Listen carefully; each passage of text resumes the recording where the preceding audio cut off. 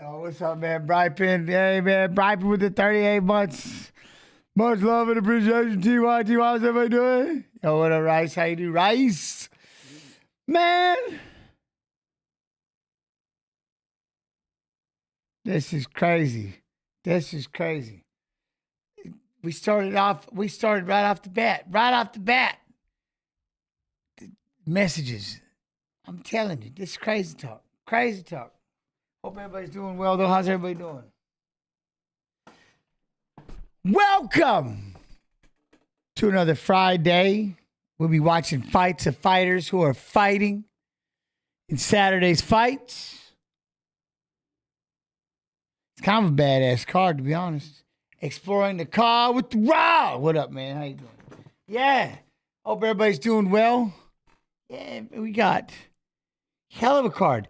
You know that, man, Jared Gordon and Nasrat Akparas? I like that. Ultimate. We're going to watch some Troli and Magomedov. We got Rodriguez and Gastelum. What? We got Volkov and Pavlovich. Huh? Whittaker and Aliskerov. That's all right. When is the weigh-ins? No one said anything about no weigh-ins. When are the ceremonial weigh-ins? I don't have them on no list. When are they? Did they already happen? Because you know I will. Yo, what up, Andy? How you doing? You good? You good? Brypen, I don't know when they start, but if somebody lets me know if there's a link, then I'm in. They happened a while ago. That might be why. What time does the main card start tomorrow? I want to say something like, is it 3 Eastern? 3 Eastern, I believe, right? Yo, what up, Toast? How you doing? I believe it's when the fights start. Maybe. How's everybody doing? Everybody doing all right? Did y'all miss me? Did y'all miss me? Oh, but they're over. But we should probably, should we see it? Should we see it? Look at that. Saturday. Yeah, 3 Eastern. Boom. Brypen. Love and appreciation. There we go. You know what? Give me this damn thing. Give me this damn thing.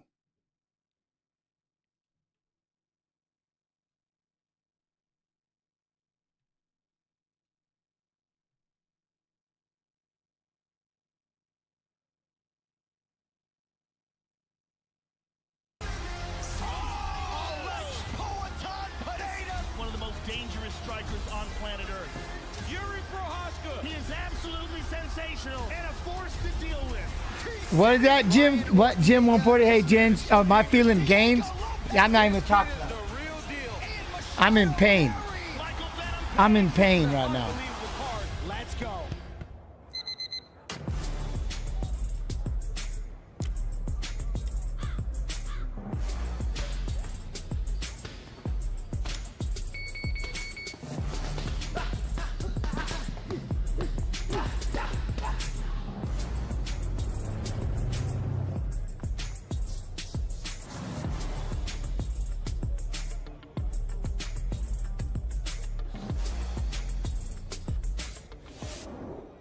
June 22nd, our first fight in the kingdom.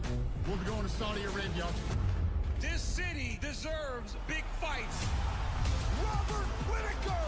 A nightmare to deal with inside the octagon. One of the very best. The guy is a real killer. Aliskerov. This guy's power is otherworldly. Yo, what up, Hug from Portugal? What up, Baki? How you do? How you do? Hope you well. Big hugs back. Big hugs back. Yo, Aiden, love and appreciation, Aiden. UFC fans, we'd like to welcome you to the ceremonial weigh-in for UFC Fight Night. Whittaker versus Aliskerov. Tomorrow night, the world-famous octagon hits Riyadh, Saudi Arabia for the first time. Saudi Arabia, look at that. Future Hall of Fame and former UFC middleweight champion Robert Whittaker faces the oncoming Russian contender Ikram Aliskerov. Plus, in the co-main event, high-level heavyweights collide as the powerful Sergey Pavlovich takes on the imposing, well-versed Alexander Volkov. And we also present a featured bout at middleweight between fan favorites Kelvin Gastelum and Daniel Empire Strike, yeah, man. Yeah, the card's We going would to like be to sick. send a special welcome to our UFC Fight Club members joining us today for this special event in Riyadh, Saudi Arabia. We hope to see all of you once again for the live action at Kingdom Arena tomorrow night. And now it is time for the ceremonial weigh for UFC Fight. Who you got for the main event? I can't go against Whittaker. I just can't go against. I can't go against Whittaker. That's my dude. No way. No way. Versus Aliskerov. Can't do it. I can't do it. UFC CEO Dana White is in the building. The veteran voice of the Octagon, Bruce Buffer. The powerful Yo, what up, man? Look at that hybrid. How you doing, hybrid? Is here as well. And we are ready to Yeah, go. this Great card's fight gonna be card for you sick. coming up. Y'all gotta join me tomorrow. Remember, we got the watch along. I need all of you. Live on ESPN, first out of the chute, the road to UFC Bantamweight Tournament Yo, final. chicken head up. Xiaolong versus Chong Ho Lee. First fighter to the stage is Chong Ho Lee.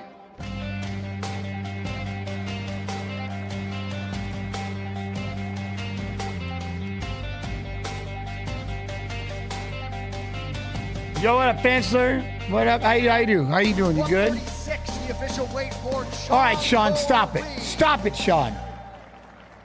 And his opponent Control in the yourself over there in the final, YouTube chat. What's wrong with you? Xiaolong.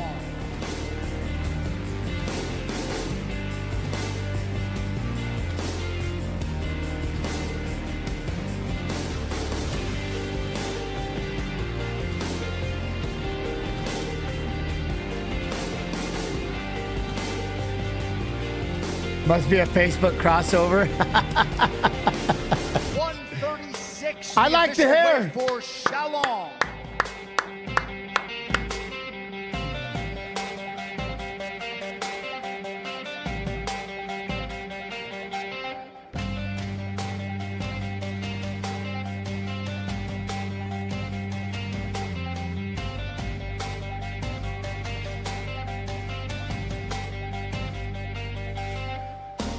All right, next prelim comes your way in the light heavyweight division. Magomed Kajiasulov versus Brunson, the Gorilla Ribeiro. Oh, First Ribeiro. fighter to the stage. Kajiasulov. The Brazilian Brunson Ribeiro.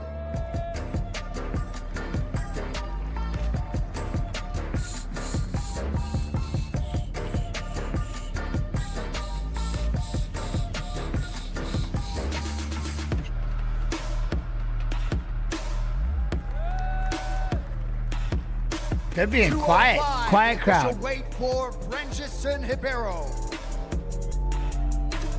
And his opponent undefeated as he arrives at his UFC debut. Please welcome Magomed Kajiasulov. Yo, what up, Exchange? How you do, man? If my pinky toe, it just depends how bad it hurt to be in the damn, and to be in the shoe, you know what I mean? I mean, it'd have to be smashed. Kajiasulov. It would have to be smashed, like smashed, destroyed.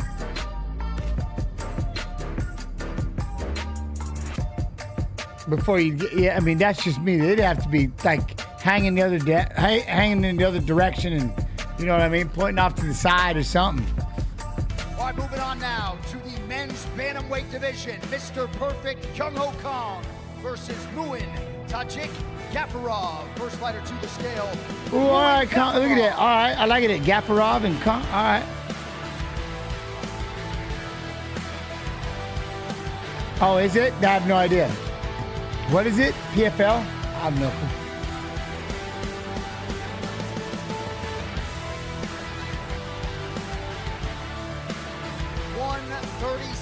For Muin What Gafarov. scale issue? I don't know the scale issue. So we're going to find out here in a second, Green Ranger. His opponent, Mr. Perfect Kyung Ho Kong. Oh, did it, Jim? Okay, then yeah, that probably yes. You know what I mean? Then at that point, yes. Like I said, if my toe, but if it was just bruised or uncomfortable, throw some duct tape on that bad boy and call it a day. But if it's like pointing this way, yeah, probably, you know, yeah, probably we probably can't have it going, you know. But I didn't know what happened with the Kelvin thing.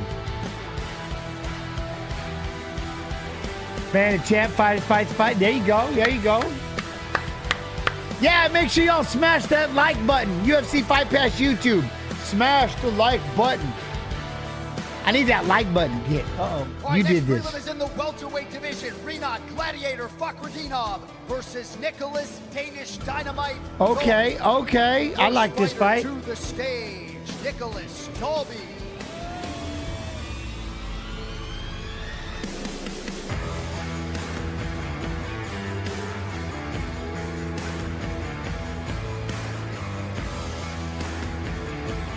Official weight 171 pounds for Nicholas Dalby.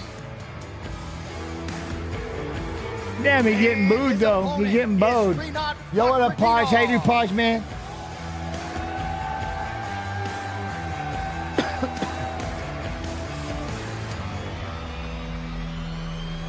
This is gonna be a tough fight, though. Tough fight. 170.5 for Rinat Fakhretdinov.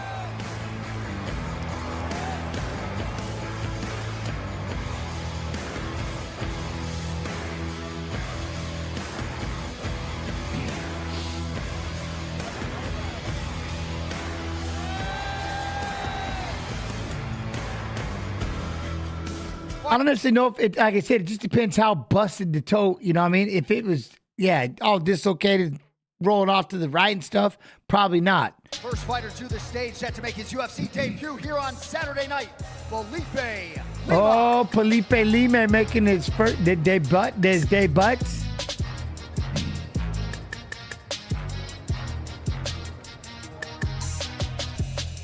145.5, the official weight for Felipe Lima. Ooh, look at him. And his opponent, please welcome Mohamed Naimov.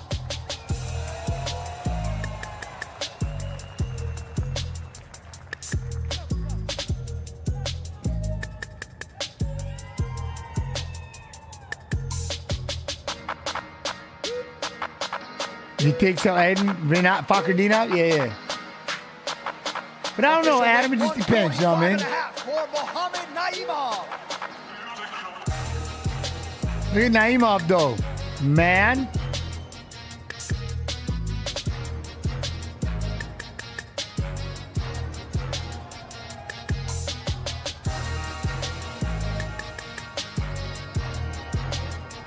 Right, now we get to He gave the boy. Oh, here we go. Here we go. Nasrat Hakparas versus Jared Flash Gordon. First fighter to the scale is Jared Gordon.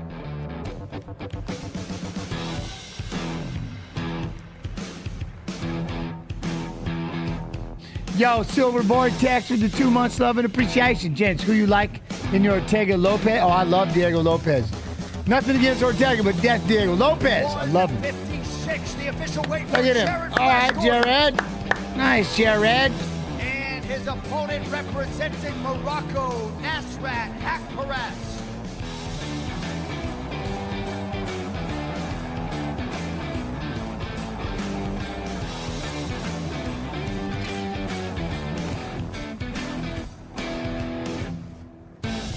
Ooh, Brian Battle.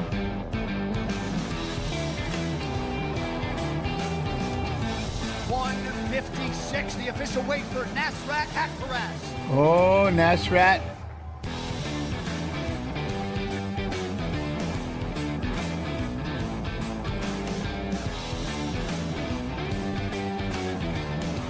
Let's go, Jared. Let's go, little guy. I'm Gordon.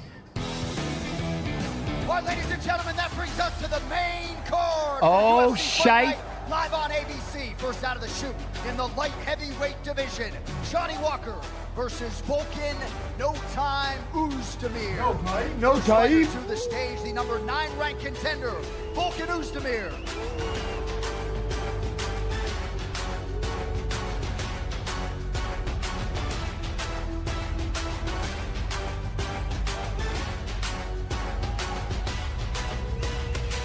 .206, the official weight for Volkan Oezdemir. And his opponent, currently number 7 in the world in the light heavyweight division, Johnny Walker. Oh.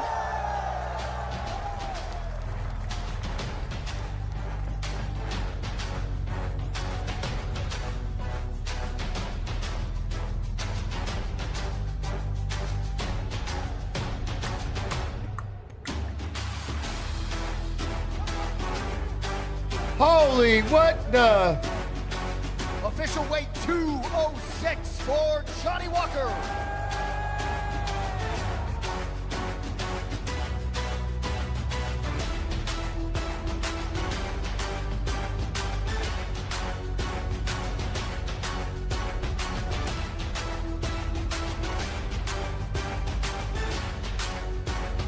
Damn. That hair though. That hair though. Middleweight division. Shara Bullet Magomedov versus Antonio Malvado Troli. First fighter to the stage, Antonio Troli. Oh, he got that boo going. He got that boo going though.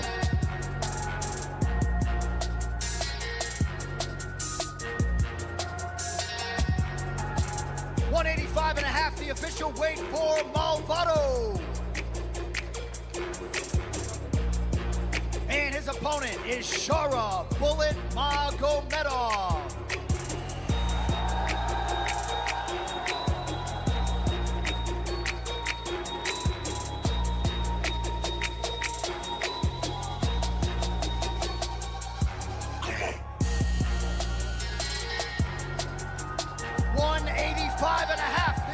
Wait for Shara Bullet.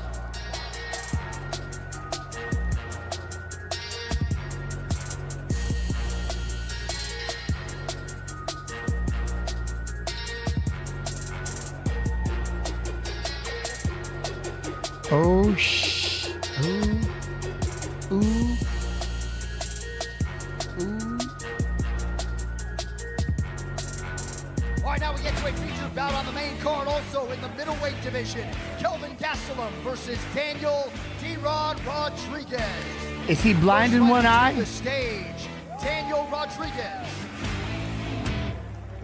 I don't know if they're different colors. You know what I mean?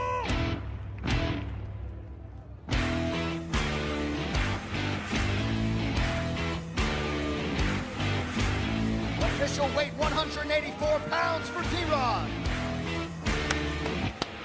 And his opponent, Kelvin Gastelum.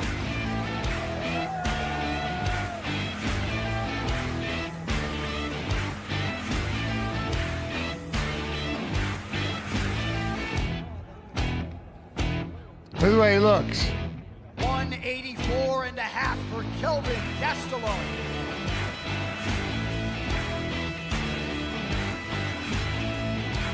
Okay, wait. What?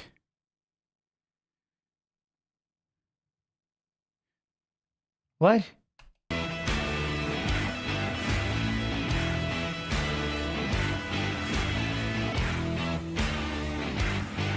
All right, folks, we have now arrived at our co-main event in the heavyweight division. Man, catchweight my ass. They just went up to a whole nother weight class. You know what I'm saying? Oh, I'm curious, how much did he miss it by? Like, did they say how much he missed it by? Sergey Pavlovich versus Alexander Struggle. What? He did not weigh no 180, Aiden Bagwell. Aiden, he weighed 180 pounds? No way. 14 pounds? Okay. No way. No way. No way. No. No way. Get out of here. Maybe did he just think he was fighting at 185 and someone said he was, and then he's like, oh shit, we're at 170? Damn it. Maybe, right? Volkov. Is that what he did? He's like, ah, man, no. I thought we were fighting at 185. Whoops. Huh? Gastelum. Oh, so Kelvin said the fight was agreed at 185? Oh, well, then there you go. First Yo, what up, Zeus? The stage, the number 5 ranked heavyweight contender, Alexander Volkov.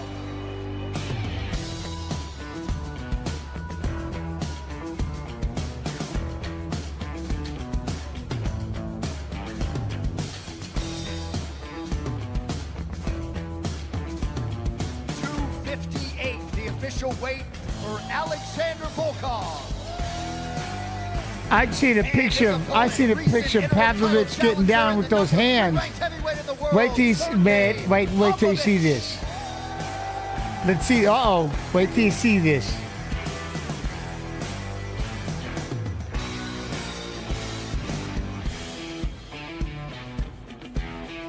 Oh, shit. Look at him. Oh, damn. 260, the official weight The side. What? What? for Sergey Pavlovich.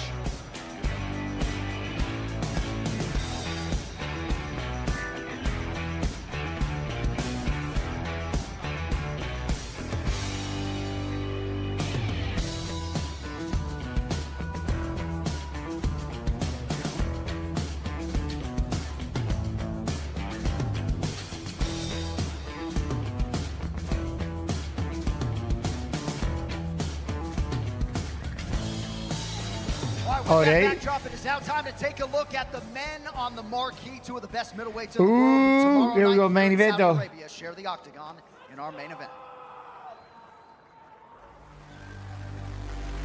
This guy is a silent killer. He is Ikram Aliskerov. Aliskerov. These guys from Dagestan, man. Ikram! They're bred to be dangerous fighters. Ну, я-то был уверен в своих силах, что я могу конкурировать в UFC с любым бойцом. Но, опять-таки, в контендере я зарекомендовал себя как борца, как грэпплера, можно сказать. Но, Oh, and there's the jab. Ikram Aliskerov by submission. будучи попавшим в UFC, я показал, что моя ударная техника тоже на высоком уровне. У меня в руках достаточно силы, чтобы нокаутировать каждого в весовой категории.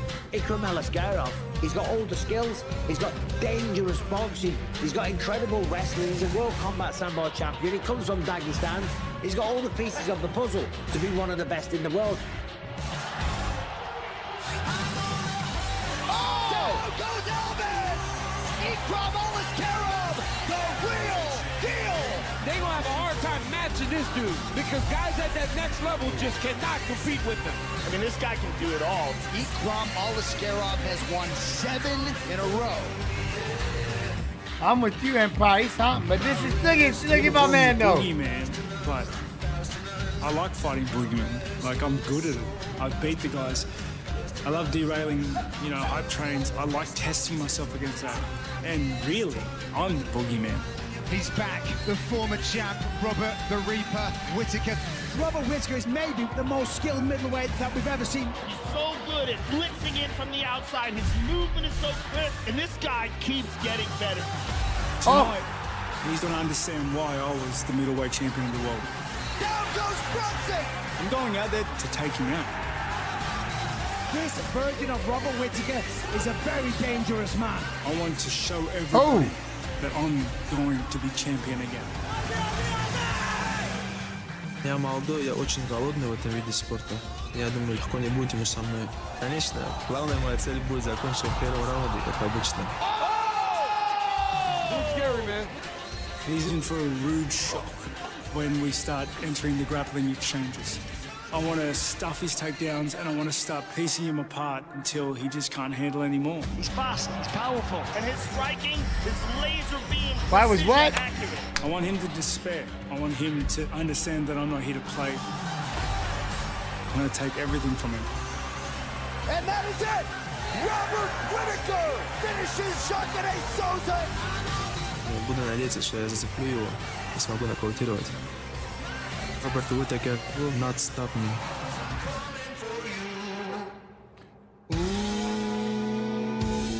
All right, ladies and gentlemen, here we go with Yo, the Shane main B, event Shane B, in I'm the good. How you doing, middleweight Shane? division. First fighter to the stage, the oncoming middleweight contender, Ikram Aliskerov.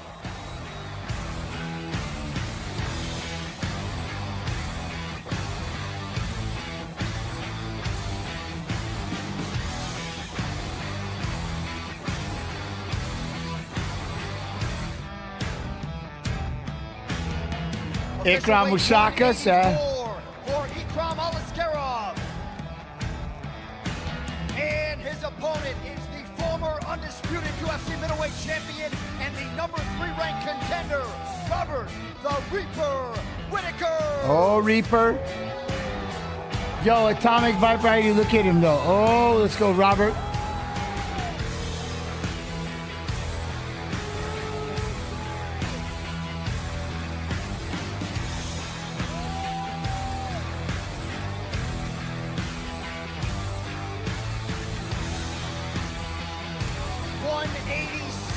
the official weight for Robert Whittaker. Damn. Big fight, big fight.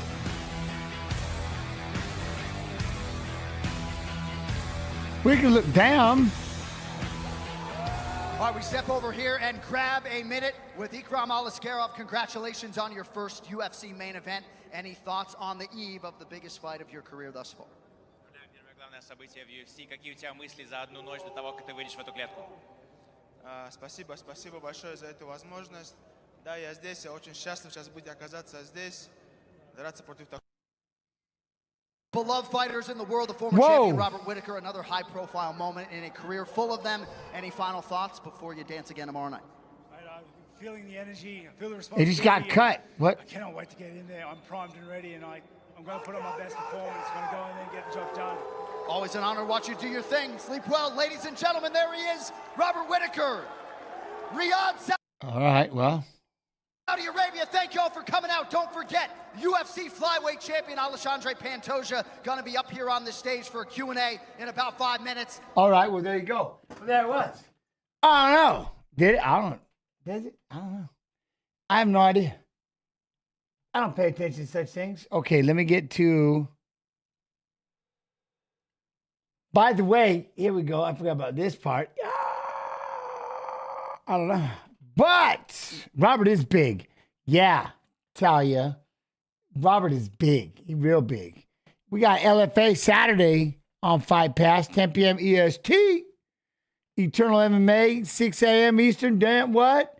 Look at this. Samurai MMA, 10, 8 p.m. today. And Shudo Brazil, 1, 2, 3. We got some Friday shows.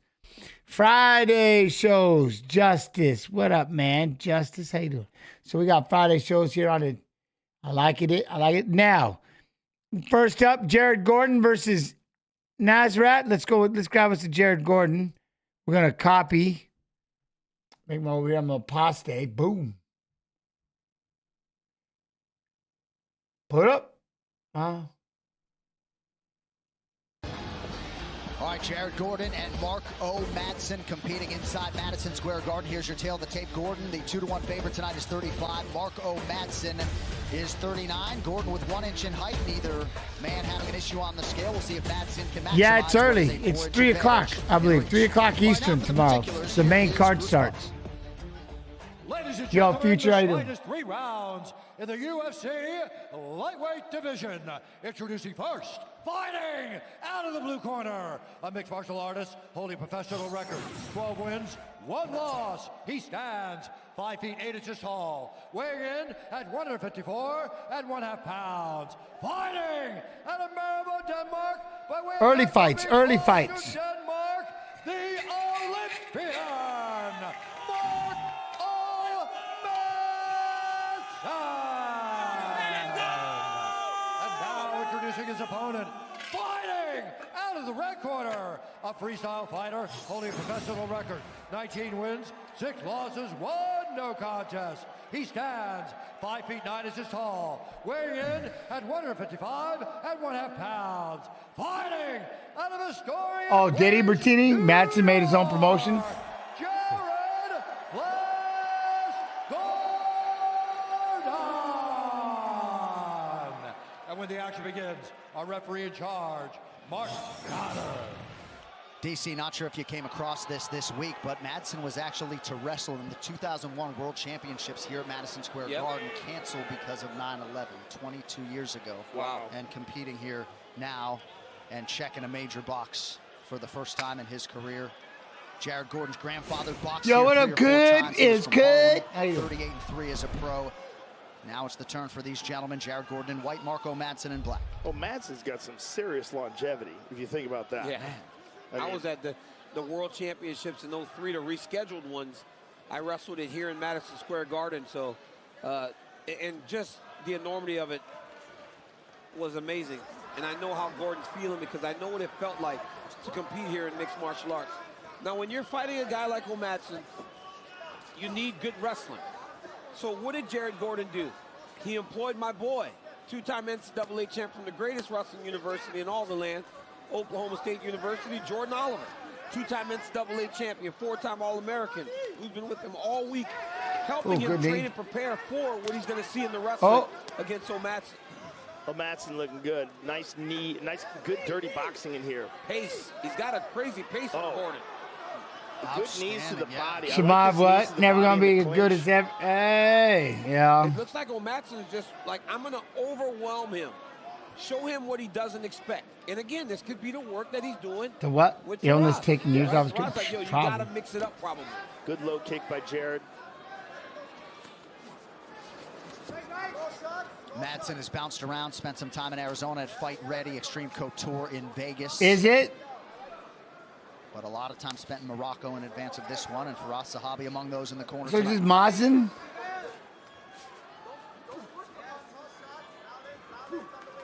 Gordon with a power corner in his own right. Henry Hooft, Kami Barzini, and Jason Strout. Madsen's doing some real damage with those knees to the body. He's getting them right up the middle. What? Ikram takes his place this Saturday? Oh. The endurance.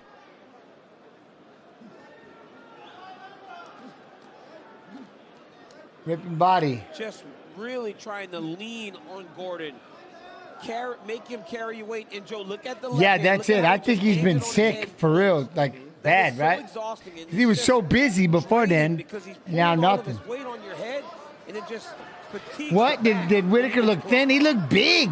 And we talk so much at least at the ceremonial weigh-in, using rubber, he looked big. Matches you had, DC. Madsen had over 3,000. Big old biceps. Yeah, wow, I don't think I had that. Oh my goodness. I hope not. That's so crazy. I had a losing record till I was 14.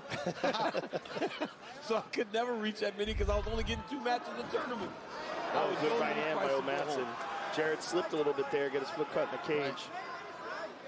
Now, and this is the position when you're wrestling a guy that's a Greco guy. These are the positions where you feel their strength. That ability to go chest to chest and clinch. And this is so comfortable for Madsen. He's so efficient in here. Yep. And again, you pointed to that left hand, never leaves the back of the neck. Look at it, constantly. You know I got to go with Whittaker. That's my guy, man. That's watch-along partner, so I have to. I'm going with Whittaker. 2 minutes here to go on the round. Dean Thomas. Just on a personal. That's just, you know, it's Whittaker. Jared losing that clinch battle, but he's also losing the hand-fighting battle when they break on the clinch. But that Ikram, he's dangerous. He needs to win that hand-fighting battle and create angles and punch off of that. Then he would have some success on the break. Yeah, the big guy's future. Man. Gordon's starting to realize some success with his hands now. I was going to say we got 2 of each. It's going to be on Madsen, though, to carry the pace that he started with the entirety of the 15 minutes. Because the moment he slows down, Gordon is the better striker. Good left-hand connection by Madsen. Man, I got... Oh, man, my arms are destroyed. Destroyed. He's the better striker maybe on paper, but we're not seeing that in here tonight. What Oh, we're seeing is a really diverse attack by Madsen.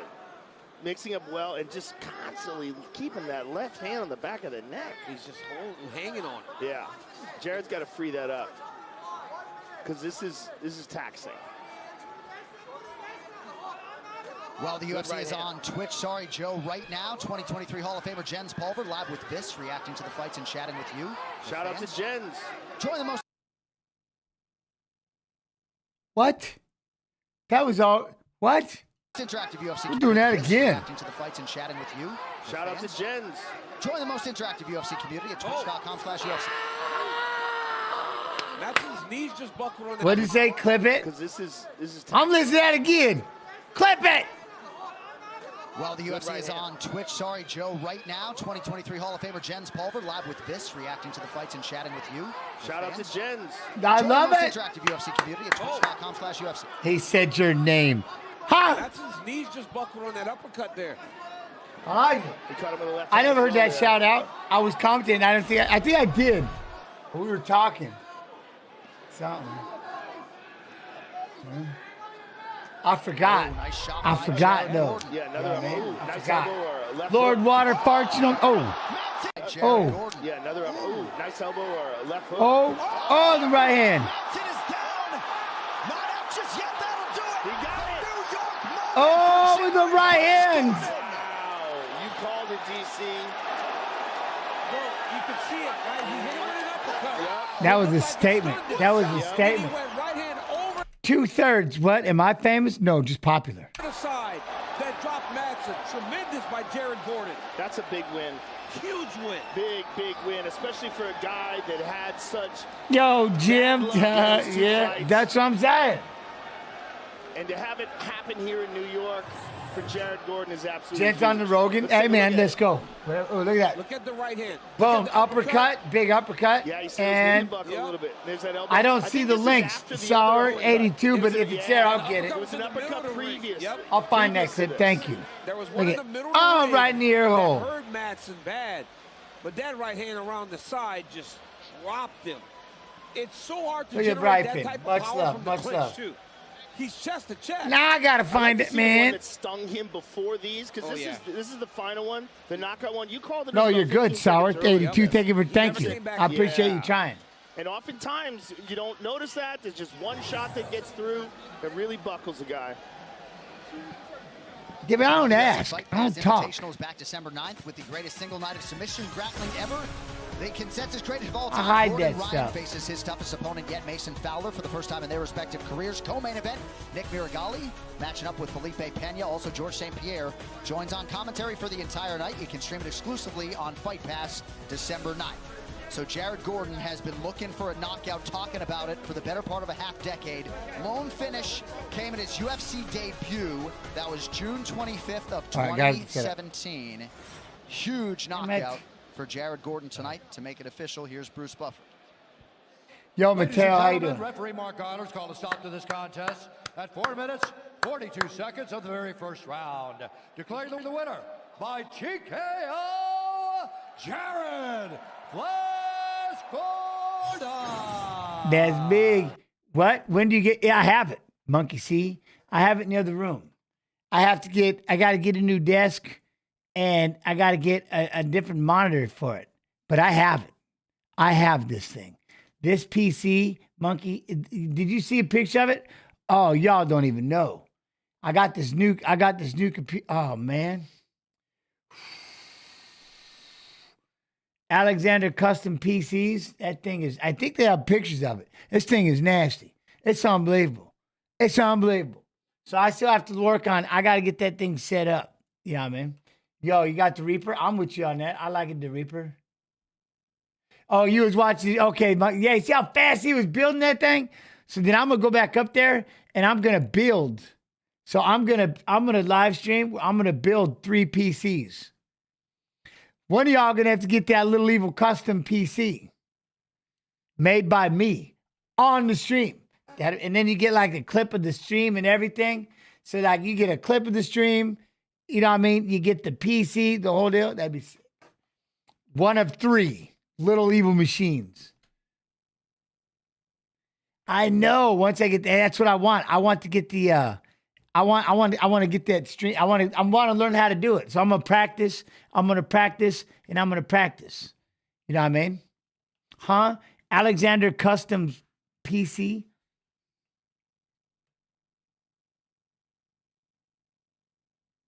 But they painted the outside of it. It's got a picture of me. The hair looks the old school mohawk, Little Evil cut on the side of the head. All that. They got this Laotian death masks and this lily for my wife and the Lao side and everything. It's pretty wild, man. It's crazy. It's crazy. Copy. Paste. Ooh, damn. They fought him. Nasrat Hakparas, still just 23. He is the taller man by 2 inches. And the German will have a 3-inch reach advantage. Yo, what up, Mr. Battlebeard?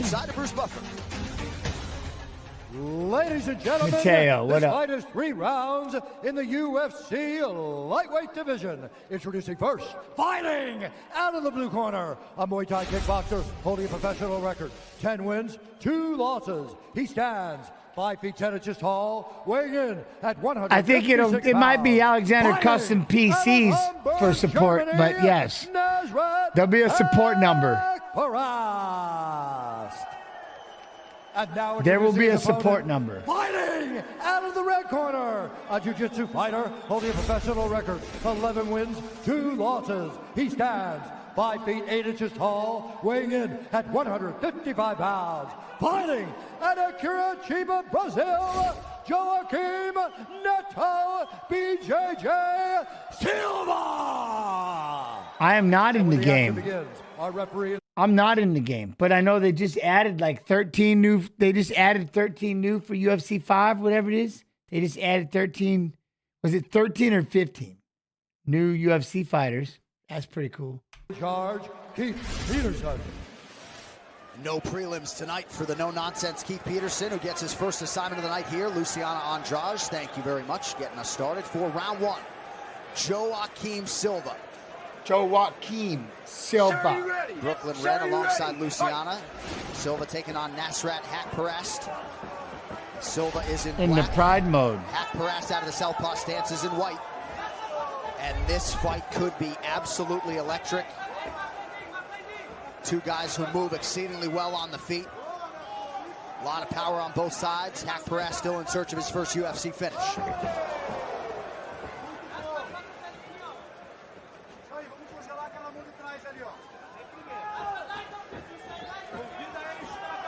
A lot of layers to the striking game of Haqparast. Certainly has an educated jab, as Eddie Farasahabi pupil must, but creates a lot of good angles on the feet.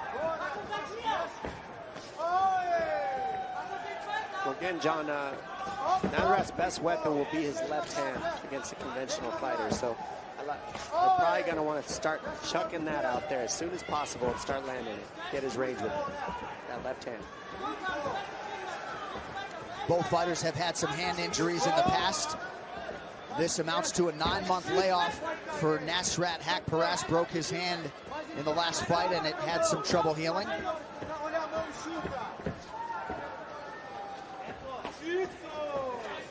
Silva goes high with the kick. What? Shootbox?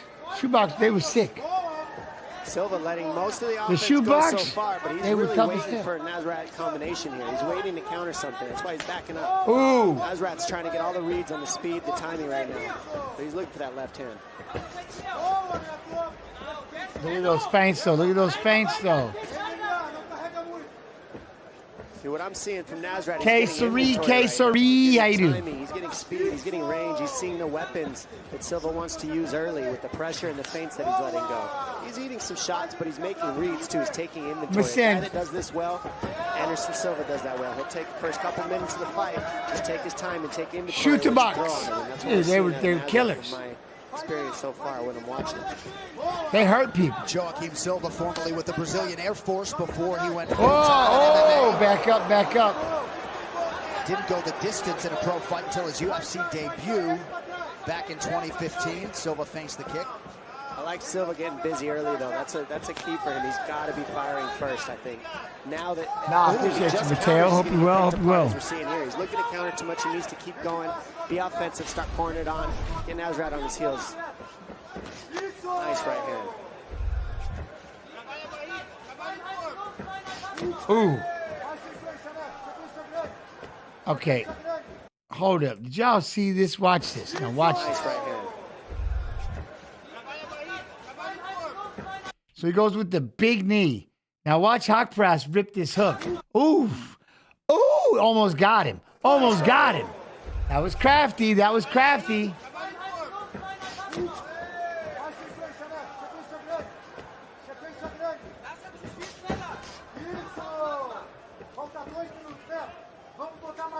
Yo, best girl, how you do?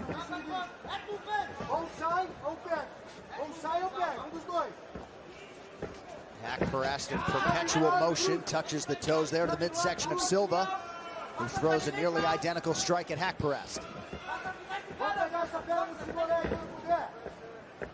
Nasrat looking to counter with that left hand, it looks like. He's trying to pull it out, but Silva is not letting it go. He's doing a good job choosing his strikes wisely. There's that left hand. Ouch. Whack. Nice left hand over the top by Haqparast. That's his best weapon for sure, John. Whether he's facing conventional fighter or not, Haqparast left hand. Yo, what up, Arrows? How you doing, Arrows? You saw right there, he waits and he times it. That's what he's doing to Silva right now. Nice kick to the midsection as well. He's teep kicking to the gut. That'll take the air out of the lungs. Silva as the fight moves on.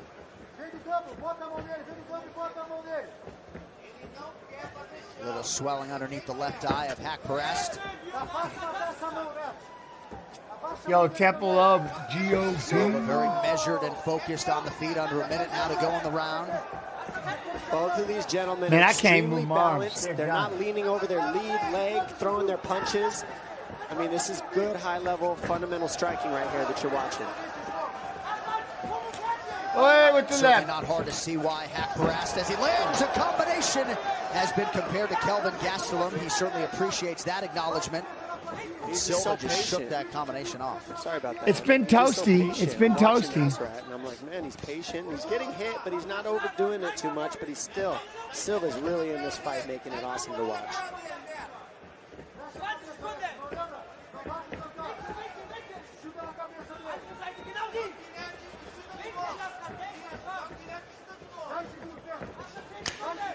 Trying to step it in. Trying to step in there. Pressure, pressure, pressure. Round one, strong matchmaking here in the lightweight division. The action continues. Oh, good high kick. Good high kick. Hey.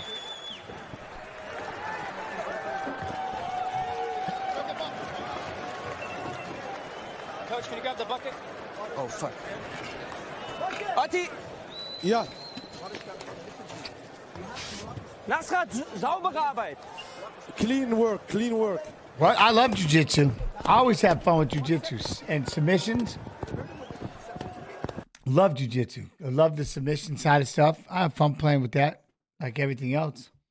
I love it. Nasrat. Oh, it's raining bad in Sydney, huh? Nasrat, hör mir zu, Head Movement nicht vergessen. Vergiss dein Körper. Head movement. Don't forget his body. Ich schwöre bei Allah. Cut him. Ey, die Engel sind beide, Bruder. Ich hoffe, Quran, Nasrat, ey. I'm with you. I'm with you. I swear I'm with you. You're gonna smash him. Nasrat, Körperdruck. I never did pancreation. I wish I would have.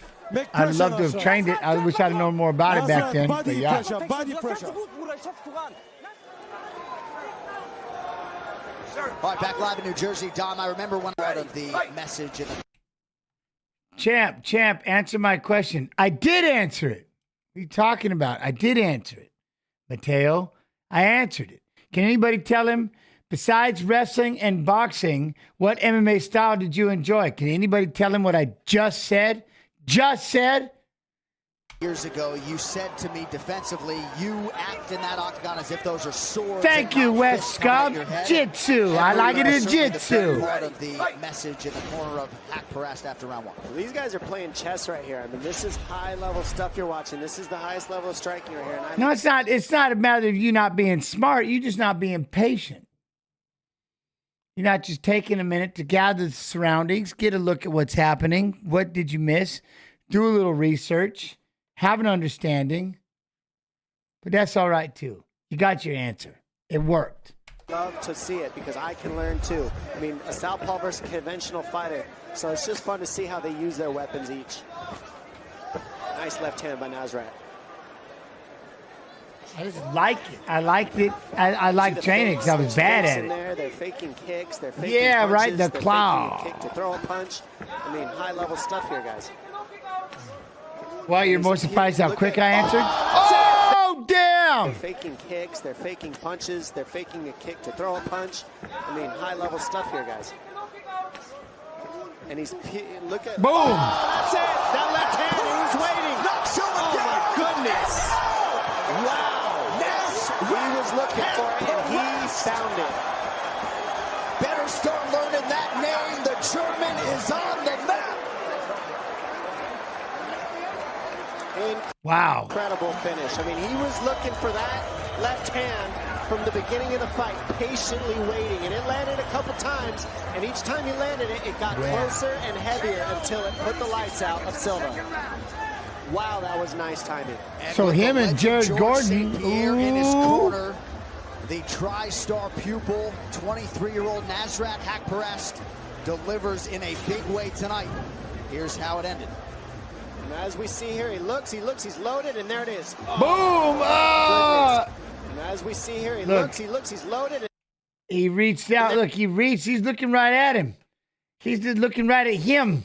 He's not even seeing the left hand. He's looking right at Nasrat. He's looking right in his face. Look at. And then he realizes, here it is.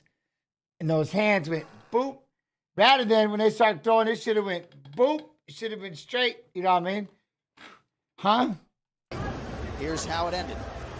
And as we see here, he looks, he's loaded.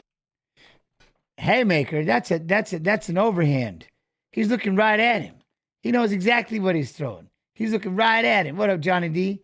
It's an overhand left. And there it is. Boom, overhand left. Oh, my goodness. Instead of throwing it straight down the middle, he came over the top. Boom, and you saw Silva tried to parry it out of the way. And that's when he switched. Just let it roll. Just hit that overhand. He landed perfect. And he reaches, and he goes right boom. over the top. Man, that's going to hurt in the morning. That's what I don't understand. I don't understand what made him drop.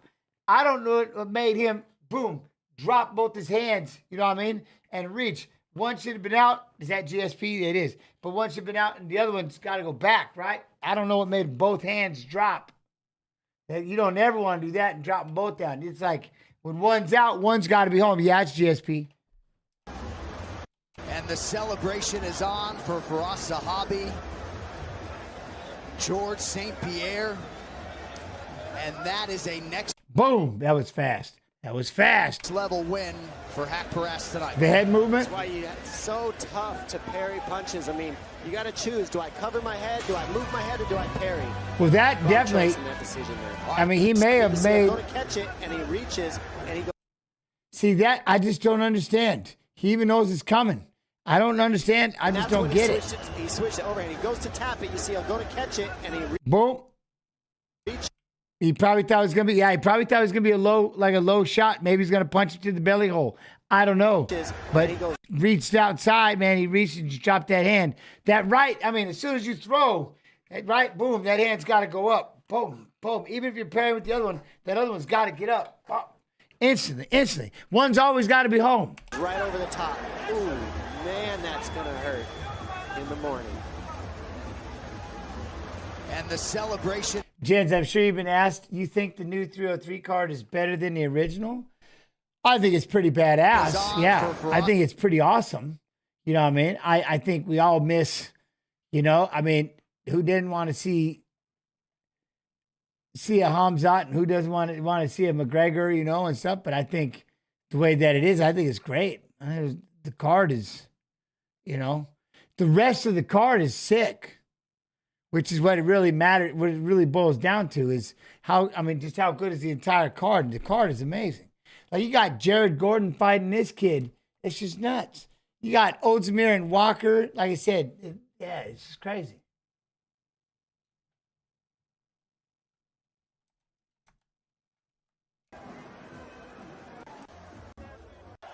In the second installment of detail from the ESPN Plus. All right, to make this one official, here's Bruce Buffer. Ladies and gentlemen, referee Keith Peterson has called a stop to this contest at 36 seconds of round number 2. Declaring the winner by knockout, Nasrat Haqparast. What, Jens? Who do you say won the fight between Strickland and Jacobs? I have to go back and remember it, but I don't think I was sold on Jacobs winning that fight, if I remember correctly. But it's been a minute, and I move on. Unfortunately, I live my life a quarter mile at a time, and I tend to forget what happens. You know what I mean? I got a short memory span. Then it rotates and just.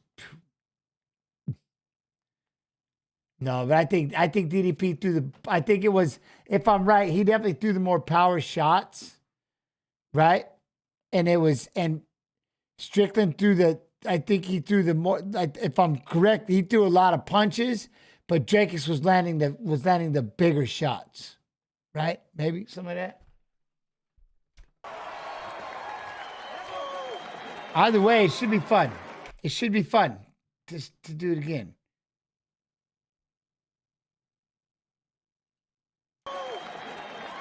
Declaring the winner by knockout, Nasrat Haqparast. All right, there we go. All right, now I got sidetracked on what the heck I was doing. All right, so that's going to be fight. Now we've got Ozdemir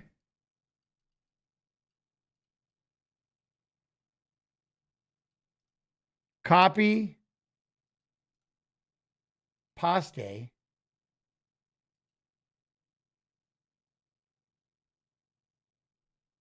For this light heavyweight matchup between two top 10 contenders in this division. Latifi. Latifi! Years older at 37. Oezdemir will have the height advantage, 4 inches taller than the fighter from Sweden, and a small 1.5-inch reach advantage lies with the fighter from Switzerland.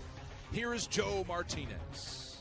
And here we go, ladies and gentlemen. 3 rounds between two top 10 light heavyweights. Introducing to you first, fighting out of the blue corner. He's a wrestler standing 5 feet 10 inches tall. Weighing in officially 204.5 pounds. His professional record stands at 15 victories, 6 defeats, and 1 no contest. Fighting out of Malmö, Sweden. Here is the number 9 rated light heavyweight contender in the world, Ilir, the Sledgehammer Latifi. On repeat, Beef Wellington, you're not a walker, no? His opponent fighting out of the red corner. He's a striker standing 6 feet 2 inches tall. He weighed in 205.5 pounds, and in 19 professional fights has 15 victories and 4 defeats. Fighting out of Freiburg, Switzerland. Are they in the same gym? I don't know, maybe. Is Latifi and Hamzat, do they train in the same gym?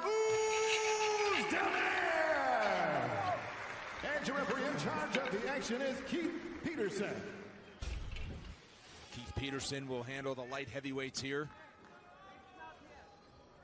A matchup that was supposed to happen in Stockholm, Sweden, June 1st. It's pushed to Newark, New Jersey last week. But now was good, but right now in 205, oof, hard for him. I'm with you, Sour. In the black, Volkan Oezdemir is in the red. You know, we were talking about the hands of Oezdemir on his way in. But we've got to give credit to Latifi as well. This man hits like a sledgehammer. A sledgehammer. Look at the fight with Vincent Prue. Wobbled him, hit him with a big heavy shot, and then cinched up the guillotine. Yo, Garrett, how you doing? Working tonight on my dinner break, stopping in for a few. Much love. I appreciate you. Hopefully be able to watch some of the fights tomorrow. Yeah. Gotta love the middle of a day card. I know, right? Well, I appreciate you dropping in for sure. After his most recent bout against Corey Anderson at UFC 232 in Los Angeles. When are we going to start doing fights and foods and fights? Oh, we'll get there. We'll get there. A low kick, but look out for the wrestling of Latifi. Yeah, the game plan's clearly evident. Latifi trying to take this man to the floor. Oh, wow. Damn. Wait. Trying to take this man to the floor. Okay, he blocked it a little bit. I thought he stubbed his head there. Ooh. Look at that. Wow. Right in, well, it was into side control. Then it was half guard, and now it's full guard. What time did the fight start? 3 p.m. Eastern, the main card. Straight back to his feet. Nicely done. So the back I think something like that. For Latifi looks pretty good. Yep. You make the best pizza ever. There you go. Inverted Oezdemir on the takedown. But you make pizza? Back to his feet 90 seconds into the first round. I'll be here from the very first fight, so the more of you that show up early and watch the first fight with me, the more people I have to talk to. Because you are my watch-along guests. I got to do everything with chat. So those of you that show up, let's go. Unfazed continues to walk him down. Nathan, how you doing? Oh, check over that knee, though. Flying knee. That looked like it connected as well, but it looked like he had a moment. Just fine. Yeah, both of these guys just hit so hard. One good clean shot can end it for both of them. Nice little short elbows there by Oezdemir. Good work. Oh, really? Makes homemade pizza? Damn. Not much, but they're vicious blows, especially with the point of the elbow as well. Firing an uppercut on the break, and you see the welt below the right eye. Oh, man, the walleye? Damn you. Okay. Lake Erie with the walleye, huh?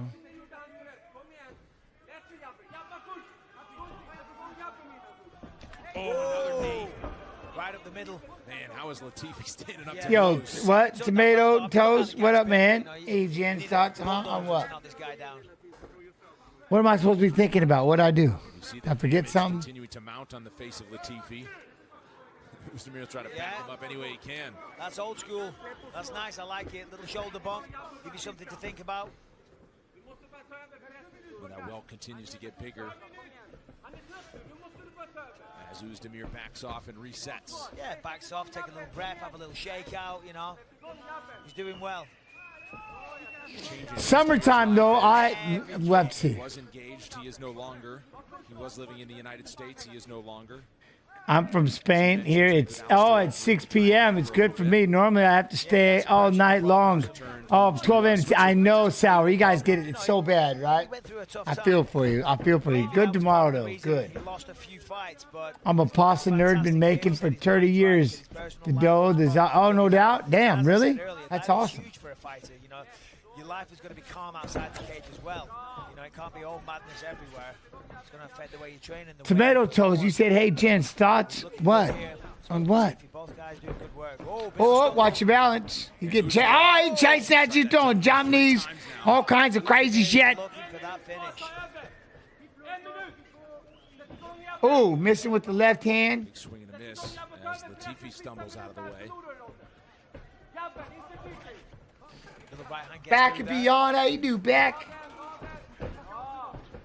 Latifi looks for his hole. Leads with the uppercut.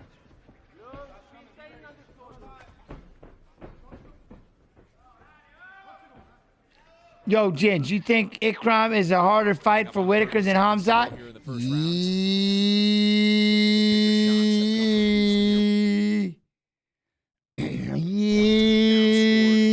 I don't know. We'll talk about it when we get up there. Look at that, 4-30. I mean, that's yes. Discrepancy. I don't know. Flurry of action there in the final 20 seconds. I don't know. That's a damn good question. Dropping a shoulder, stamping on his toe, doing anything. Yeah, I mean, that's a damn good question. Tried a heavy elbow off the break. Latifi out of the way of that one. There's the end of the first round. Because now he's got to worry about hands, where before he really was going to have to worry about hands as much as he was going to have to worry about the grappling and the clinching and all that. But now he's got to worry about clinching and hands.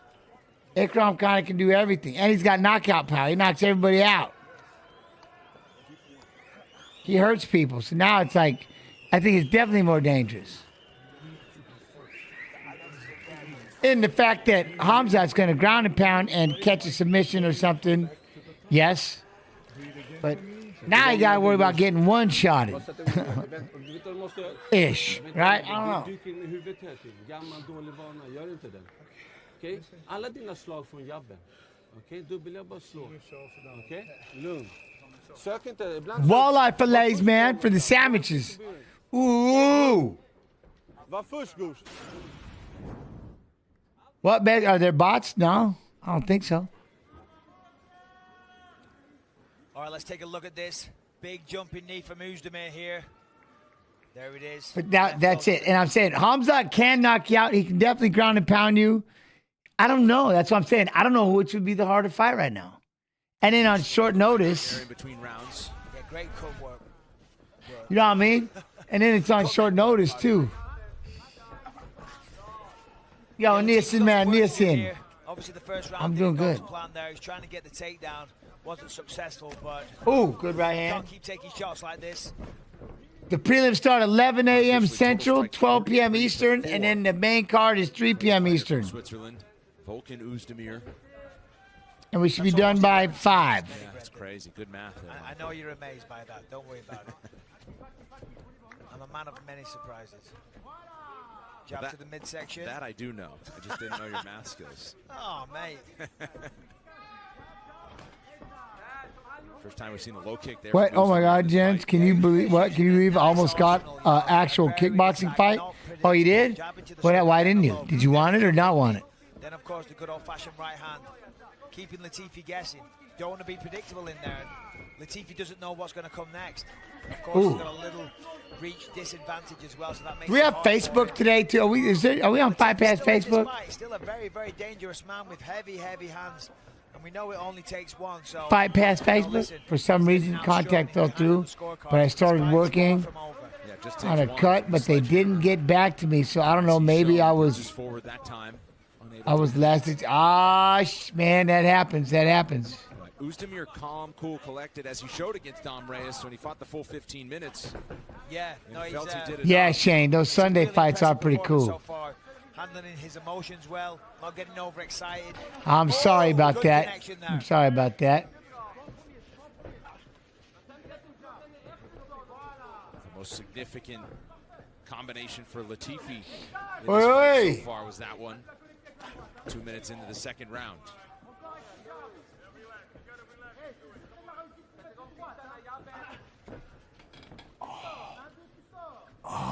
As Oezdemir continues to try to Man. shot and walk him down. He's got Latifi pinned. You got to against hit the like button. Yeah, it's really good work. Back him up against the fence. He's got nowhere to go. Can't evade the punches too well. You got to rely on head movement alone. What? Have you asked him? Oh, damn. Yeah, it's really good work. Back him up against the fence. He's got nowhere to go. Can't evade the punches too well. You got to rely on head movement alone. Then you. Boom, he dipped right into that bad boy, didn't he? Uff. Have you what, though? Have you asked about inviting another fighter to watch some UFC Fight Pass?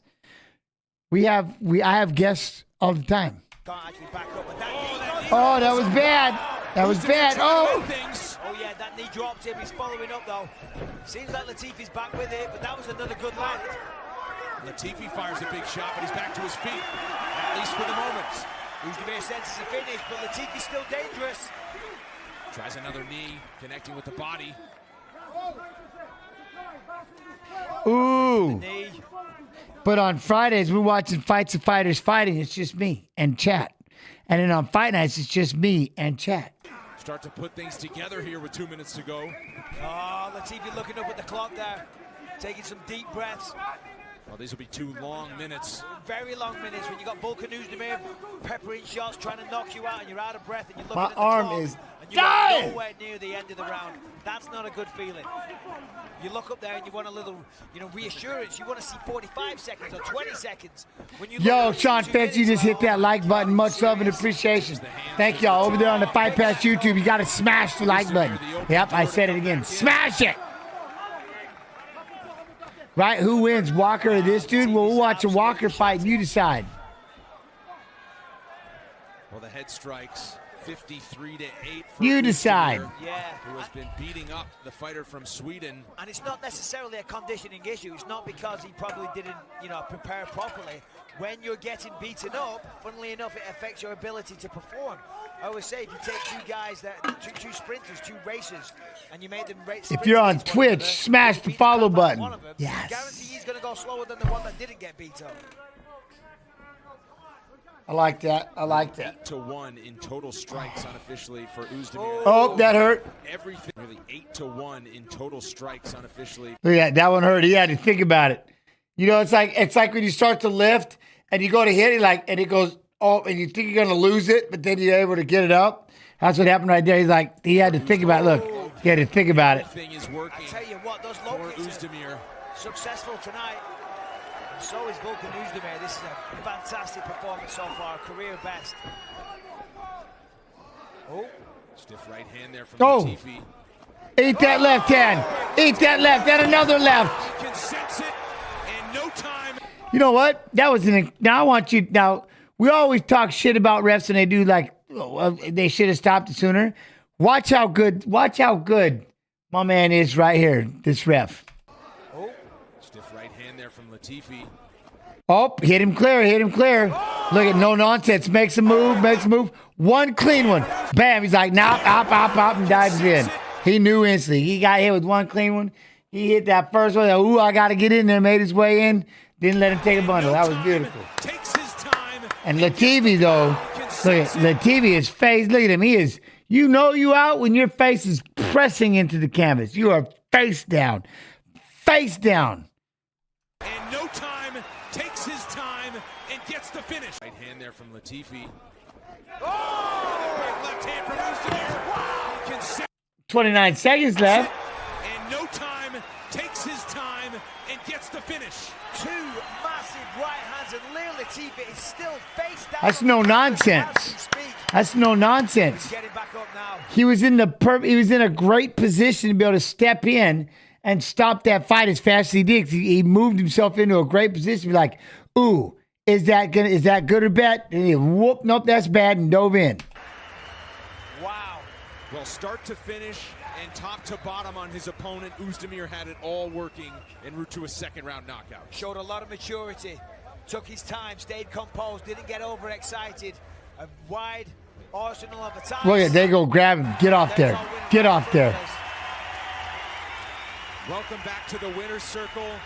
So he tries to give him a high five. Like he don't want a high five. He wants you off that cage. Putting together those strikes and landing. Oh, that knee though. That knee though. Connected flush. You know, and Latifi was trying everything he could to stay in this fight. That's not even the one. Stop it. Here. Boom. There's the beautiful left. Here it is. That was right on the button. And he fell. See, look, he's like, is he hurt? Yep, that was clean. We got to go in. We got to go in. Got to go in. And we know that Oezdemir hits incredibly hard anyway. And that was just, look at him. Big step, big step. Dup, dup, dup, dup, dup, dup. That's it. There, not moving, Good move. Everything he had. Good move. Very impressive. Good job. Good job. Are we on Fight Pass Facebook too? I got to look.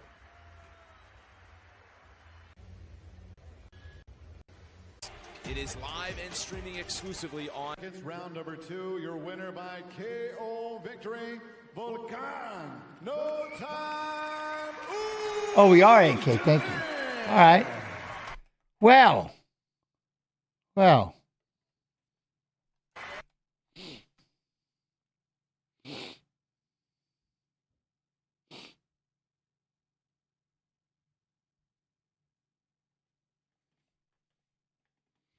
You see what I mean? This is the problem. When you sit just close, but a little too far back from the cage, this is what you end up doing almost the entire time. That's why the monitors are so important, because you just sit there and stare at the monitor. Because it's a little farther back, just staring at the monitor. Well, but look, everybody's staring at the monitor. I love that. It's like you're watching it on TV, but you went there live. What? Did you know the German UFC Octagon? What? Huh? Slender Man? Huh?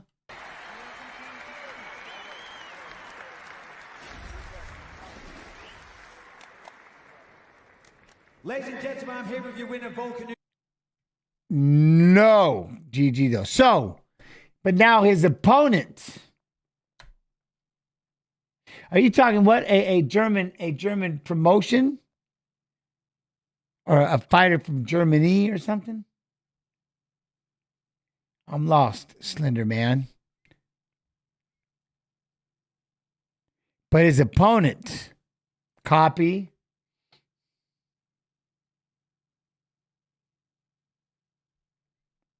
Exactly, right? You can only see when you watch the monitor. For the most part, yeah, exactly. That's what I'm talking about. It's a promotion. What's that? Is it? Paste.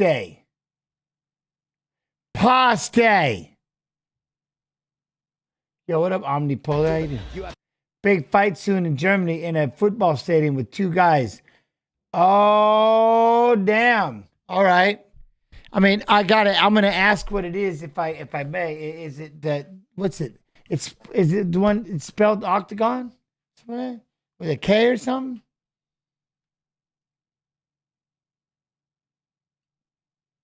Light heavyweight. Both fighters coming in below the 206-pound divisional limit. 7-inch reach advantage with the Brazilian Johnny Walker. All right, now for the introductions, here's Bruce Buffer. What? You never been a fan of Walker since the worm incident? Really? Ladies and gentlemen, we are live from the T-Mobile Arena in Las Vegas for UFC 279, Diaz versus Ferguson. Do I? No. This fight is 3 rounds in the UFC light heavyweight division. Introducing first, fighting out of the blue corner, a combat sambo fighter. You know why? That's because, hold up. 16 wins, 7 losses. I turned up the wrong damn volume. Sorry. No contest. He stands 6 feet 1 inch tall, weighing in at 205 1/2 pounds. There, is that better? Out of Chisinau, Republic of Moldova, Iwan the Hulk Coutelaba.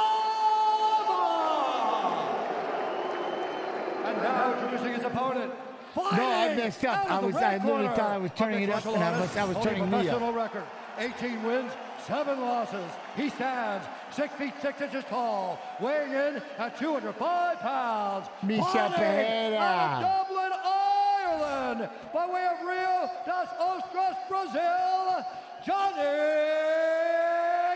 Walker. And then the action begins. Our referee. We got that Phillies jersey, though. You got that Phillies jersey, though.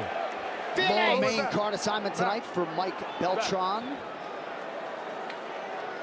Vanessa Hansen getting us started here for round 1. Iwan Coutelaba, intensity personified. Same I want can the be video said for louder his than me. I want opponent. him about the same. Johnny Walker Blue had to say it once. You ready to fight?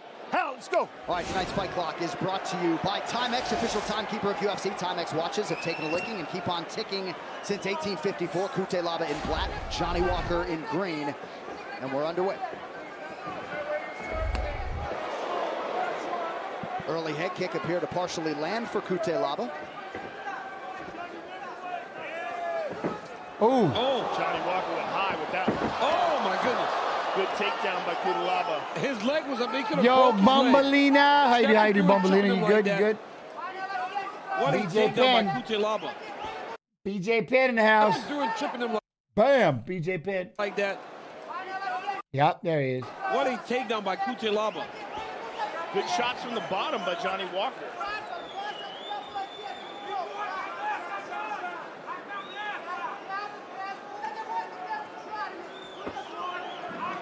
A lot of people expected Coutelaba to try. Oh, blatant fence grab from Johnny Walker. This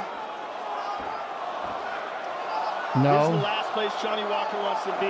that is not how we do this, Beef Wellington. Maybe on if we do one of those Early in the fight. Yeah, wise approach by Coutelaba. request to fight days, you can go to town.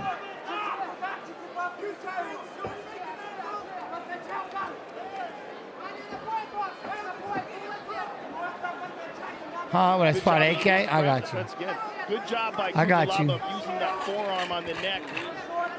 Constant pressure on the neck. Looking to uncork bombs, but Johnny's doing a good job defensively of not allowing Coutelaba to get into a position where he can really feel free to drop hammers down. I mean, he's getting ground and pounded UFC right 279 now. is brought to So you by ground and Crypto.com, pound. the fastest growing crypto platform in the world. Download now. Crypto, huh? Walker's so tall that as long as he keeps you locked in his guard, he can protect himself because he can keep you out just far enough away from you doing really good damage from the top position. But he's got to try to find his way back to his feet if he wants an opportunity. Go grab the fence, Johnny.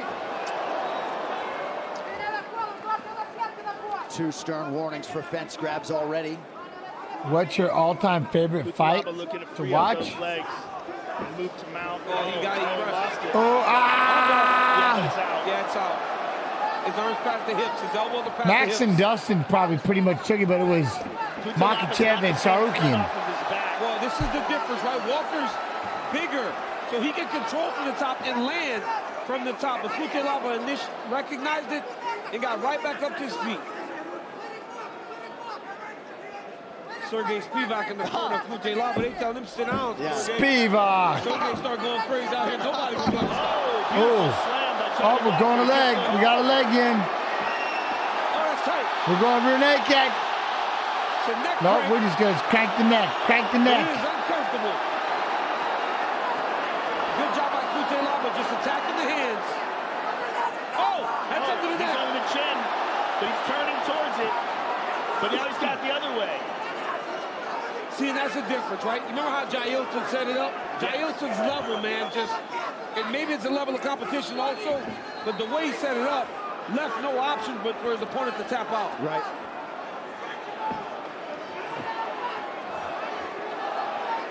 Walker maintained in the back here. Under 90 seconds in the round.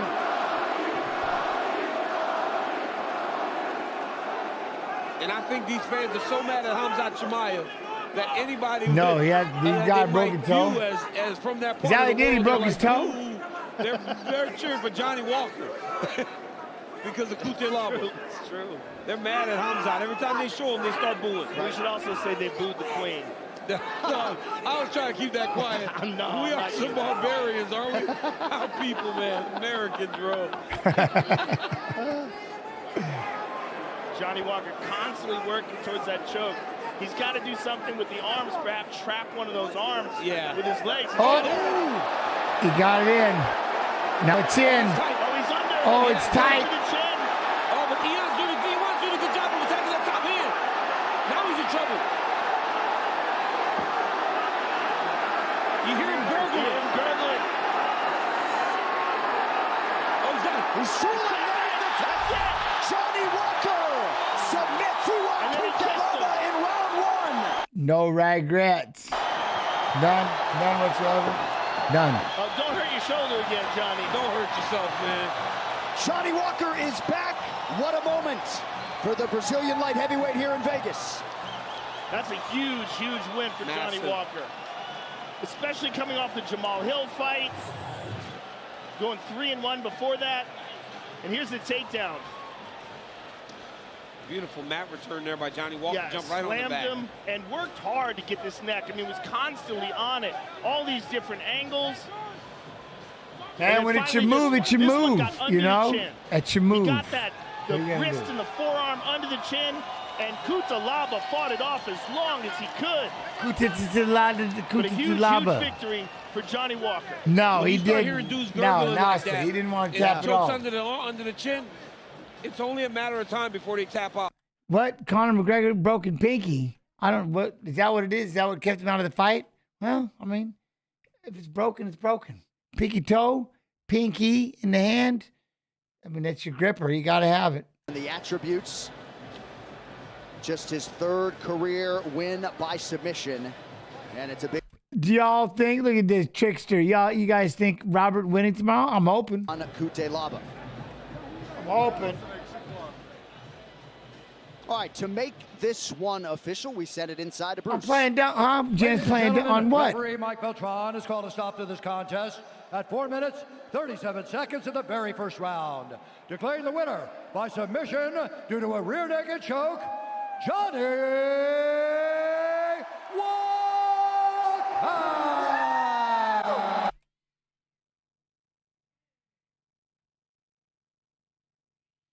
Sergeant Psychotic, how you do?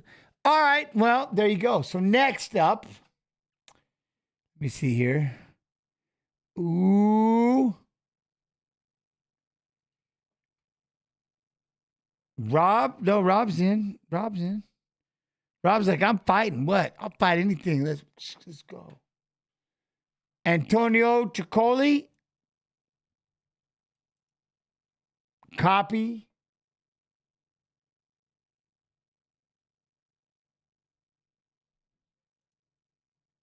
Paste. He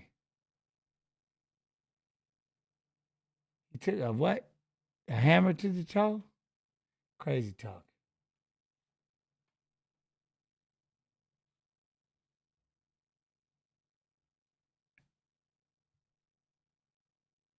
Does Kenneth Berg. Let's take a look at the tail of the tape. We said it. Size is the difference. Berg is 1 year older, but 4 inches in height to Antonio Troli. Damn, Kenneth. What kind of... Kenneth! My friend, you are not afraid of the tattoo ink, are you? Good Lord, buddy. What do you mean? What happened? Wait, huh? Not Kenneth Berg. Troli and a full 5-inch reach advantage, and he came in 2.5 pounds under 205. Chris Tione will call the action at light heavyweight. Ready, sir? Ready? Fight! Oh. A touch of the gloves, and we are underway. The 6-0 fighter from Norway, Kenneth Berg, is in the gray. Antonio Troli is in the blue. 2 big boys here. Kenneth Berg just 6-0 in his pro career. He's been at it for a while. Oh, okay. It's been several years since his appearance on The Ultimate Fighter 23. He was supposed to be in the co-main event of the Chuck Liddell Tito Ortiz card late last year, but his opponent unable to make weight. He's had several fights canceled, and thus has had quite a lengthy What are layoff, my MMA conspiracy theories? In the fight tonight, 30 seconds in. Ooh. Ooh. I don't have any MMA conspiracy theories. But if we want to have a conspiracy theory stream one day, woo. Nobody's allowed to get mad, though. Nobody's allowed to get mad and take shit personal. Huh? No. Troli reverses position here. We'll see if he tries to separate. Now nobody can promise that, but you can try. Try. Going nowhere for the moment, and now looking to take the back of Berg. 90 seconds into the fight. Where's the most backwater place you ever fight?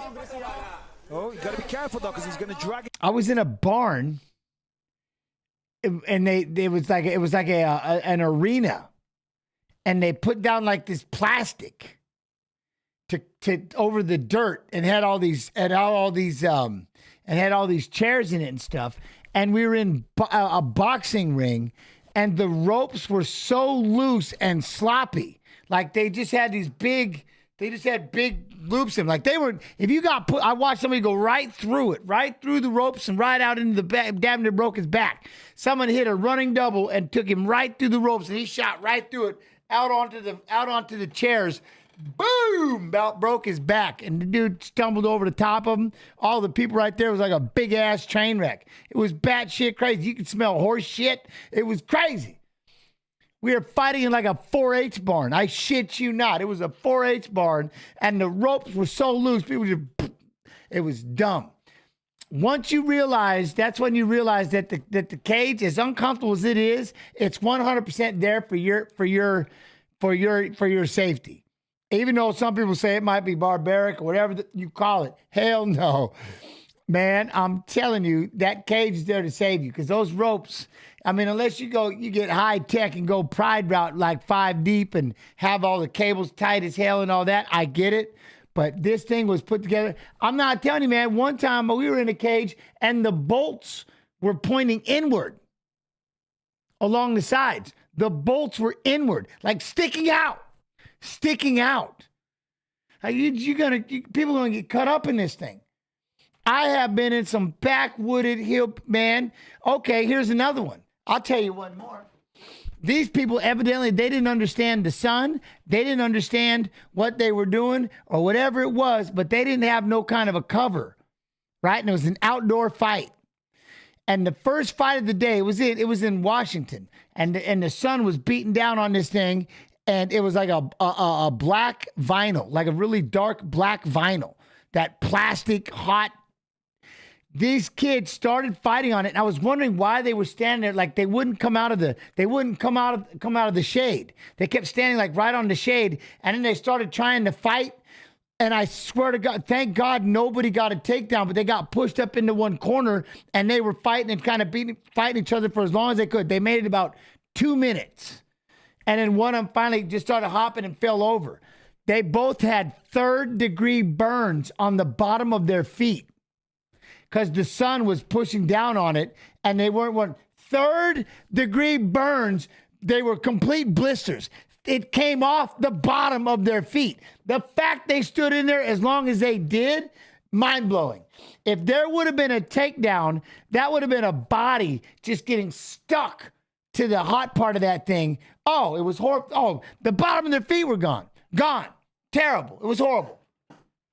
I was like, ain't that some shit? So then they're like, well, we're going to have to wait a couple of hours. We're going to postpone the fights until the sun goes down over the trees there, because they didn't have no covered area. But I was wondering, because at first I was wondering why they were like baby stepping. And they're like, like they were just baby stepping. I didn't understand it. Then they were trying to fight, and you should see the look of concern on their face. And it had nothing to do with the fact they were trying to beat each other up. They were literally, you know what I mean? Their feet were burning. I don't know how they stayed in there. I don't know how they did it. I don't know how they did it long enough. They had 3rd-degree burns, and both had to go in an ambulance to get their feet wrapped and all that shit. Batshit crazy. Batshit crazy. Man, I fought in a Spikers volleyball club. I used to fight. This was the one that used to piss me off the worst when we fight these places and people would be smoking. No offense to all you smokers, but you're sitting cage side blowing smoke right at us. Oh, man, we used to throw stuff. Man. Oh, back in the day, man. Oof. All right, let us continue. Down there, possibly you could end up underneath. Berg has proven the ability to get things done quickly. 3 of his wins have come in a minute, 2 or less. Of course, we're already past that moment here, but... The Connor toe thing, is that real? Is he with the... Huh? Yeah, as I said, Troli said he's only got one move, the guillotine. I got you. Guillotine. Back and beyond. A bit of a stalemate here along the fence. Now Berg will try to... Well, like I said, it's got to be bad enough. Connor he broke his pinky toe and couldn't fight. Doctor explains. I get it. If it's busted, right? Again, it just depends how bad it is. If it's busted and you can't stand on it, he pivots and stuff on it. Me, I would be like, well, I could wrestle in it. But again, barefooted, I'm picturing myself in a pair of shoes too. So, I mean, like I said, man, pinkies don't play. You need them. I don't know. But would I still be dumb enough to fight? Probably. But I'm just dumb. I mean, I was so hurt when I fought John Lewis, but that just was a different time in life. Those knees don't look like much, but let me tell you, they really, really hurt, especially when you're taking a lot of them like that. And the defense holding up for Troli so far. But if you're Connor, see, hold up, I got to play. I'll mute. I won't pause. But if you're Connor, you have to understand, everything's got to be perfect. Because the pressure on this dude to come back in high fashion, or there's so many people waiting to just say that I told you so. You know what I mean? There's so many people to either just shit on him and be like, I knew it. He's like, he's too rich, do this, he's done. Or, I mean, he's got this opportunity when he does come back, he can just shoot the lights out and blow everybody away and go right back to being the greatest Conor McGregor there ever was. Or I think if something bad happened, he gets caught, something, you know what I mean, crazy. People are like, see, he's done, he's this, that. People are so fast to write him off. So if I was Conor, I would 100% want to make sure I'm 1,000%. Because this is one big, badass, anticipated comeback. You know what I mean? He's in a different, you know what I mean? He's in a different world. He's in it, you know what I mean? Right now, under 90 seconds to go in the first round. Berg's trying to go face down to get on his, old fours. Imagine if the role was reversed. Conor would be the first to give him crap. Maybe. His knees and his elbows maybe. Like that and then post up, but... And remember, that's exactly how Eric Spicy beat him back in the day, rear naked choke. Does the loss to Chandler hurt his legacy? Conor? No. I don't. Ooh, he's got this choke in, though. Oh, he's just cranking on the side of his head. Damn. Okay, he just said, look at this. So give me this. Look, turn sideways. It's going to hurt worse. Look at this. It's going to hurt worse. Now I'm breaking your jaw and choking you out. Antonio Troli. What's that? Well, that's the thing. He doesn't need to take risks. He doesn't have to. You know what I mean? He doesn't need to take risks. Let him get ready. Everybody still lines up to fight him. He's in just a spot on his own, you know? Both time he's been here on the Ultimate Fighter and now on the I'd want to be 100%. I want to be 100%. Once he got him down, he was just all over him. Let's take another look at it. So here's the takedown. Berg's got him up against the fence. And then a nice judo throw there. And he took his time. Well, it was very, very technical. I don't know necessarily if he lost his fire with all that money, but when you have all that money and you're out there it's got to be pretty fun. I mean, it's got to be fun. I know on the other side where if I don't fight, I'm not going to have any money, and you fight as injured. It doesn't matter how injured you are, you're fighting because you have to. You know what I'm saying? to the point where, like, isn't that why you got into the fight game in the beginning? Was to go out there and make a living? Huh? In your career, how many times were you truly 100% healthy? A couple times. But I wasn't I wasn't a billionaire. You know what I'm saying? I at one time I was fighting for free. If I didn't fight, I didn't get fed. I didn't have food. I didn't have money for food. You know what I'm saying? So I'm just saying, if you're that rich, of course you're gonna be 100%. You're gonna move at my speed. Don't ever let me get a Billy. I'll give it to everybody else. But I'm just saying, I don't know. I mean, and the fact he hasn't fought in a long time, you want to make sure your comeback is at least you want to be 100% ready. Okay. All the other shit aside, everything else aside, I'm going with this. It's been such an anticipated return by so many. The least he has the right to do is make sure he's 100%. That's what we can all hope. Because there's, like I said, there's a lot of people that don't think mentally, physically, definitely how long he's been away from the cage. You know what I'm saying? So the least he can do for himself, 100%, period, is make sure he's 100%. I don't care if he has just a bruise on his pinky finger. You know what I'm saying? Whatever. He has the ability, like when he makes that return, he needs to be 100%. You know what I mean? Because there's a lot riding on. There's a lot. It's a big deal when Conor fights. It's a big deal when Conor fights. I mean, took the back, locked in the choke, and squeezed.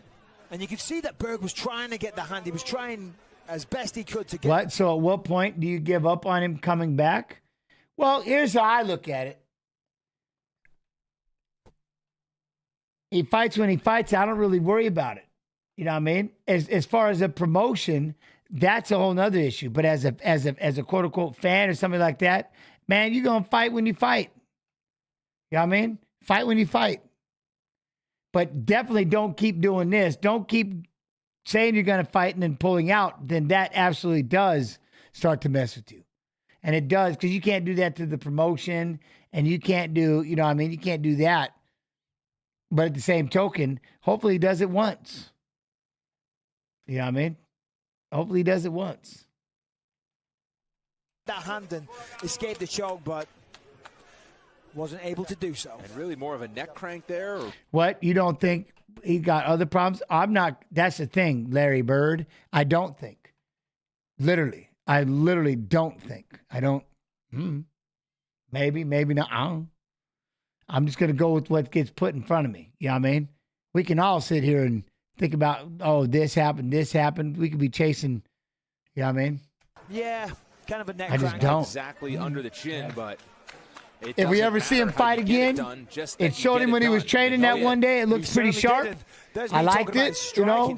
I think there's plenty of fights. I got Hamza. I got Sarukian getting ready to fight for the belt. That alone has a big smile on my face. I've been calling for that for like at least 2 years. I'm happy. I can't wait to see that. So that's just, you know what I mean? There's just so many other things to focus on. And that's going to be the sad part is. He said it to us. He said, I want it to be a stand-up striking battle. And he did not prove to want to get away from the clinch game. Felt comfortable. That might be another thing, Bumbleina. He likes doing the movies, enjoys the movies. Victory. Here's Laura. Ladies and gentlemen, referee Chris Tione has called a stop to this bout at 3 minutes and 57 seconds of round number 1, declaring your winner by submission due to neck crank, Antonio Tricoli. There you go, Tricoli. Call him. No, but MVP versus Gary. Now, there you go. Look at that fight coming up. MVP versus Gary. Let's go. You know what I'm saying? But like I said, hopefully he gets things figured out. And we get to see him fight again. And, he's happy when he does. But his opponent,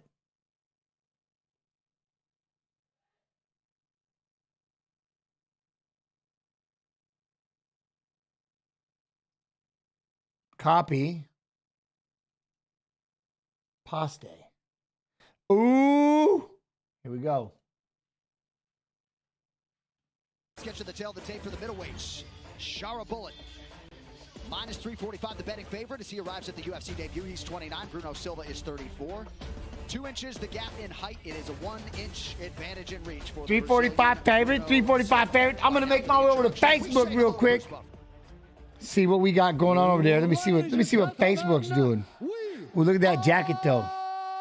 Look at that jacket. Live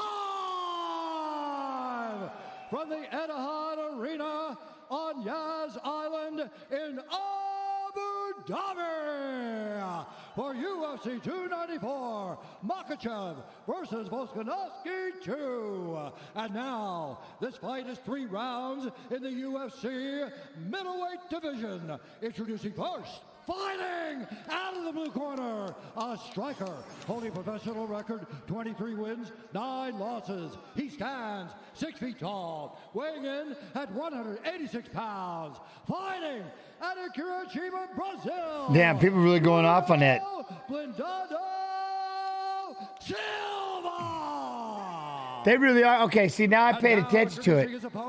Damn. Out of the red corner. Yo, what up, Mega? How you doing? How you doing, Mega Chronic? Hope you well. A perfect professional record. 11 wins, no losses.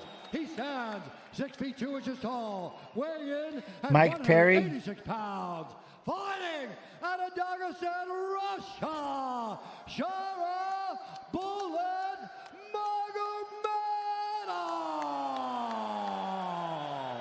And when the action begins, our referee in charge, Jason Herzog. As good as any referee in the business, Jason Herzog with us in Abu Dhabi. Jenny Andrade is here. Glad you are with us for the UFC 294 prelims today on ESPN Plus and YouTube as well. Bruno YouTube Silva, as well. Plus 275 underdog at close on track. Sylvester, what up, man? How you doing, Sylvester? Let me see here. Away the flies. Shane Williams. His UFC career, shot of Magomedov in red. Silva Claudia Zapata. Just keep a lookout for Magomedov's kicks. Turn his phone down, though. You'll see axe kicks, you will see side hook kicks, spinning techniques, a lot of spinning back fists, and he sets them up very well. But Bruno Silva, power, man. Power in those hands. And Silva fighting southpaw here early on. I can hear those sounds, though. I like the name. Very nice. I hope everybody's doing well there. Fight Pass Facebook. Love and appreciation. Love and appreciation. Backing up, it doesn't allow for them to set up those spins. While there's still a lot of danger, it's very dangerous to allow for him to dictate to you.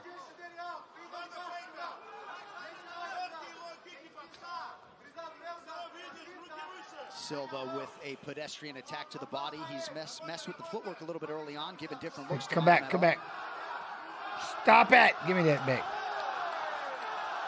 Nice little backfield kick to the body for Silva. Oh, nice combo by Bruno. Gotta think that sequence will give him some confidence. About a minute gone by round 1. And that's him out of the southpaw stance, John. Something different that we are seeing from Bruno Silva. I'm wondering if what he wants to try to do is to get Magomedov just to try to attack the legs with his lead leg so that he can counter with that left hand instead of being in the traditional stance in orthodox where he can't cover as much distance. It really does change the kicking whenever a guy is southpaw. It's hard to get that low leg kick going. Now, you can hit the outside kick. Whoa, it got sounds. Throwing those kicks inside so hard is crazy.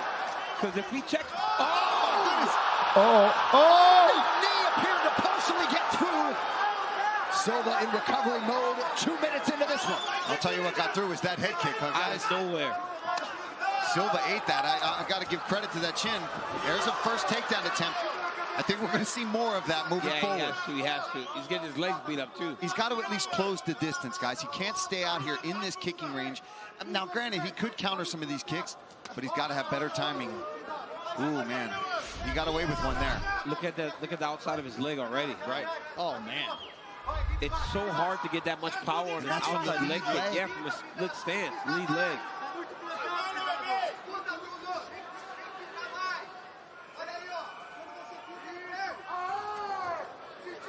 This is what he's got to be a little more polished. Where is my share button? But he landed there. Bruno was able to land a couple good strikes there. Yeah, Silva realizing some success with his hands, but the bigger shots have certainly been reserved for the Russian thus far. UFC Fight Pass Facebook. Fight Pass Facebook. He ran into that one. Yeah. Oh, now I know what I got to do. Never mind. I forgot now. It's crazy because we're seeing guys like Shara Bullet and we're seeing guys like Ikram. Oh, the crowd though. Polished and ready to fight right now. This Shara Bullet is very skilled. Oh! I mean, he's good, Paul. Dude's pretty good, J.A. Well, when you saw that betting line, you certainly had an inclination as to what the odds makers felt about this UFC newcomer. And if he doesn't have 70 professional fights, he certainly came to the UFC with a wealth of experience. Yeah, that's like the ankle bone right on the twig and berries. Yeah, definitely got it. Twig and berries. Bruno's not lying for sure.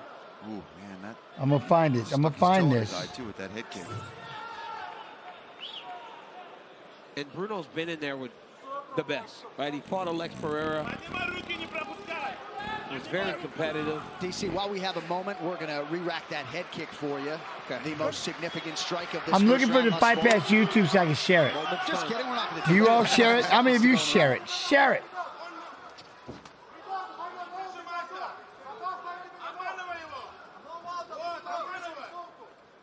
But even when Shada Bullet walked into our fighter meeting with a little bit of an entourage, just seemed like a guy with no nerves, who had been there, who had done that. Hey! He's putting everything into these kicks.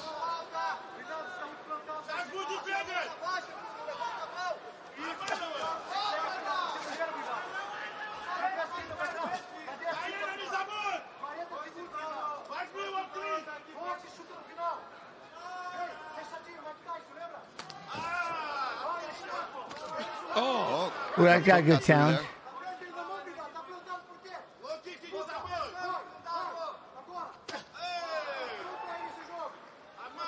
We haven't seen the axe kick yet, John. I'm dying to see that axe. I want to see it too. Under 30 seconds here to go in round one.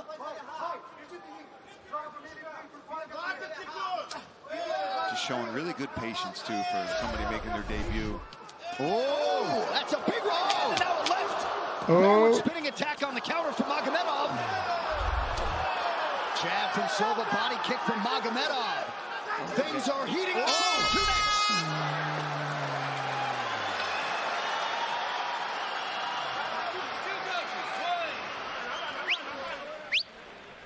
Hey. Hey. Só respira. Hey, just breathe. Let's very good, man. Freaking good. But pay attention. Listen, this is hand fighting. He does not have boxing for you. You need to stall him. You need to stall his effort. Think of the third. I had to share it a couple times. I had to share it out there. First, then go feint, and that's the third movement. That's where you get him. I shared it too. Cool. 69 likes. LOL. Why is that? Oh, beautiful shin, and then a I nice don't know why is that behind funny. it. Ooh. Shara Bullet had him hurt bad in this, but Yo, Bruno Travis Silva Miller, how you showed his doing? How you toughness, doing? Worked through this, had his leg torn up quite Ooh, a bit. with the kicks, big leg the kicks sounds. from Shara Bullet, switching to the southpaw stance so that he could attack that. Caleb, what up, Caleb? How you do? This is my obviously we saw Facebook the sports round group. I don't see the links. We don't see links though. That's it. Get his nose. I'd tell him what's up if I could, but. Well, this Wednesday, Power Slap is back. Power Slap 5 will feature 4 title matches, and that includes the Slap legend Wolverine taking on the undefeated Lightning Rod Austin Turpin. Power Slap. No, but what Fight Pass does have this week is we've got live events, Judo Brazil, which is live right now, Samurai MMA 10, which is live tomorrow, and then on Saturday, Eternal MMA 86, LFA 186 we live tomorrow. Not to mention, we'll be doing the watch-along for the fights tomorrow. Right now, in fact, Judo Brazil 123 is probably starting. So there's always live events damn near every weekend on Fight Pass. It's 100%. It's worth it. For just under $10 a month, locked. Not to mention the fight catalog that's in there of past fights and stuff like that is pretty big. You know what I mean? Why stopping the video? Because I'm talking for a minute. Relax. Relax. 5, Wednesday, October 25th. For more information, go to powerslap.com now. Now I got you, Minter Music. Hope you well. Hope you well. Here we go, round 2. Shot a bullet in red. Bruno Silva's in white. And I think, guys, after the way that first round ended, Bullet's got to stay back, start using his kick game more. Look at the right leg, though. Oh, yeah. There you go. There you go, Paul. Yeah, this is where I've seen him do his best work, is at distance, these side hook kicks, attacking the legs, setting Not up a fan of Shudo, sorry, gents. He's got good boxing, but you saw him get wild there. He started to brawl with Silva, and that's best case for All Bruno right, but Silva. that still's got nothing to do with the fact that it's still live right now. And it's MMA. And it's on Fight Pass. Starting to break Bruno down, man. Starting to break him down. At the body, on the legs. Oh, with the high kick. Take too many of these kicks. I mean, thankfully it's on the thigh, I guess. Yes, that's exactly what I was going to say, John. The one thing that he's lucky for is that he's not kicking him in the calf there. So are you guys sitting down between rounds when you have leg damage? I think you stand up. Oh, damn. Oh, goodness. Okay. That moment. What? Not kicking him in the calf there. So are you guys sitting down between rounds when you have leg damage? I think you stand up. Boom. Just crushed him right outside the face. That momentarily froze Silva. As you see the strike discrepancy. Hey, you know what he's got to do now, though, Paul, as he starts to get touched up and beat up? He can't start watching. No. If you stop throwing and you're kind of just waiting. Not against a kicker. No, not against a guy like this. If you start waiting, he will eat you alive. Maybe throw some feints, try to get these kicks drawn out ahead of time from Bullet. And then try to counter. I like that he likes to punch, plumb the head. As well. Punch, plumb the head, throw the knee. Ooh, spinning back fist just misses. That was close. Ah! But you can see in Bruno's body language, man. He's starting to kind of falter.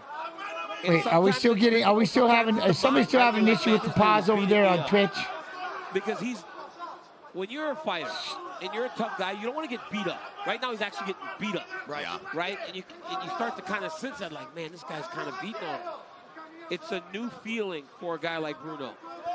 And that's why he stopped throwing. Ooh, good front kick to the body.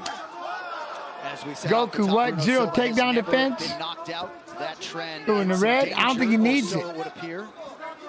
You know, John, Bullet, he uses his kicking game like a boxer uses their punching as strikes, right? He uses that lead leg like a jab. He's got arsenal with the back leg that is his power shots. I mean, he mainly kicks. There's a nice takedown. See, he got timed. Boom. Right on the kick. Well timed. Well timed. I mean, he mainly kicks. There's a nice takedown. And Bullet immediately goes to work with the elbows. His corner had called for more activity. They felt like he was giving Bruno Silva a little bit of a respite there. Just over 2 minutes here to go in round 2 of a possible 3. These are really good elbows from the bottom here from Bullet. This was exactly what Bruno needed. He needed to get him down. Change the fight a little bit. Now he's got to make I didn't realize people were saying things. Ooh, big up kick. It looks like Bruno has a cut in his hair. We got elbows. We got elbows. He's going to have more than one if he keeps staying here. He's got to posture up, try to get some ground and pound. He's got to try to hurt Magomedov. That's a nice Silva. Oh, look at him. He's beating it out of him from his back. At the moment. That's wild. He's aggressive, bro. Bruno can find no place to rest. Evidently, hey. Just the second time Bruno Silva. For being a man, I'm telling you, maybe it does. They don't say anything. That's what I'm saying. You can 12-6 from your back, right on the top of the head, because they just like, well, then pop your head up, I guess. But you can 12-6. That's why that 12-6 is like, I don't know. Whatever with it. Silva has gone for a takedown and secured one in the UFC. And this guy figures to turn a lot of people into wrestlers. When you my bad. It's 6-12, not 12-6. Bruno Silva turned That'd be why. Look at the blood starting to come. It's 6-12. Yeah, although Magomedov has got to get up off his back. On this. He doesn't want to get up. Now Bruno needs to hold that. He's starting to fatigue a little bit because look, Char's bleeding on the eye too. Is he cut? Yeah, it might be. Yep. I thought for a second it might be just Silva's blood. But that's definitely his eyebrow. That's definitely his eyebrow. This round, in my opinion, from his the back, cut. the amount of striking that he's doing. Yep. Although these are some good shots here. Call of Duty Modern Silva's got to get Warfare. more busy, but I don't think he wants to stay in too close. Because Yeah, that's he where is all too these charged. elbows He's are beating him coming up from. pretty good on his back. But he's had some success in the ground and pound. He has landed too. Landed some really good shots from the top, and he does have top control. Another nice connection by Silva. Yeah, many shots like this to end this round. Oh, that was nasty. That up kick was sick. Wow. Oh, that was tight. Shot a bullet, emptying out all the tricks in the debut. Round 3 on the other side. What an 8K snooze in between round horn was that? Shot a bullet, emptying out all the tricks in the debut. Round 3 on the other side. What the?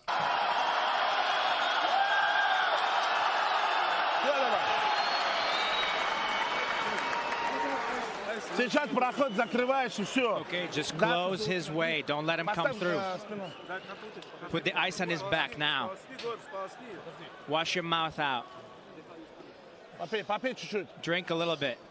Drink. Breathe out. Right here, you see Shara Bullet throw a blind kick. Bruno is able to time it and take him down. Shara immediately starts hitting him with elbows, cuts Bruno in the hair. Look at that. And look at Paul. He's even arching it, right? He's kind of arching. I mean, just right down the pipe. He took a beating for taking him down. You know what I mean? He took him down and caught a beating. The elbow. Now look at this kick. Bad. He's so lucky he got his hand up. Arching the elbow. Now look at this kick. That looked like some stuff I did to Paul in the training session that we had the other day. And then he comes back. That looked like some stuff I did to Paul in the training session. Boom, then he gets with an up kick. That's what I did to Paul off my back. I was getting high crotches on Paul, you had the thing. I hit Paul with that. I'm still sore from that one.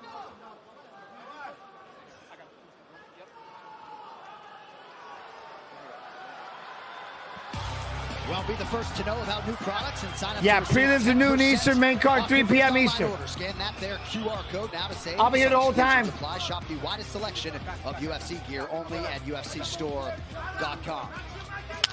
Couple of true fighters here, ready to engage in this third and final round. Shot a Bullet and Bruno Silva.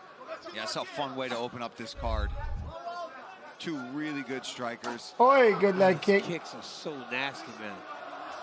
Oh, another good time. I mean, it went low, but I'm taking it. If I'm Silva, I don't care. I'm not arguing about that one. I got another takedown. Islam Makhachev, Arman Sarukian targeted for UFC 307 in September. Right, so for so many, so early in the Willem 5'6" with the 21 months. Much love and appreciation. What's up, champ? How you doing, Willem? All subs go support the stream. TY. Speaking of, hey, way too early in this third round. Yep. At least in the second round, he had done a lot of damage early on and then did damage from his back. But now Silva's willing to take that damage on top to try to get some ground and pound and maybe get this round. And John, you spoke about Bruno Silva never getting finished. This is why. He is so tough, man. The fact that I thought he was starting to check out is crazy. He's unreal. He's got like a foot tattooed on his thigh, but still going strong. And we'll see if Magomedov can hip escape or if he's just content to strike off of his back. Yeah, and Magomedov's corner screaming for him to try to get to the cage so that he can wall walk up. He cannot stay here in guard, close guard at that, and have a ground fight here with Silva. He's got to do that. He's got to hip escape. And now, instead of just going for these up kicks, he's got to try to take those opportunities and that separation to get back up to his feet. Well, he's had chances. He has had chances to get back to his feet. Every time Bruno goes to posture and goes to get space to land something big, Shara can use his feet to push him away and try to stand up. I got to work on that more. Push UFC Fight Pass channel. And now Bruno's starting to get into the grapple, and that was beautiful. Notice what Bruno's doing. He's attacking Shara's left leg like he's going to pass right, but instead he steps over in the half guard. It's a nasty pass that he's doing. Distractions, man. That's the key to jiu-jitsu. And you got to acknowledge the cardio base, really on both sides. But for Silva to have absorbed this type of damage and still have this output late is impressive. Crazy. He's got to get that. Now he's got that leg. Now he's got both legs back. See how Silva keeps elevating that one leg? He's got to try to get that back so he can get his knee on the mat just like that and get back up. Nice work there, but nice uppercut by That was a long time on his back, though. A lot of time. And for a guy that strikes at this level, the more he has to grapple, the more he will fatigue. Oh, these elbows. Oh. Nice time. He kind of go to a big takedown. With his hands up, knowing that Chara's going to go crazy. He's using Chara Bullet's aggression against him. And this is not against a world-class wrestler, right? No. These are going to be things that the rest of the division is going, okay, you're scary on the feet. Right. But I'll take you down. Right. Under 2 minutes to decide it, champ. He also has a willingness to lay on his back. And that's going to be where he has to change. What he has to change. He's just got to have a bit more awareness, right? When you're fighting at the highest level here in the UFC, you're not going to get away with that. You can't just stand and start piecing guys up and not think that they're going to level change. Hey, we all love Jason Herzog, but he can't stand them up already. That's very fast. The crowd's booing, but of course they're booing. They want Chara Bullet on his feet. Right. Yeah. Yo, what up, Colby? How you doing? Yeah.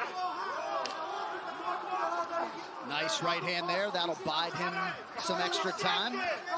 And this is the perfect spot, guys, where they're out in the middle of the octagon right now. He's got all the space, which means even if he gets separation, tries to get up, there's no cage there to support you on the way up. That's why his corner earlier is screaming, get to the fence, because it gives you an aid to get back to your feet. Chara Bullet's damage early in round 2 may save him because he lost round 3.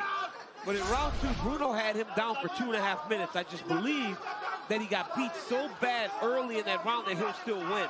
But he has got to correct this. But he's beating him, Goku, like I said, no takedown defense, but he's beating the absolute out of him from his back. Why would you defend it?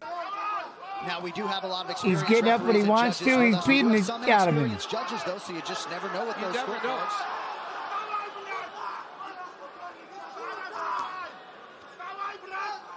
Now we're being told there's over 6 minutes of control time for Silva. And a lot of times, judges believe Ooh, now side control, though. He's winning. Yeah, if you're doing damage, you are. Yeah. Certainly going into this third round, it appeared as though... But it could look bad. It could look bad if he's sitting in side control like that. He did secure 3 takedowns. Hats off to Bruno Silva for being so tough, man. Look at that up kick again. Tough.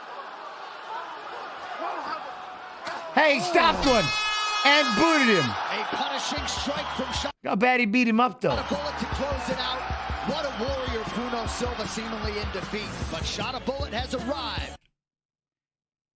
Just leave that. Just leave that. Outstanding performance in his UFC debut. We'll get to the scorecards on the other side. There that is. Right to the top of the head. Just straight. You know what I mean? Yeah.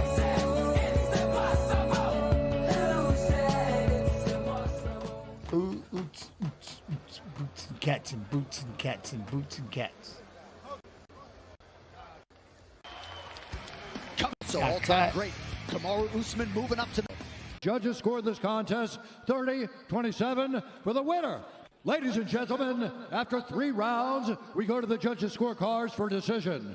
All 3 judges scored this contest 30-27. See what I'm saying? All 3 still gave him every round. For the winner by unanimous decision and still undefeated, Chara Bullet Magomedov. Just gave him a whooping. Just whooped on him. You know what I mean? He just whooped on him. So him and Troli be coming up. Next up, though, and remember, Shooto Brazil 123 is now live on Fight Pass. Split that screen up. Split that screen up. You know what I mean? How's everybody doing? Everybody doing all right? What's up? We started early today. For some of you that are just joining us, we did start early today. We jumped in. You know what I mean? We got early fights tomorrow. So with that, you know, just dive in, see what happens. Missed everything but could hear you. Sounded like it was a great fight, Save-A-Hole. My bad. All right, next up. All right. I don't understand this fight. Did they agree to be, I think they agreed to be at 185, right? So we got D-Rod and Gastelum. Copy. Paste.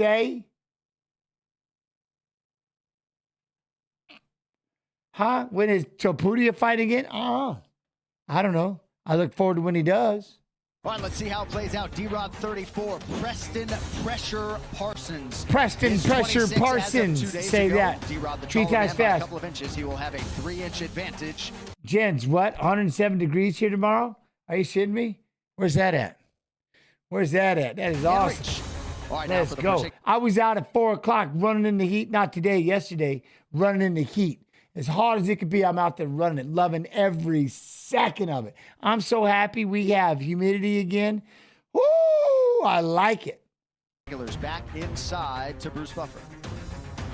Ladies and gentlemen, this fight is 3 rounds in the UFC welterweight division. No, yesterday at 4 p.m. I was running. Fighting out of the blue corner. 92, I like it. Central California, There you go. Yeah. That's awesome. 5 feet 11 inches tall. Weighing in at 169 and 1/2 pounds. Fighting Southeastern MI. There it is. Love the humidity, right? Russian. Yes. Parsons.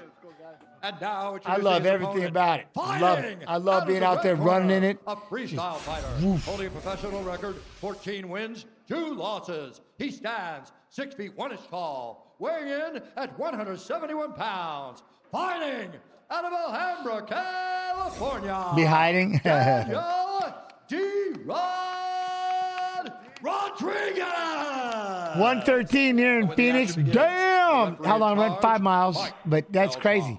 113 in Phoenix. Damn. Daniel Rodriguez has moved to Las Vegas, at least for now. He bleeds Los Angeles, of course, but training at Syndicate MMA under John Wood. He just didn't have enough good things to say. I got destroyed though yesterday. I got destroyed yesterday lifting. 2 hours of. They had me on an Airdyne. At one point, we had to do conditioning on Tuesday to finish off everything. Mind you, I was melted. I'm on this Airdyne, and I have to sprint on this Airdyne until I basically lose 10 calories. While my partner's having to hold a 100-pound sandbag, just holding it. And mind you, we're wrecked. We had to do that. We had to do it 5 times each, so 10 times, 5 times through. It was terrible. I mean, it was awesome, but it was terrible. Like when I finished training, I'm training so hard right now that I'm just gonna take a nap for about 15 minutes. I'm gonna lay down right here and just take a nap for a little while. It's been crazy. I'm loving every second of it though. All the bodies that are at his disposal. And tonight, instead of fighting Abubakar Nurmagomedov, he draws Preston Parsons. This fight clock is brought to you by the U.S. Army. Rodriguez in blue, Parsons is in black. Nice head kick to start from Parsons. And it's all kinds of different sets, just supersets of different things, yeah. His UFC debut, going up against a tough opponent. Squats and he's not rattled by just all kinds of stuff. He just came over to our desk before. He's screaming, he's smiling, giving compliments, talking to us. And the reason I'm bringing that up is because composure and not letting the nerves get to you is so beneficial in a situation like this. I maxed for the first time ever. And he's getting off to a great bench. start right now. I've never maxed before. Well, it's been a long time. I don't know.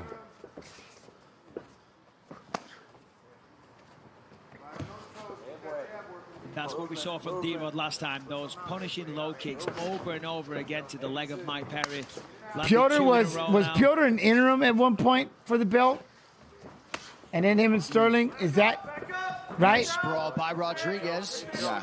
Sterling stayed the champ. Piotr was the interim champ. Then they fought to unify? Maybe? Am I way off? Body in front of him. And at this point in this game, with the way that MMA... What? Say it? Say it. My bench, I never realized. I didn't know it until I finally did one. I don't know if I want to say it. Things are constantly changing. And to that end, Billy Quarantello, who will fight in our main card opener tonight, he was not expecting in his last fight that Gavin Tucker was going to attempt 15 takedowns. Got to be ready. Oh. But D-Rod, man, cool as a... So Piotr was the interim champ. Sterling was hurt, kept his belt. And then they got to fight. I believe it's something like that. No, 305. No, heck no. 235. That's 235. I've never tried before. I've always just done reps and stuff. So I don't, 235. That was my, now that we started, I'm like, okay, so this is something we're going to work on this summer. I'm like, all right, can we get it up? Can I get it up there?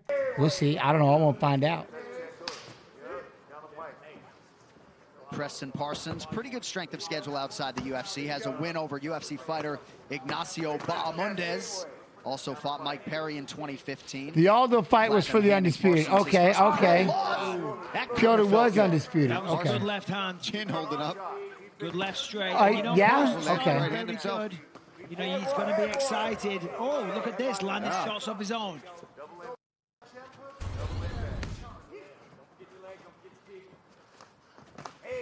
Oh, good left. Oh, he's hurt. He's hurt. He's Punch in hurt. the eye, I think. But it was a knuckle. Yeah, I couldn't tell. I mean, that looked like a clean punch to us. We'll have to see the replay. But it looked clean to us. Oh, you better hold on to those legs.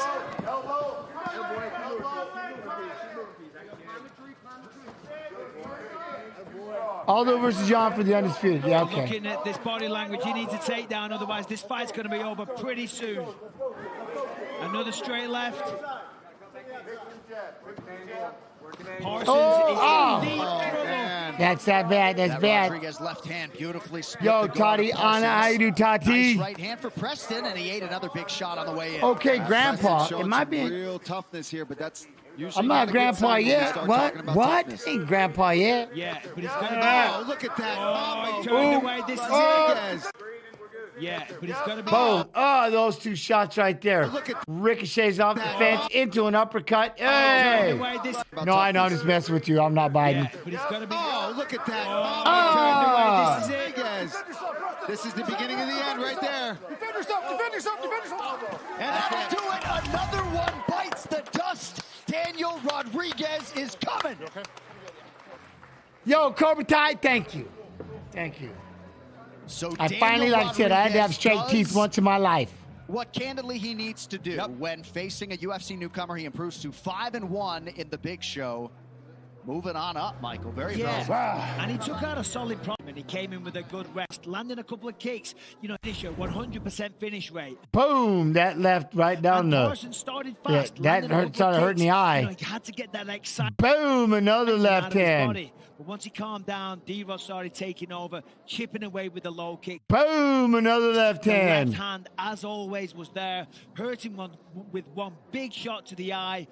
Boom! Look at that left hand. And then from there, the fight changed, and he just swarmed all over him. Didn't let him off the hook. Parsons tried hard for that takedown. Then he comes off the fence, rips him with an uppercut. Rodriguez, and now we see the finish. I mean, this is the end. Boom! It's only a matter of time before Beltran steps in. Fantastic performance by Daniel Rodriguez. And with all the things that D-Rod has dealt with, in his lead hook, left hand. There you go. Consistent. His work ethic, his willingness to work out and. What do fighters aim for? The eyes, just chin. Aim for these big old puffy cheeks. Aim for that nose. Try to aim for their teeth and just punch a hole in their dentures. Aim for the chin if you want. Aim at the chest. They move out the way. Come to the side. Throw a hook to see if you can crack one of these. Sometimes just try to hit them right square in the forehead. And just see if everything stops. Just hit him as hard as you can. Just once in the forehead and see if you can just shake the whole body and watch him fall. That was like a goal. I love that. Stay in shape. LA kid, grew up supporting Kobe. You know, Mamba mentality. Daniel Rodriguez with a huge win tonight. And here now is Bruce Buffer to make it official. Ladies and gentlemen, referee Mike Beltran has called a stop to this contest at 3 minutes, 47 seconds of the very first round. Declaring the winner by TKO, Daniel Rodriguez. Those hands were he just wasn't missing. You know what I mean? He just wasn't missing. Now explain to me, what weight was this fight at?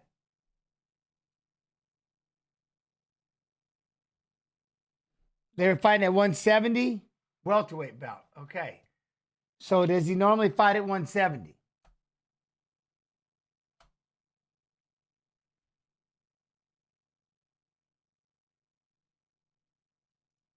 Copy. Paste. Ooh, look at this fight. All right.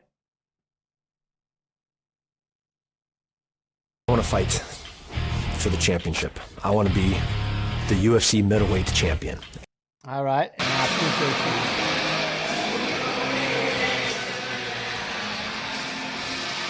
Our tale of the tape for this middleweight fight, brought to you by the government of Ontario. Kennedy, 12 years the elder of Gastelum. Kennedy, 2 inches taller, and will have the reach advantage. With the official introductions, the veteran voice, Bruce Buffer.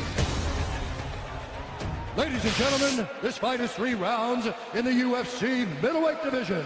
Introducing first, fighting out of the blue corner, a wrestler and a boxer, holding a professional record, 13 wins, 2 losses. He stands 5 feet 9 inches tall, weighing in at 185 pounds.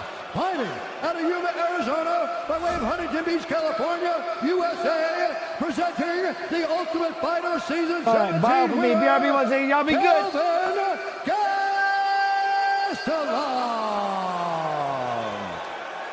And now introducing his opponent, fighting out of the red corner, a mixed martial artist holding a professional record, 18 wins, 5 losses. He stands 5 feet 11 inches tall, weighing in at 186 pounds.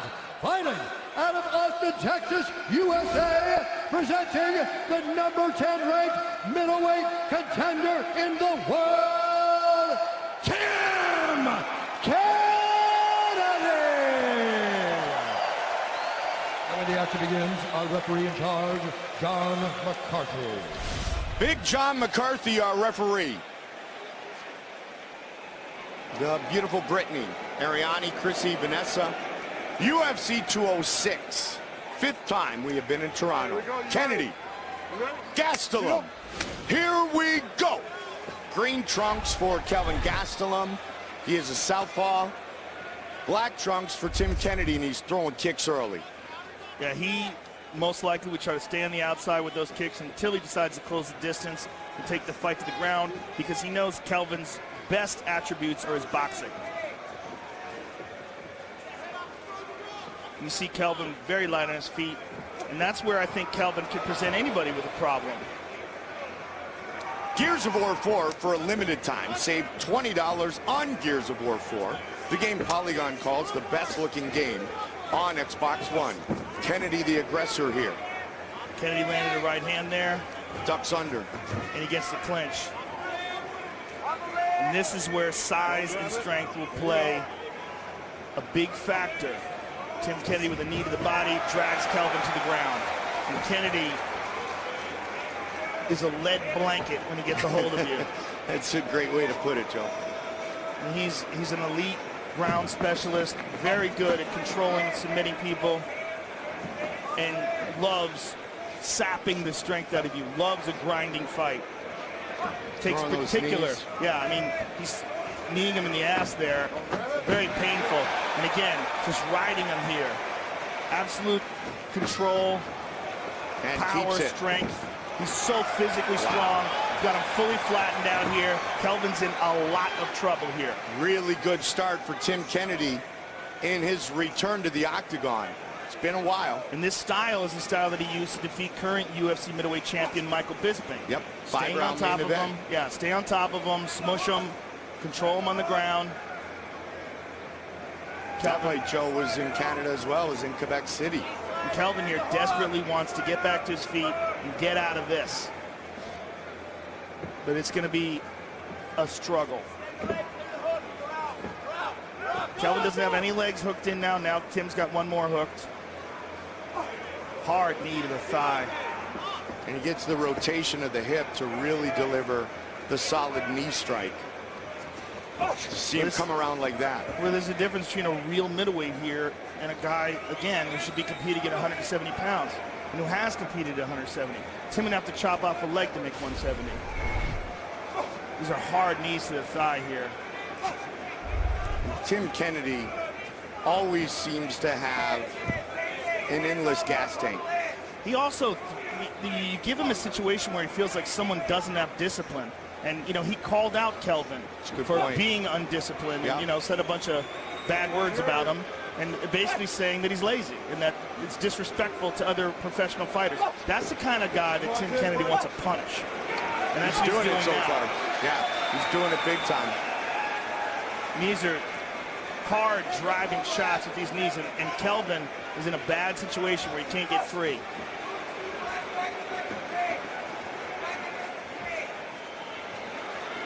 Watch how he turns it over. See how he turns it over from that angle. Makes the impact that much harder. And this is going to wear on Kelvin. I mean, Kennedy is making him carry around his weight. He's weighing on him. Oh, Kelvin got free. Nicely done. Beautiful explosion by Kelvin and spun out. Gastelum needs to get something back here, and he does. And Kelvin tagged him with a left hand. Kelvin right into an aggressive striking stance. They clinch. But Kelvin on his feet is dangerous. Yeah. His boxing is outstanding, and that's what we were saying at the beginning of this fight, is I think he has an advantage in his footwork and his movement. And Tim's got his hands down, and he just got tagged there again. Another clinch, but not for long.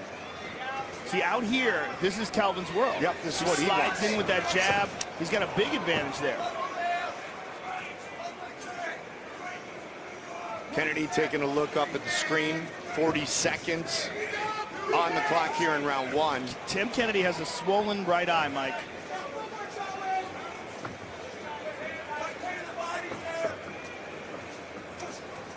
Throwing a lot of kicks. Yeah, one of those punches from Kelvin has really put a big mouse under his right eye.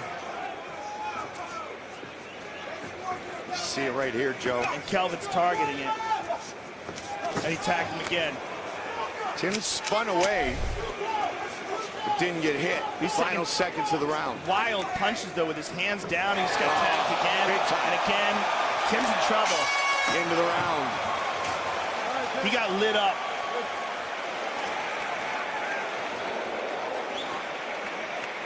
They're going to have to put the end swell. All right, so deep control. Let's get that heart rate under 140. Slow everything down.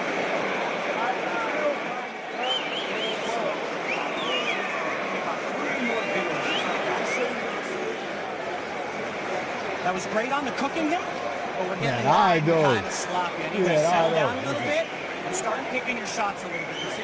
Yeah. Just like slow down a little bit, pick your shots. Hit, lock him in. I do not know why they're not putting the end swell on his eye. They're touching that swelling with a rag. Stay tight this next round. But he's got the end swell in his hand. I really don't understand that at all. And here you see Kelvin with the jab, Kelvin with a straight left. And this is what we suspected coming in this fight. Kelvin has an advantage with footwork, movement, and boxing. And Kennedy is getting lit up with his hands down. Ready? Get up. Kennedy owned the early part of round one. Gastelum owned the latter part of round one. Heavy kick early. Kelvin wants to put together combinations, get in and get out, though. Doesn't want to grapple with Kennedy again. And I don't think Kennedy wants to box with Kelvin. Absolutely. So this is very interesting. Styles make fights. Well, now that he knows that Kelvin's lighting him up on his feet, let's see what Tim Kennedy does to try to mitigate that. Kelvin's a very good wrestler himself, and Kelvin defends the takedown nicely. And Kelvin spins and gets Tim Kennedy's back.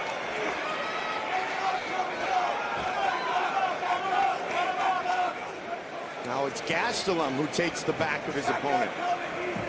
And again, this is a guy who submitted Jake Ellenberger. He's got very good submission skills. The question is he going to be able to utilize those against a big, strong black belt like Tim Kennedy? Picked last on the Ultimate Fighter, won at 21 years old. Kennedy trying to grab a hold of one of the arms of Kelvin. Kelvin's not letting him.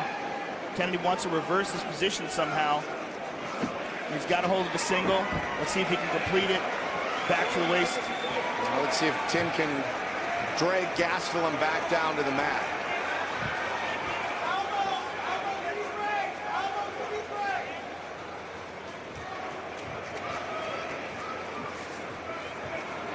Let's push his head down. Let's push his head down. Push his head in. Don't let him behind. Chance for Corey Kelly. Gastelum has spent time at King's MMA as well.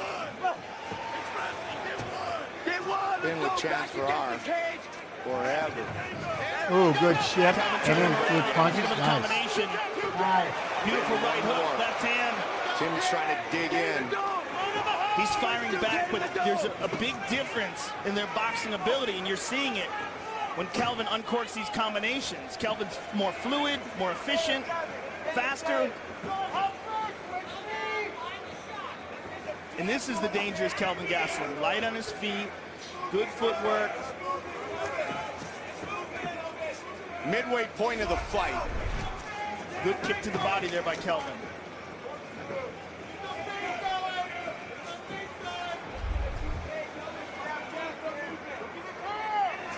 Right, brother. I'm eating this soup real quick. Gastelum. Excellent combination by Gastelum, and a good job of avoiding that takedown. And Tim looks like he's moving in mud right now. Yeah, Gastelum definitely dictating where this fight takes place. Couple of kicks now, a side kick, just to try to keep Kelvin off of him and stall this aggressive attack.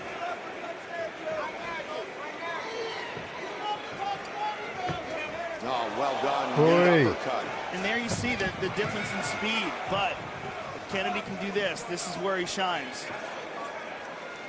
A lot of time remains here in the round. It's nice. Drag him to the ground. Look at this. Nice-ish. Versus the position. Kelvin on top now. Kelvin turned it around on Kennedy.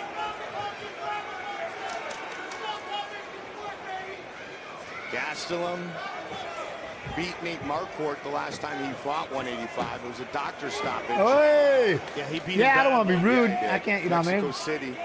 I don't be rude. But that was also a situation where My sticky rice and my soup. soup. Fight 185. I mean, it's happened a couple of times now. Yep. All right, Kelvin fine. can just get it together. He's so talented. Fine, I'll be right back then.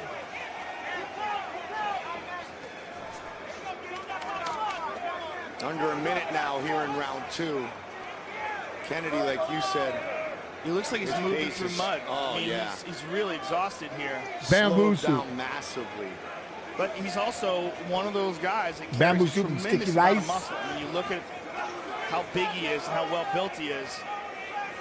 I mean, that's great in the beginning of a fight. It's very difficult to maintain. He just got caught with a left hook. Kelvin cracked him there. It's very difficult to maintain a fast pace with that kind of build. On the ground, he can control the exchanges better. He can control the pace of things if he can stay on top. And that strength Yo, Tetchy, allows how you him to doing, stay on top Tetchy? sometimes. But Kelvin has done a great job of mitigating that. Beautiful jab by Kelvin. Another jab kick. again, the 1-2 by combination. Kelvin. It's not the Tom Yum soup, That it's lead just uppercut connected. bamboo. Big round for Gastelum. His striking is on point. Yeah, that 1-2 My wife liked the Tom Yum, but no. This is the speed and fluidity of Gastelum. Look at that, he faked with the left, came in with the right uppercut. Very beautiful and fluid. And there's that left hook. Caught him right in the jaw. We know what he wants to do. He wants to counter you with his right. He wants to counter you with his right. And he wants to It's so damn hot. I'm If we're burned. moving, he can't do it. If we're moving, he can't do it. All right, when he's closing the distance, push him away. He has no more You look strength good, bro. left You look good. unless he gets you right inside. Show him who you are right now. Okay, do not let this guy take your money. Show him who you are. All right, let me ask you real quick with the officials. Tonight's Whittaker brought to you by Gears of War 4. For a limited time, save $20 on Gears of War 4. The game Polygon calls the best-looking game on Xbox One. Third and final round. Kelvin Gastelum runs towards Tim Kennedy at the beginning of this round. I think he senses that Tim is slowing down. 1-2 by Kelvin. Looking for the neck, spins to the back. I'd be shocked if he decides to stay here, though. I think he's going to try to beat him up. Boom, boom, boom. Kelvin all over him here. Beautiful combinations by Kelvin. Man, standing right in the pocket, Joe. Goes for the high kick. Tim blocked it. Left hand. Left hand again. Kennedy's got to find a way to get Beautiful the momentum jab. back, Kennedy's and it's not stunned. like that. Kennedy's stunned. He's badly hurt. Can't even Kelvin say it just properly, cracked him though. again. But A lot of Dynamite time Som, left in this round. the pickled bamboo soup. Talked about the outstanding hands, Look at the that boxing, head kick. Oh, man, right. He looks good. In the Beautiful belly hole. combinations by Gastelum. He just picked In the belly hole. Gastelum senses a finish here, Joe. He's just picking him apart. He's so smooth and fluid and doesn't look tired at all. Kennedy misses. Hit him with that second one. But Kennedy is, again, he's moving through mud. He looks exhausted. He looks burdened down. He's trying to connect, but Kelvin just gets out of the way of things, and whatever does land doesn't seem to have much on it. Watch for the uppercut, or if he... Time is gravity. What up, man? Again, look for a kick or look for a knee in that position. Did you get to see who's #1 grappling event? I didn't. Beautiful jab again by Kelvin, and you look at the way they're both moving now. Kelvin is loose and fluid and looks like he's moving at the same speed that he was in the first round. You cannot say the same thing about Tim. I mean, that's just crazy. I mean, even if that landed, there was nothing to it. I mean, Tim is on full-on survival mode here. But he's a survivor. Absolutely. To his credit, he's not a tougher man alive. He's getting beat up, but he's still there to try to win it. It's just whether or not his body's capable of it anymore. Kelvin continues to stay right there in the pocket. So here's the question. We already had Nasrat fight. Does Kelvin, is he Nasrat fighting Jared Gordon. We started off the stream with the Jared Gordon fight and the Nasrat fight. Because if you look at tonight's performance, Wotan! What up, Wotan? How you do? We were thinking that he was a Oh, contender. big, okay. Okay, stop. Because if you look at tonight's performance, it would seem to indicate that. We were thinking that he was Boom. a contender. Look at that. Boom, hits him with that right hand. That is unreal. This is crazy. We Boom. were thinking that he was a Boom. contender. Boom. Combinations landed. There's too many. Too many. Kelvin Gastelum. Too many. Too many. Stunning. I was saying that pressure. He really made it look easy. That pressure. Just a tremendous performance by a young, talented kid, as we said, with his back against the wall. He needed to win this fight. The question is, Kelvin, when he doesn't cut weight, is he a better fighter? Is he better being a smaller guy? It's hard to say what was the factor tonight. Was it Tim Kennedy taking 2 years off? But by the way, there's also a live event right now. Shooto Brazil.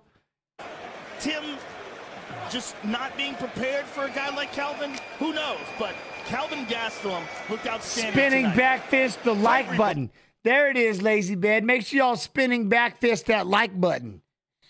I like Brought to you by Budweiser. This in with that left hand. Boom. There's that beautiful jab. Just popped him with that jab and had Kennedy stunned. One to the Body body. shot, I mean, that body Kennedy shot. was a sitting duck. That was terrible. He was just tired. He looked like he was just Ugh. overrun by Oh, lactic that acid. one, that Meanwhile, one. Gastelum looked loose and fast. Just a beautiful job by Kelvin Gastelum. Oi. There they were. That right, left. Ugh. took his time, picked them apart. Beautiful. What? Just a beautiful job by Kelvin Gastelum. Took his time. Oh, okay. He's got a cut on the back of his ear. It's like, what, man? Look like he's missing all that skin on the back of his ear. So, what? Picked them apart. Beautiful combinations. And the celebration in the corner of the youngest Ultimate Fighter with 4G LTE network for only $30 period. Wireless figured out. Bruce Buffer. Ladies and gentlemen, referee John McCarthy's called a stop to this contest at 2 minutes, 45 seconds of the third round. Declaring the winner by TKO.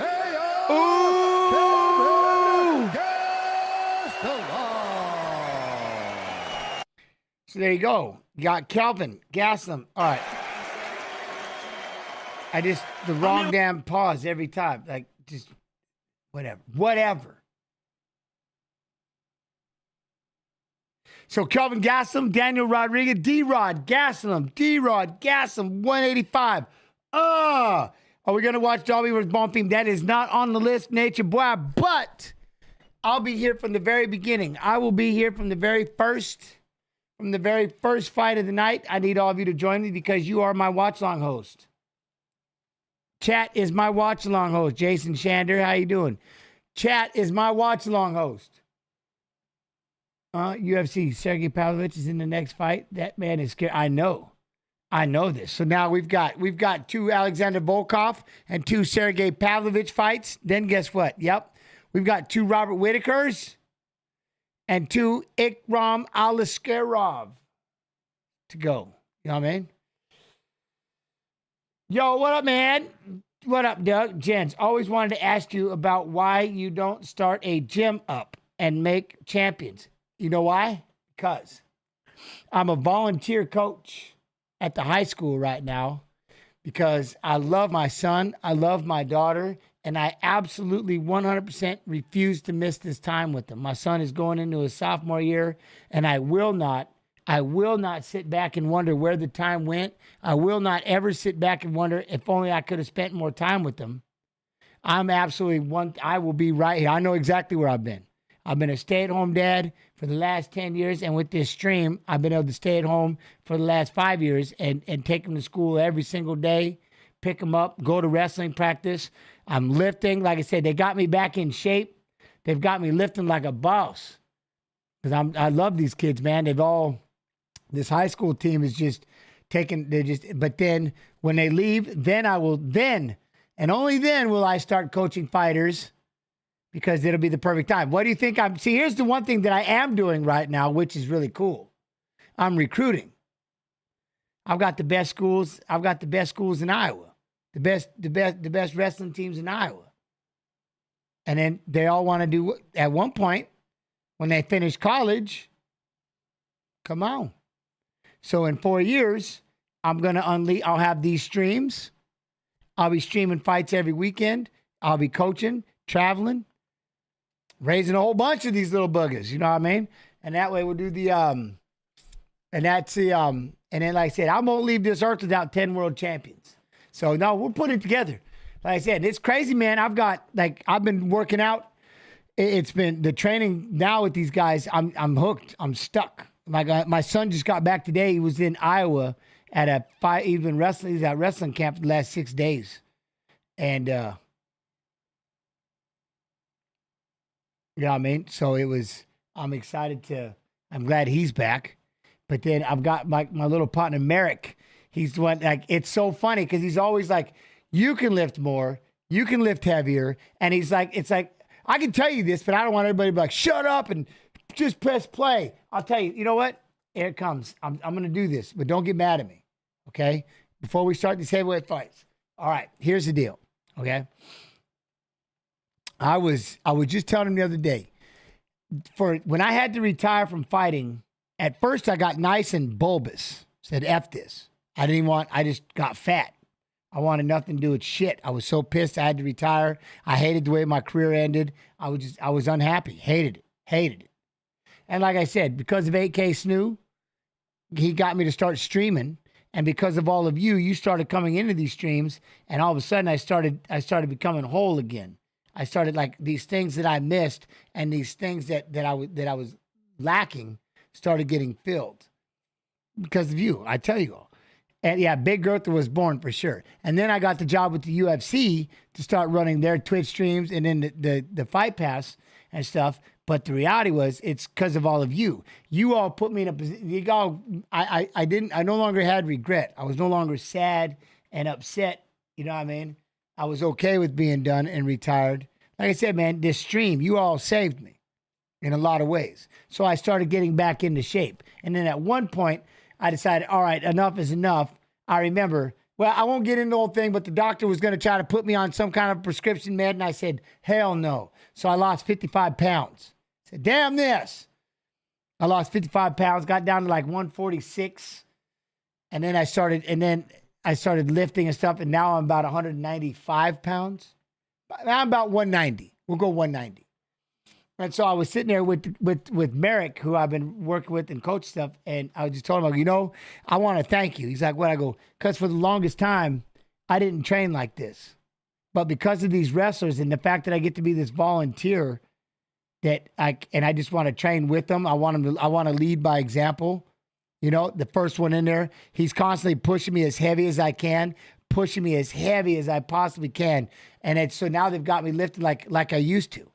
And it's the coolest feeling in the world. I was in tears. Like I almost get teary-eyed right now thinking about it, because I'm, to be able to train like this again, to be able to have the desire to push myself to a part where I get so tired, I'm just plopped down on the floor and I just want to, you know what I mean? I want to go to sleep. These kids have made me like, I train and I want to lead by example, and I push myself. I never thought that possible. I never thought I would ever, ever, ever be that person again. I never thought that I would train like that. I never thought that I could physically ever do something like that. And, it's pretty incredible to be able to be where I'm at, where I get to train like just stupid. I mean, I'm miserable. I got to sleep for like 2 days afterwards. You know what I mean? It's really cool to have it all back. You know what I mean? And like I said, these kids did a lot with it and have my son around, but it's been a lot of fun. So to get back to it, long story longer, I am getting back to, but all of them at some point, I've talked to them, and all of them, those that do want to fight, I can promise you, I will 100% bring out the single nastiest MMA team ever created, and that's including MFS. We're not going to call it MFS 2, but it's going to be, I'm going to create, and like I said, I'll have AK Snoo, I'll have the streams. I've got the idea of amateur where I'll have these guys fighting every weekend with the rule set. I'll have judges learning how to judge. I'll have refs learning how to ref. I'm going to change the entire sport. 100%. I'm going to show you what an amateur should look like. I'm going to have dual matches with other gyms. I'm going to put together a state championship to a regional championship to a national championship. And I'm going to have kids that are going to have at least 300 amateur bouts minimum before they ever step 1 foot in that cage. But when it's time. So right now, I just get to do this. And I get to hang out with all of you. I get to have an opinion. I get to be a volunteer coach. I get my workouts in with the kids, you know what I mean, with these guys and stuff, and help build them. So I'm right where I want to be. So that's why I don't coach fighters just yet, because it's not time. You know what I mean? Right now it's time to be a dad and spend this time with my kids. I just refuse to see it goodbye. You know what I mean? I've heard too many people say, man, time goes by so fast. And I'm like, well, at least I'll know right where it was. I was right here. I was right here with them the entire time. So even though whether it goes by fast or not, I made the most of it. You know what I mean? And that's what I'd wish for anybody and everybody. Make sure that you just make the most of your time, man.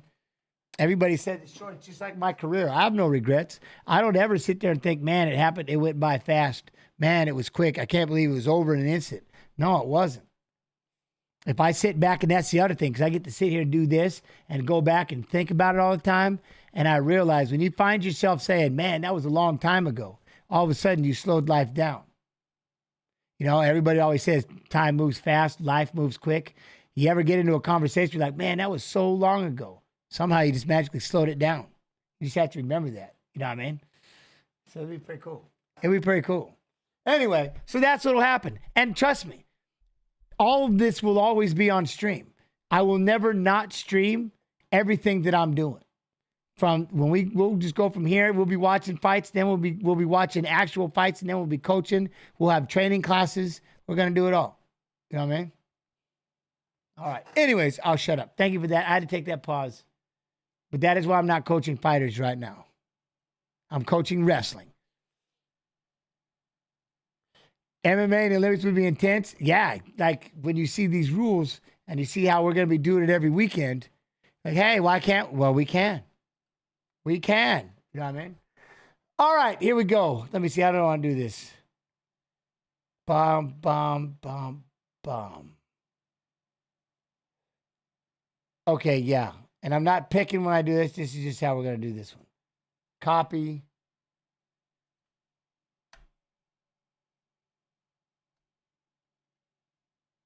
So MMA Open World video game. I'm ready to start the MMA Open World video game whenever. Like I said, I could talk to these guys. I just started working with that Alexander Custom PCS. They just built me the single-handedly the coolest rig next to the one that I built because AK Snoo ordered all the parts, and the one that I built, this thing is absolutely insane. But I got AK. If AK can put us around the right people, we do the gaming. We got the UFC. We can talk to them. You know, we'll have to see. Pass day. I was like, am I reading this correct? Shot at the heavyweight strap again. Let's take a look. Much love, Wotan. Much love. It's our main event. Fight Pass Facebook. We'll be done in a second. We're back to watching fights again. It was quick. We're good. Keep it in there. Relax. 7 inches tall, but the reach is the same. 80 inches on each side. Let's get it back. Oh, and remember, okay, so now look. So we've got Samurai MMA about to start too. So we have probably Shudo Brazil, which was live on Fight Pass. We'll be finishing up here really soon. And then over here, we've got Samurai MMA 10 about to start on Fight Pass as well. Inside the octagon to Bruce Buffer. Ladies and gentlemen, this is the main event of the evening, sanctioned by the Nevada State Athletic Commission, Chairman Anthony Marnell Jr., Executive Director Bob Bennett. Our 3 judges scoring this contest at octagon side are Sally Amato, Junichiro Kamijo, and Chris Lee. And when the action begins, our referee in charge of the octagon, Jason Herzog. Yeah, I appreciate you, Doug Ross. Appreciate you, my friend T.Y. Those in attendance and UFC fans watching around the world, this is the moment you've all been waiting for. Live. Where I get this hat? I don't know who. Militich gave it to me. Somebody around here. Dean Kugler and him. Somebody. I think Dean owns it. It's. Yeah, Diamine. I think Dean's locally. I got all the shirts too. I'm all Diamine. I'm not gonna die happy. I'm gonna die mean. Out of the blue corner, a mixed martial artist holding professional record, 32 wins, 8 losses. He stands 6 feet 7 inches tall, weighing in at 264 pounds. Fighting out of Moscow, Russia, presenting the number 6 ranked heavyweight contender in the world, Alexander Drago Volkov. The community's pretty badass, huh? That damn Fight Pass YouTube they're starting to grow on me. I'm liking them. I've always loved Twitch. Twitch is that's my first. 18 losses, 1 no contest. He stands 6 feet 4 inches tall, weighing in at 255 1/2 pounds. Fighting out of Amsterdam, the Netherlands, presenting the former Strikeforce heavyweight champion and the number 5 ranked heavyweight contender in the world. And Fight Pass Facebook. Alistair, the Demolition Man. Overeem!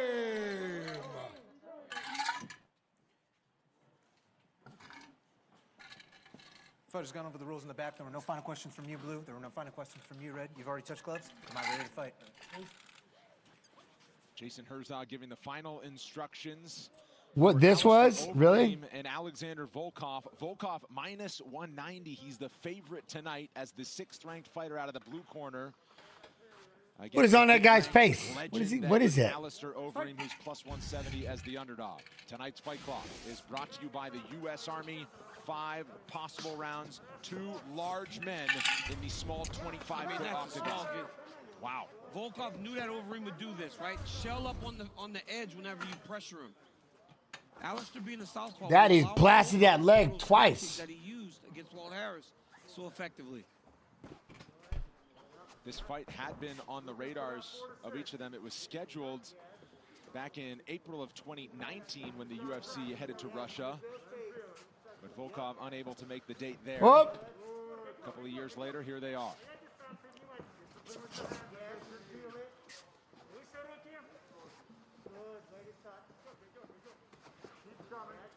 Volkov admitting he was a fan of the fellow European in Overeem on his way up. Now it's just an opponent.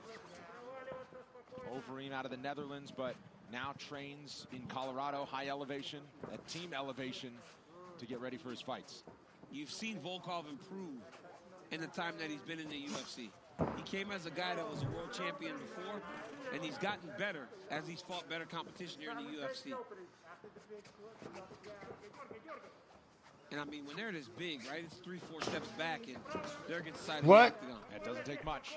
Well, Overeem did some kickboxing, but he's an MMA. This is MMA. Overeem looking for one big, huge shot. Oh, he trying to let that big left hand. It looks like it's going to be a beautiful thing. When he does throw, you see the power, and you see a big difference in the way that it lands. Volkov took that, but now he's backing up instead of just walking Overeem down.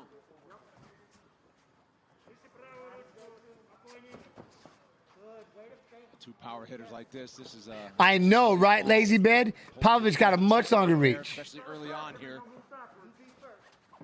2 minutes in. Oh, background? Oh, yeah. Yeah, Overeem's big time. And Volkov, did he have a K1 background? Overeem trying to force a clinch. Volkov. You think he'd have some kind of stand-up background? Nice jab. Oi! Oh, with the left hand, what a rice. Volkov heavy on that pressure. And Alistair just meeting him with the left hand. He will mix in some takedowns. That's the evolution of Alistair. Meeting the beating. Really. Alistair's landed that overhand left a few times, but instead of throwing it to the neck and hitting the chin of Volkov, he's hitting him on the top of the forehead. Up high on the forehead, you can take. Didn't he used to have like that manta ray and he tattooed over it that big old mask?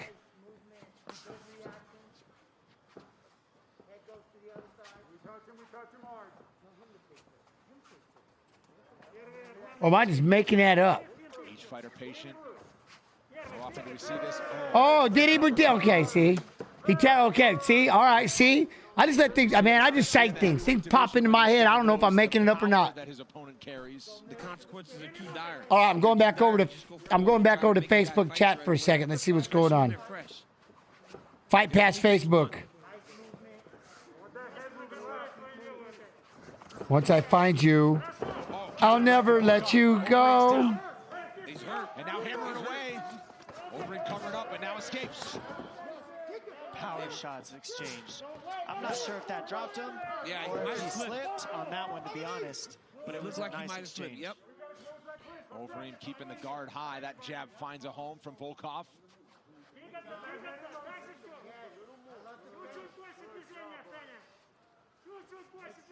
Samurai MMA, though. Big moment for the Russian in the early going. Samurai MMA. But he's really just backing up. Volkov feels it. Volkov starting to unload. Big knee. Are they that far behind? Beautiful knee there by Volkov. Danny Scott, appreciate you, Danny. I know it's probably late, but back to the center. He already popped Alistair hard in that nose. You can see Alistair trying to keep it together. Live. It's when you start trying to explode into Overeem, he gets that high shell guard, and it's hard to find that shot. But if Volkov takes his time, Samurai MMA's intermission until 8. that jab is Huh? powerful. It's from a 6'7" guy. 8 Eastern? The size of Volkov's legs. This is a massive man. He Alistair's like pulling him one way or the other and then shooting a left. They would have fought at 2. Would have been like a 205 maybe. Volkov, it looks more fundamental. Starting to split the guard here. Look at him, he's getting inside. Oh, watch that knee. Oh, wait, I remember this. Able to circle out to the left. Final seconds of round number 1. Round 2 coming up. Way. I like that name. James, the suplex kid. What? Face the fence, face the fence. All right, all right. Deep breath, deep breath. When you're first, you're winning the exchanges. It's when you wait too long, right? Your timing is there. You have his timing. You have the timing. Yep. Deep breath. There you go. Good. Heart rate coming down. Heart rate coming down. Good job. Breathe. Once you get to that body lock, just step one more time. Step one more time so you're behind him. You went a little early after the body lock. Keep driving through. You can't just zag that fast. Okay? Let's commit to getting him on the floor. Mouthpiece in. Mouthpiece in. Where's the mouthpiece? It's in. Yep. Let's go back. Thank you, sir. You good?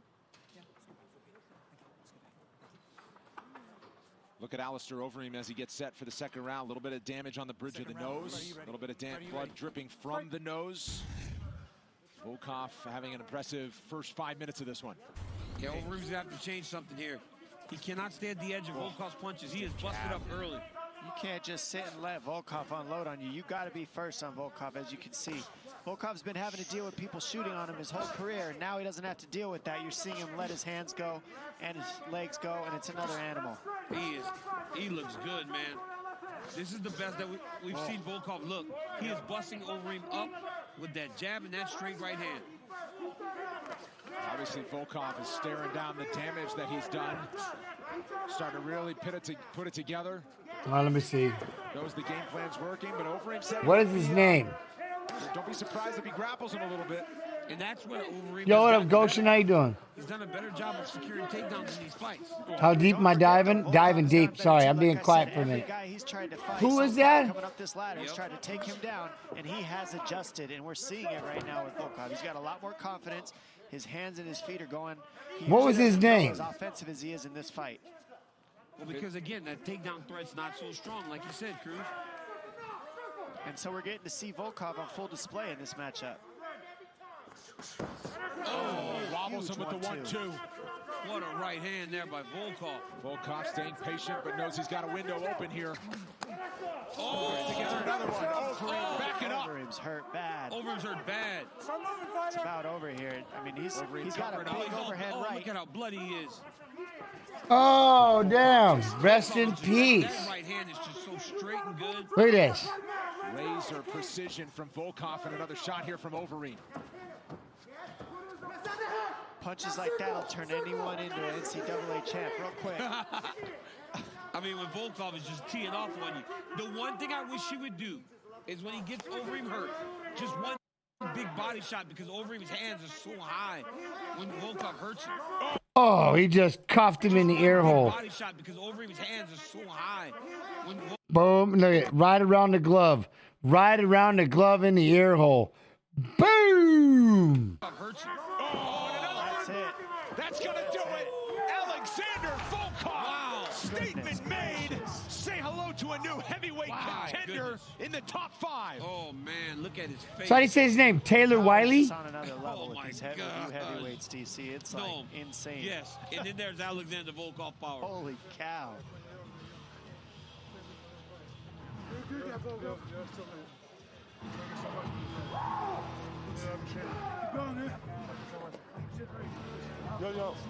Good to see the respect there. Masterful performance from Drago. Well, you saw, Dom, his uppercuts and the hooks throughout the fight. Once he started landing in that first round, second round, he picked up right where he left off. I mean, the 1-2s were the tail in this matchup. They just split the guard of Alistair, then these uppercuts and the hooks. The hook is what dropped him several times, but the 1-2s open him up, get him to shell, and then from that shell, you see he just splits right around the guard. Get out, lazy. That's the difference with those little tiny 4-ounce gloves compared to big K1 12-ounce gloves. It's just different, and you see it in this fight. Does your head feel like it's going to crack with a migraine? No. You're dizzy. It's numb. He doesn't even know he got hit with that shot. He didn't even see it. He didn't even see it. You're just trying to figure out up, down. You're just delirious. You don't have a clue. You get cracked with the hook in the air hole. When you get hit like that, you know what I mean, like that guy just did, does your head feel like it's going to crack open like a major migraine? I don't really feel the headache. Not as much as when you just get blasted by a shot. You're just waking up going, what the heck just happened? You're trying to figure it out. You don't know which one hit me. You don't, like, you're just dizzy. Everything's just dizzy. And you probably have a little buzz going up. And there you're going, yeah. It's called a stop to this contest at 2 minutes, 6 seconds of round number 2. Declaring the winner by TKO, Alexander Drago Volkov. Well, that you just don't see the shot. And that's why you have to ask questions. You know what I mean? You be asking people all the time, like, hey, what happened? Oh, you got hit with the left in the ear hole. Oh, okay. That makes sense. All right. And you go back and watch it. Yep. Nope. Don't remember any of it. Don't remember any of it. All right, though. His opponents. What?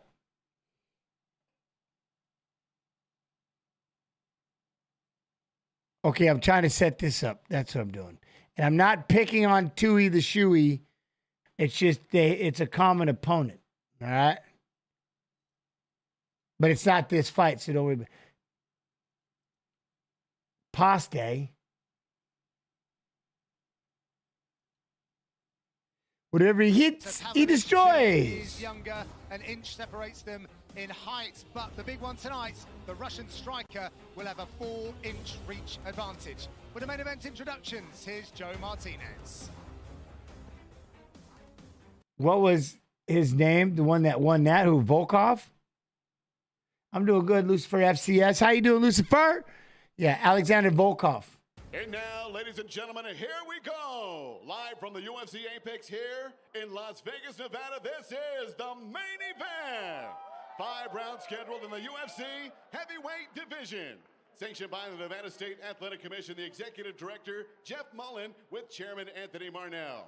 The 3 judges scoring at octagon side, Ben Cartledge, Chris Lee, and Ron McCarthy.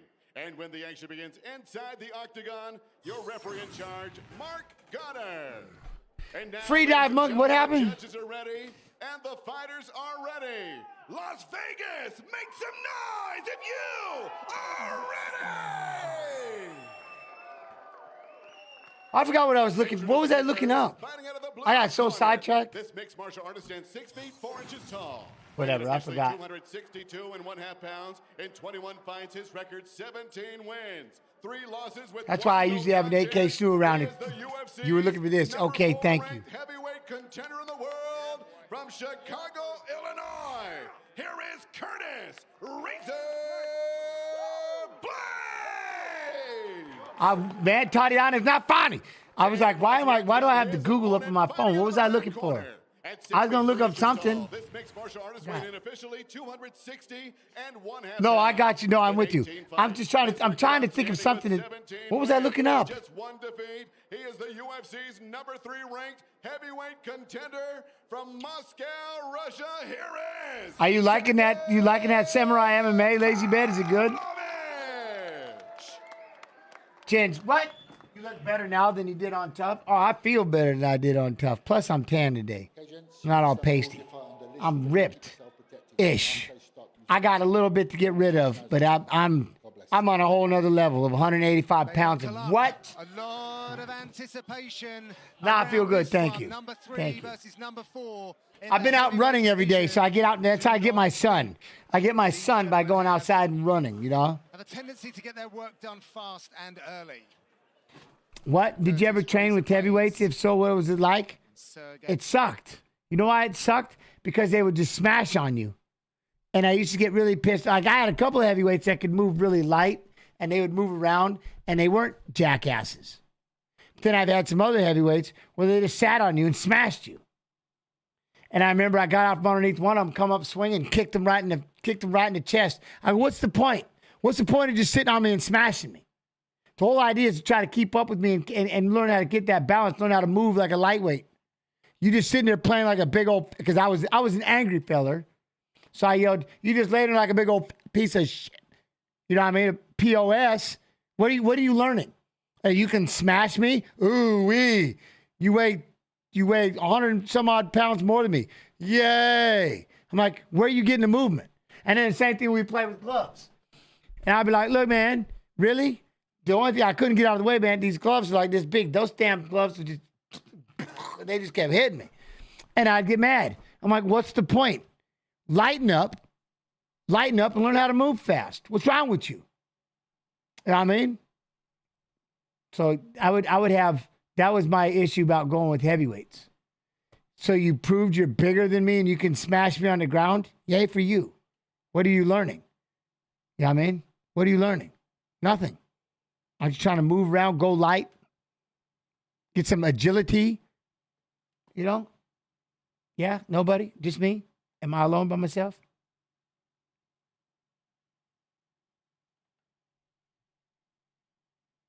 Did you see him training fast paced, the way he looks? Pavlovich. There is a tension in the air here at the UFC Apex. The Fight Clock is brought to you by New Amsterdam Vodka. Cause I'm like, man, I'm gonna have to sit down and try to humble one of you one of these days. Huge men. In that tiny octagon. I got little man syndrome. Compared to them. Blades light on his feet early, but he felt the power through the guard. It's the speed of the punches that's different. Oh, there's that uppercut. Okay. Blades light on Oof, that just shook his whole body. Look at that, just shook his whole body. the power through the guard. It's the speed of the punches that's different. Oh, there's that uppercut. Nice jab by Blades there, too.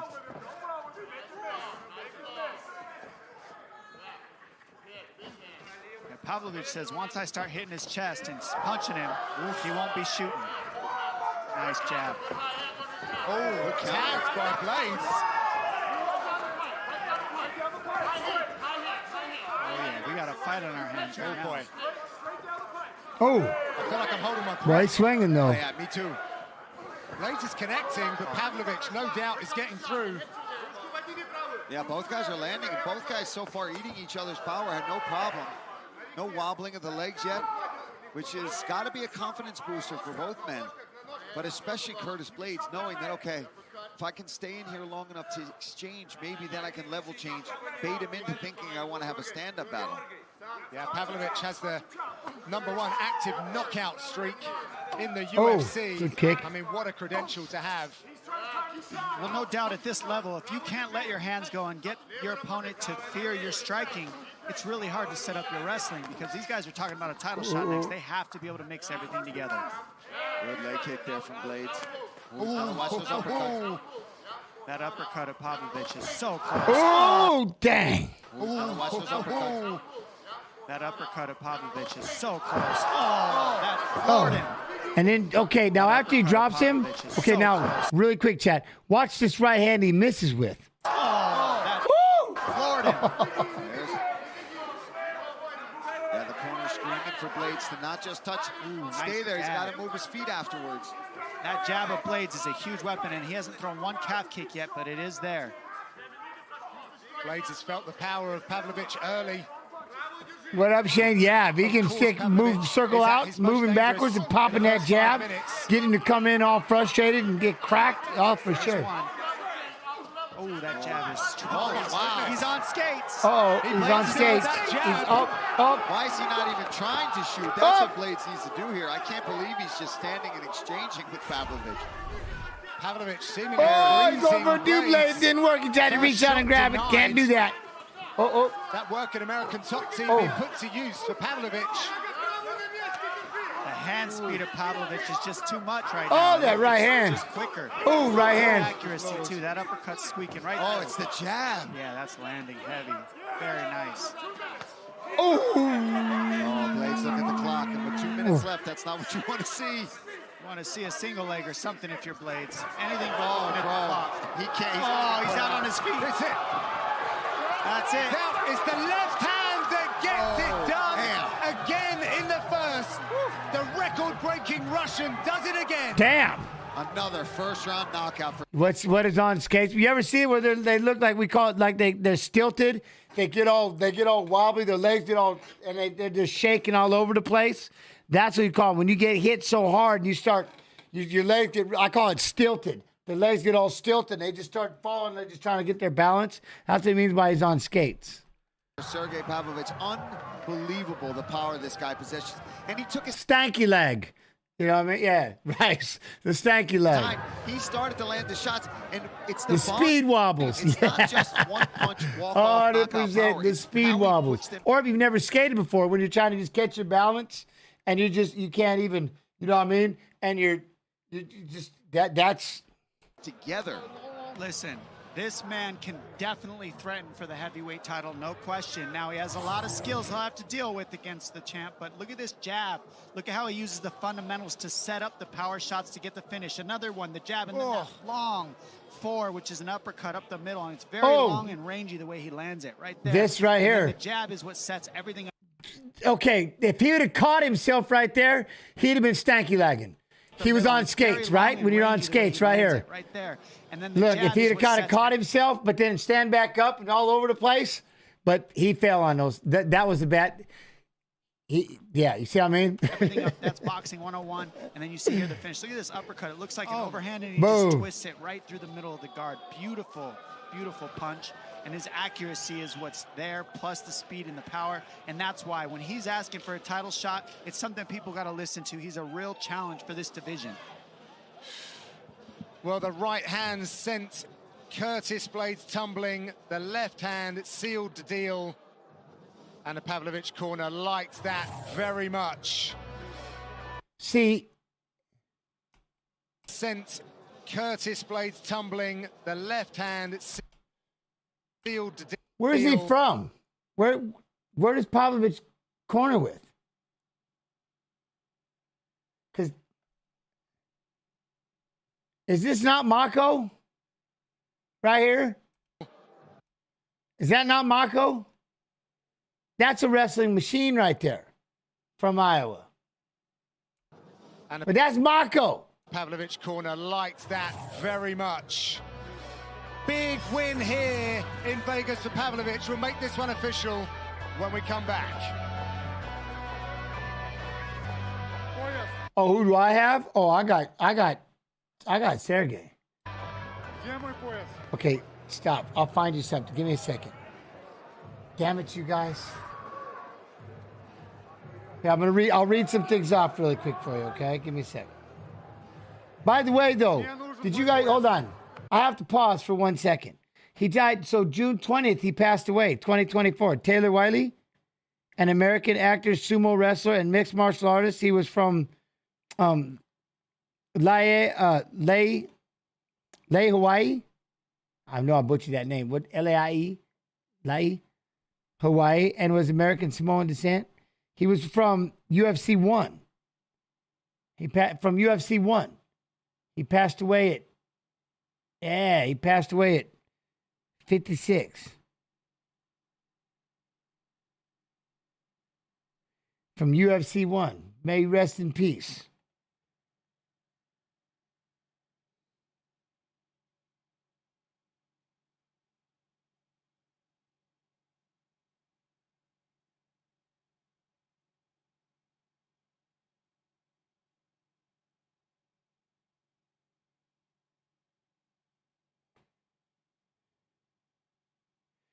It's 100%. Steve Mako. Two-time NCAA national champion, four-time finalist. Four-time finalist. Mako. I'm telling you, that's him. Right there in the corner. Steve Mako was an NCAA champion, two-time NCAA championship finalist for the University of Iowa at heavyweight. Mako was a runner-up to the NCAA tournament as a true freshman in 2002 and was an NCAA champion the following year in 2003. Mako. That's who was sitting there wrestling with him. What? So Pavlovich got some wrestling. So maybe he does wrestle.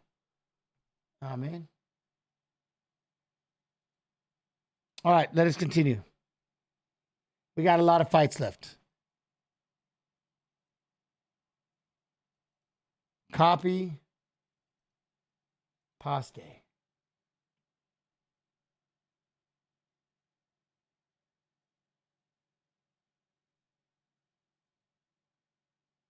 Taller by 5 inches. Both fighters coming in below the 266-pound divisional limit. 5 inches in reach for Alexander Volkov. These twisted teas are going down.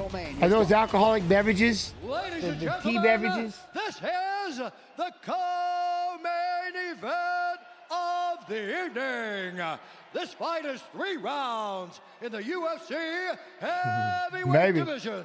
Introducing first, fighting Fighting out of the blue corner, a mixed martial artist holding a professional record, 36 wins, 10 losses. He stands 6 feet 7 inches tall, weighing in at 263 pounds. Fighting out of Moscow, Russia, presenting the number 7 ranked heavyweight contender in the world, Alexander Drago Volkov.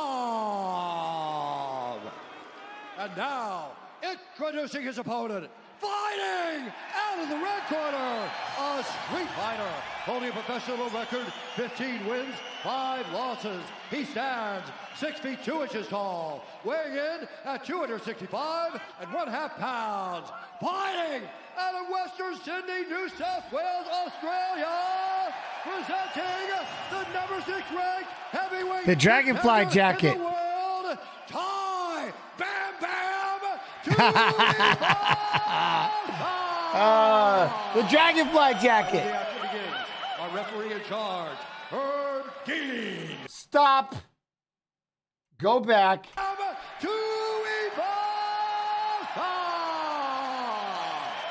Okay, she was pumping a boot. She has a boot in her hand. All right. Action begins. Our referee in charge, Berg. Final assignment of the night for Herb Dean. Jenny Andrade, thank you very much. Ready to go with the co-main event between 2 of the top 7 in the UFC's heavyweight division. Tai Tuivasa in black, Alex. Co-main event between 2 of the top 7 in the UFC's heavyweight division.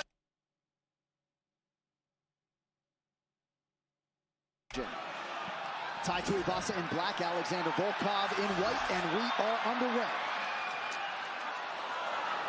Early jab connects for Drago. Tuivasa banging on that lead leg early. Yeah, that seems to be a cornerstone of his game plan against Volkov, is chew up that lead leg. And when he's throwing those kicks, Tuivasa can be very successful. Volkov is big, though, man. Volkov, I mean, look at the size of this guy inside the octagon. You always wonder if Volkov can get everything going, how would people deal with him? When he's at his best, he's one of the most dangerous fighters in the world. Incredibly technical. Oh, there's a body shot. There's a body shot. Nice counter from Volkov, who has worked exceedingly hard on his wrestling and his jiu-jitsu. Said he hasn't really had a chance to showcase his grappling skills thus far in the cage. In the octagon, I should say. Tuivasa's very forward right now. Volkov is allowing Tuivasa to get in. He's not having to take too much on his way in there. So that Volkov jab has already caused some bleeding out of the nose of Tuivasa. And that's what Volkov is so good at doing, is just leaning, like I said, on those long weapons. The Continental. Oh, Lord, we try. Is that a spin off of the Wick? Pretty good counterattack there by Volkov. 90 seconds gone by round 1. Yeah, Ty was so fast at closing that distance, DC. He is, and I remember when Tuivasa first came to AKA a while ago, he talked about learning this on the job. He was like, I'm just learning this as I'm going. He goes, I never got taught to fight. He went to Abu Dhabi and learned to fight. Yeah. Now he's back home, spending time with his family, so he just wanted to be around his boy. That's a big right-hand counter from Volkov, and that nose appears to already be giving Tuivasa a lot of problems. Tuivasa, really good athlete, great rugby skills.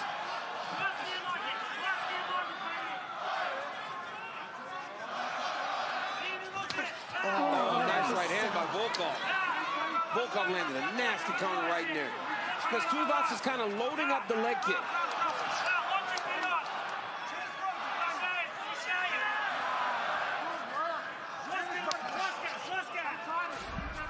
New look corner for Alexander Volkov, who moved to Las Vegas in April of 2023. Taras Kiashko, chief in the corner tonight. Volkov actually tapped into the Samoan community in Las Vegas looking for training partners, found a couple of guys that could be Tai Tuivasa's cousins if you take a look at them. Yeah. Inside leg kick for Tuivasa. Oh, man. That lead leg of Volkov is nasty. He's thrown it twice. He went inside leg kick body, and that time he went inside leg kick head. Ty's got to be very careful not to run into anything or relax for Volkov to take that big left leg up top. Oh, that leg kick was hard. Tuivasa's got to stay on those leg kicks, though. It would serve him well. I know he's taking punches on after he throws it, but look at the redness on the legs of Volkov. Yeah, Volkov's starting to lift it now, too, and that's going to take away his punching power. Under 90 seconds to go round one. Good job defensively by Tuivasa.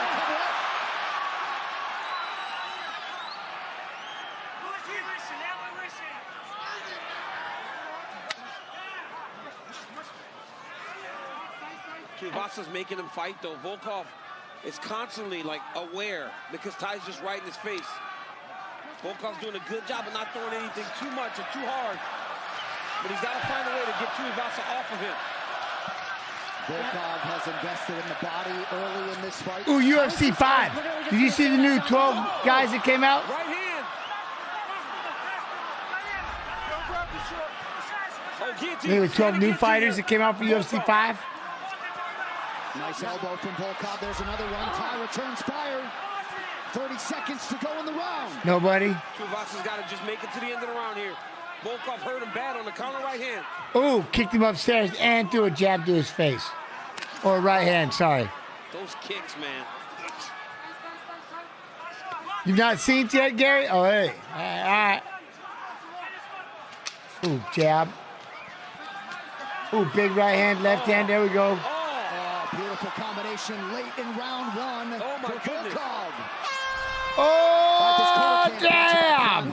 I know. I don't know why they don't do it on PC. PC. Zero added sugar, BCAAs, and electrolytes now available at Walmart. I mean, a guy like Volkov is so big, it doesn't take much for him to start beating you up and battering you. And you saw the look on Tuivasa's face. Breathe. His car's fucked. His car's fucked. They got ice on it. It's fucked. He told him it's fucked. Okay, we need to chop that down. It'll slow him down up here. Okay, when he's hitting you, I need you to get out of the range. Okay, don't stay in there and let him get free shots. Okay? So take that calf, watch his right hand. Once his right hand is gone, then go. Keep your shots basic. Just be calm. Don't panic. Well, why don't we tell him, put that damn thing on Steve? I need you to go there, and I need you to keep attacking it. It'll go. It'll go soon. Keep busy. Just watch that right hand. Okay? Go! Go! Well, Eternal MMA returns to UFC Fight Pass September 23rd with a fight card loaded with future superstars. Be the first to see the next wave of UFC talent. With live fights from around the globe every weekend on UFC Fight Pass. Not sure if that was Stephen Ashby or Jason Ladden in the corner of Tai Tuivasa, but DC, they believe that lead leg of Volkov is compromised, and that appeared to perk up Tuivasa's confidence after round one. Yeah, absolutely. Tuivasa was very discouraged, but I mean, Volkov landed 78% of his strikes in round one. That's such a high percentage. Or 83% of his strikes. So we've got to find something positive that Ty has done.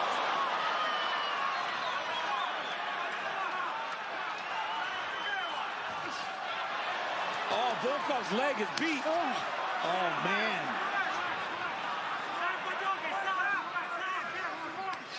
Oh, Tuivasa attacks it effectively again. He's doing exactly what his corner told him. Volkov has got to check some of these kicks or make Tuivasa pay when he does kick. But it is blue in front. Yeah, he's got to make him pay, and Ty needs to get back out of range after he throws it, not stand there and eat the longer combinations of Volkov. Looked like Volkov tried to check that offering, but man, is that lead leg mangled. That lead leg is beat up. And now you see Volkov trying to back up. Oh, big knee. Tuivasa eating these shots well. And we did catch a replay on our isolation monitor towards the end of round one when Tuivasa got dropped to a knee. There was a clash of heads, for whatever that's worth. 3.5 minutes here to go in round two. Oh, that 1-2 right down the pipe, and then he hits him with a right around the glove into the ear hole. Ow! Oh, that was crazy. That right hand caught Tuivasa off balance. The way he fell.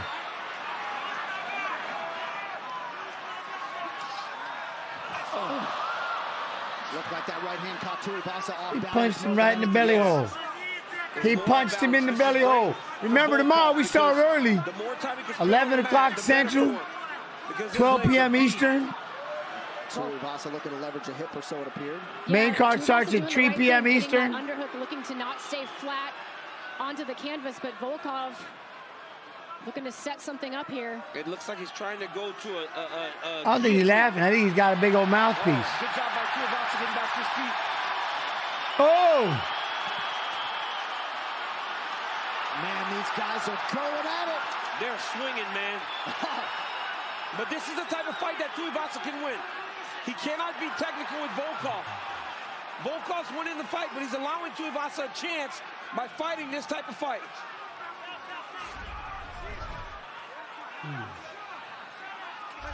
Maybe more like 9 Pacific. These kicks now every time.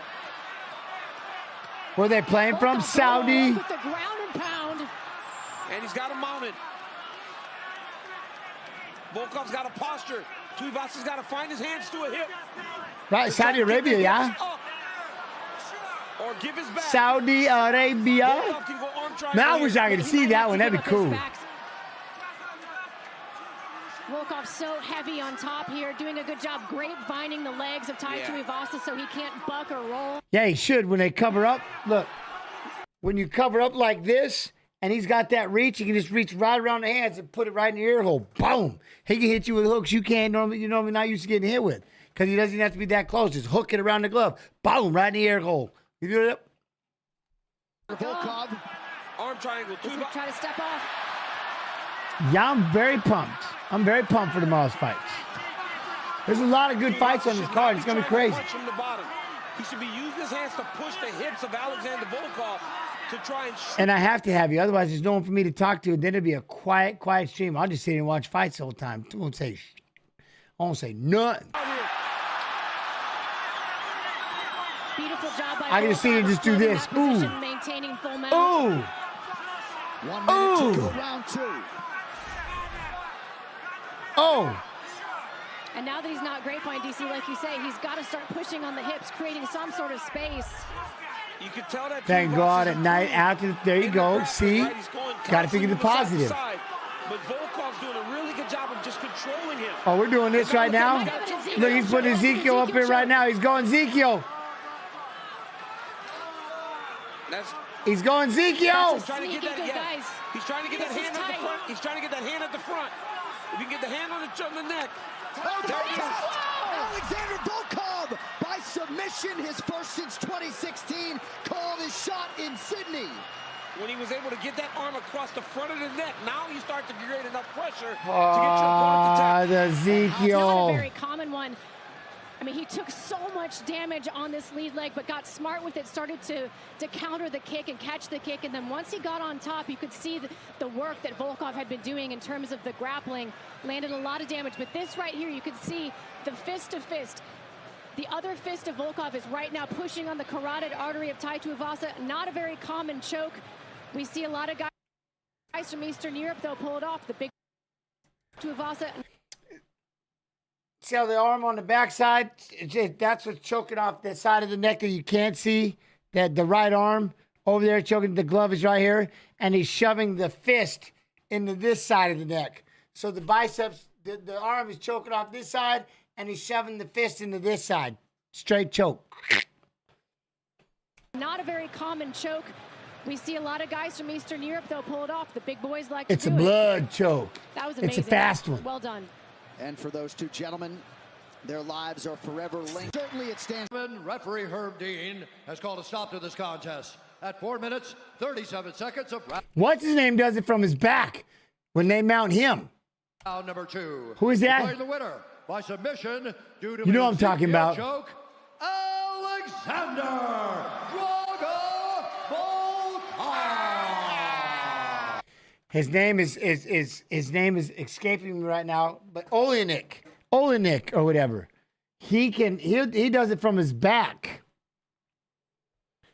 Alexei Olenek or whatever, however you say that, Olenek or whatever. He does it. They'll mount him and he'll lock it up. It's nuts. That's his move. He like literally gives up the mount so he can submit you. Hey, Zombie519 with the 3 months. Much love and appreciation on the Twitch side. All subs go support the stream. TY. Looking like a Matt Damon, pissed off. But he's not. But he got that Matt Damon vibe. Oh, I thought he was picking that nose, but he wasn't. He was just holding up a fist. Well timed. All right, let us continue. Let's see who did it better. And again. Yeah, he do it 2 times. That was his move, Sour. That's like he would try to do it all the damn time. All right, his opponent, copy, this Paste. See who did it better.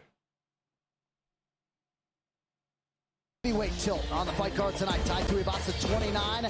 Sergey Pavlovich is 30. 1 inch in height for Pavlovich. Samurai MMA. In reach, where the Russian will have a 9-inch UFC fighter.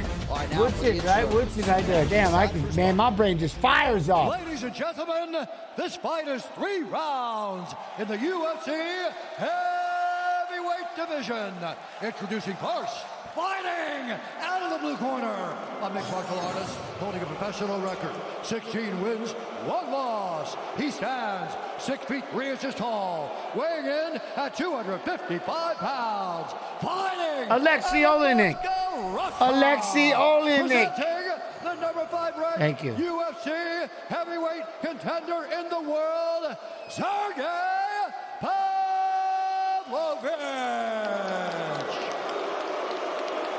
And now introducing his opponent, fighting out of the red corner, a street fighter holding a professional record, 15 wins, 4 losses. He stands 6 feet 2 inches tall, weighing in at 266 pounds. Yo, bro, an appreciation. TY. Presenting the number 4 ranked UFC heavyweight contender in the world, Tuivasa.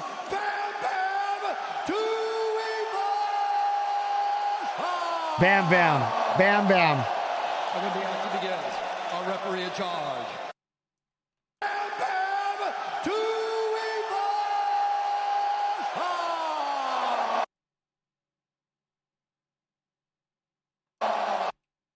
He got.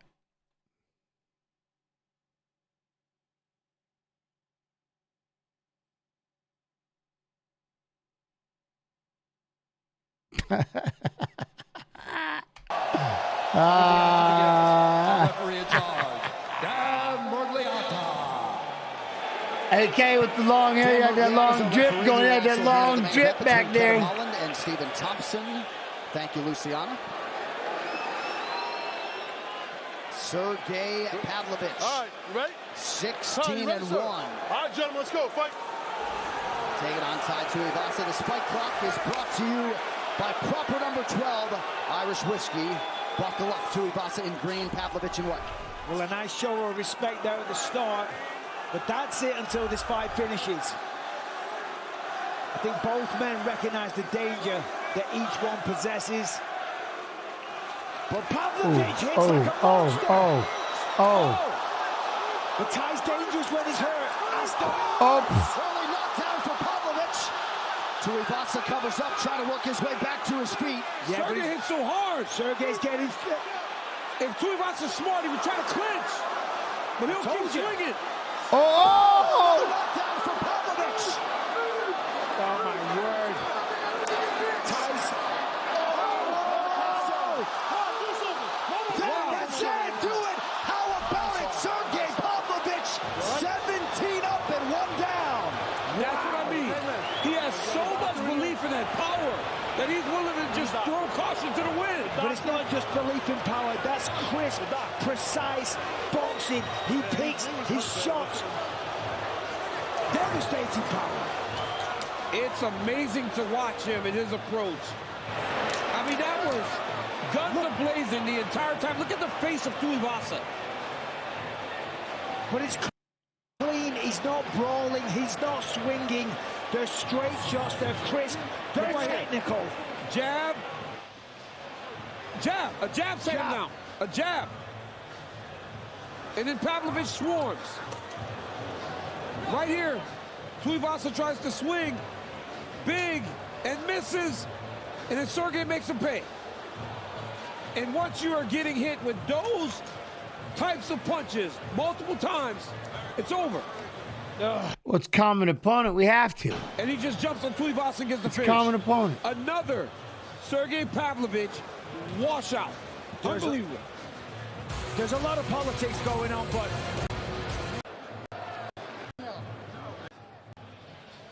Free back inside of box. Ladies and gentlemen, referee Dan Mergliata has called a stop to this contest at 54 seconds in the very first round. What's that? First edition? Just don't see Volkov fall like that? Hey, I'm with it. Sergey Pavlovich. Yeah. All right. All right.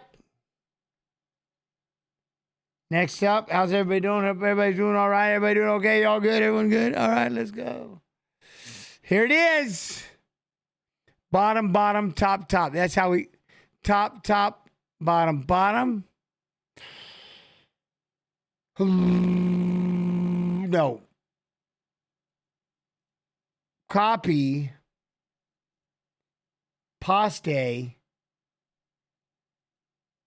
Middleweights, tail the tape brought to you by VeChain, the official blockchain of UFC. Aliskerov is 30, Alves 32. We highlight the weight of Alves as this is his first middleweight fight in a long time. 4 inches in reach for the more natural middleweight heavy favorite Aliskerov. All right, now for the intros, here's Buff. Ladies and gentlemen, this yes, sir. I've already got them picked, though. They've already picked.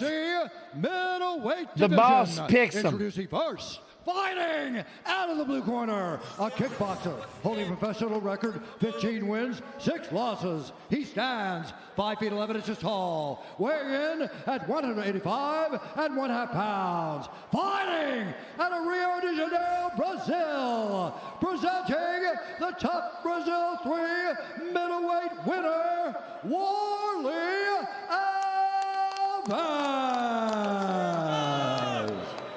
And now introducing his opponent, fighting out of the corner, a combo fighter, holding a professional record, 14 wins, 1 loss. He stands 6 feet tall, weighing in at 186 pounds. Fighting out of Madsen, Dagestan, Russia, Aliskerov. And when the action begins, our referee in charge, Lucas Bosaki. Bosaki! Lucas Bosaki has had an exceedingly busy night. Jenny Andrade, same can be said for her. Thank you, Jenny. Ready to go. Of course, 2 of the next 3 fights you will see at middleweight. This one between Aliskerov in the white and Warley Alves in yellow. And we shall see how it plays out from here. A lot of steam on Aliskerov as he welcomes Warley Alves up to the middleweight division. Universal Pictures, 5 Nights at Freddy's in theaters this Friday. I always look at how a guy is matched after fight 1, and the fact that Aliskerov, after 1 performance, had got matched up with a guy that had already fought for the championship. I'm with you, Minter Music. Really I'm with you. The expectation of what this kid can become. Whittaker! Alves fighting him up at 185 for his first fight up there. I wasn't looking. Tells you what a savage Warley Alves is. I don't deliberately pause on ring girls. Is made of, and if you didn't know, Aliskerov was initially to face Paulo Costa at UFC 291 in Salt Lake City back in July. It's not my intention. That would have been a fun one. Of course, we wish Paulo Costa the best as he recovers from myriad recent surgeries on his elbow. Yeah, you know what I'm saying. You know, yeah, right? Yeah. No, he's here. It's the best time to pause in between rounds. Yeah, he's here. That's all I'm saying. I'm live, B-Town. I'm live watching fights of fighters who are fighting in tomorrow's fights. Good counter right from Aliskerov after Alves appeared. We're up to Aliskerov and Whittaker. By looking at the we've been rolling for about 4 hours. It looks better. So while there is a hole, it looks cleaner. It doesn't look as red. It doesn't look as swollen. So you can tell he's on the road to recovery. Probably on some pretty serious antibiotics right now. Body kick from Aliskerov a moment ago. Alves just out of range. No, she's upstairs. She can hear me. I'm not whispering. Last thing I'll say on Paulo Costa, I give him a hard time, but he was willing to fight. He did anything he could to try to stay in this fight. So hats off to him. Aliskerov connects with a jab that buckles Alves. He must hit so hard. Yeah, that's not a good sign. Switch knee for Aliskerov, and Alves is on the ropes. Aliskerov connects with a jab that buckles Alves. He must hit so hard. Yeah, that's not a good sign. Switch knee for Aliskerov, and Alves is on the ropes. Goes Alves. Should have went to the backflip right there. He should have went. I would have never done it, but he should have went to it. Should have went. It was there. They're gonna have a hard time matching this dude. Yeah. Because this dude is showing now that guys at that next level just cannot compete with him. Man, Bobby sat him down with a jab to start that off. When does this start Pacific time? What would it be? 9 o'clock Pacific? And then just ferocious I'll be on at 9. Well, I'll be on at 9 Pacific time, I think, for you. I'm going to be here for the very first fight. First fight, I'll be live watching all of them. You know what I mean? I watch all 6 hours talking to everybody. That's what I do. As long as I have people to talk to, y'all are my co-hosts. Everybody that comes in the chat, you my co-host. Warley Alves, watch this flying knee here, though. As Warley's stuck inside of the octagon, he sees that he's got him hurt. Look at that. Double knee. Bam! Rocks Warley. Warley's eyes roll in the back of his head. And now it's just off to the races for Aliskerov. He's throwing. High kick. Into the jumping knee. Then he just starts to let him go. And then watch he crumble him here. He's throwing. One lands, he crumbles him.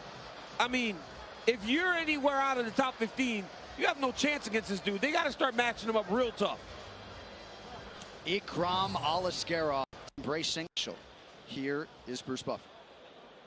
What is it about Saturday? All right, never mind. Referee Lucas Masaki has called a stop to this contest at 2 minutes, 7 seconds of the very first round. Declaring the winner by TKO, Ikram Aliskerov. All right, Ikram. All right, Ikram. Remember, we still got Shudo Brazil 1-2-3 growing Samurai MMA 8 p.m. Eastern. And tomorrow on Fight Pass. Yo, man, Pete Smith, unforgiven love and appreciation. Eternal MMA 86 Saturday, 6 a.m. Eastern. What? 6 a.m. Eastern. Damn. Then you got LFA 10 p.m. Pacific Eastern time after the fight, the UFC. Boom, more things to go. UFC Fight Pass, just under $10 a month. Gotta have it. Gotta have it. All right, his opponent.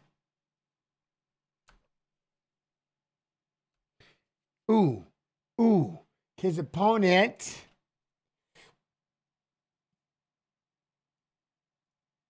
Copy. Paste.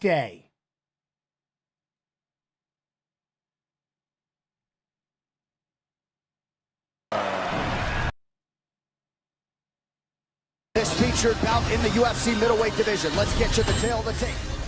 For this highly anticipated showdown, Jacare Souza is 37. Robert Whittaker still just 26, Gary? born in 1990.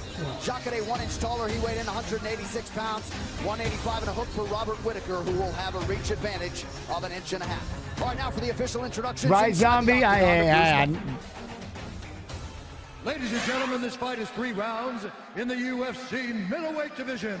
Introducing first, fighting out of the blue corner, a mixed martial artist. What was bogus? What happened? 18 wins, 4 losses. Oh, damn it, he James. stands 6 feet tall, weighing in at 185 and 1/2 pounds. Fighting out of Sydney, Australia, presenting the Top Smashers welterweight winner and the number 6 ranked middleweight contender in the world, Robert the Reaper Whittaker! Yeah.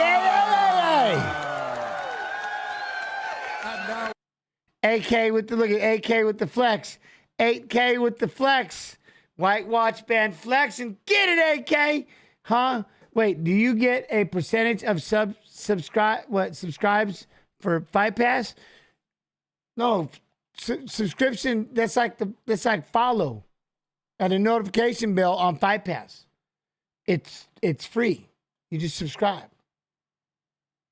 But you hit that like button, and what I get is more people to show up, and maybe they'll keep me around longer on Fight Pass because I'm trying to grow Fight Pass YouTube. You know what I mean? So subbing and hitting that like button, smashing that like button, drop kicking it, throwing it into a knee and a spladle helps out the stream immensely. If that answers your question.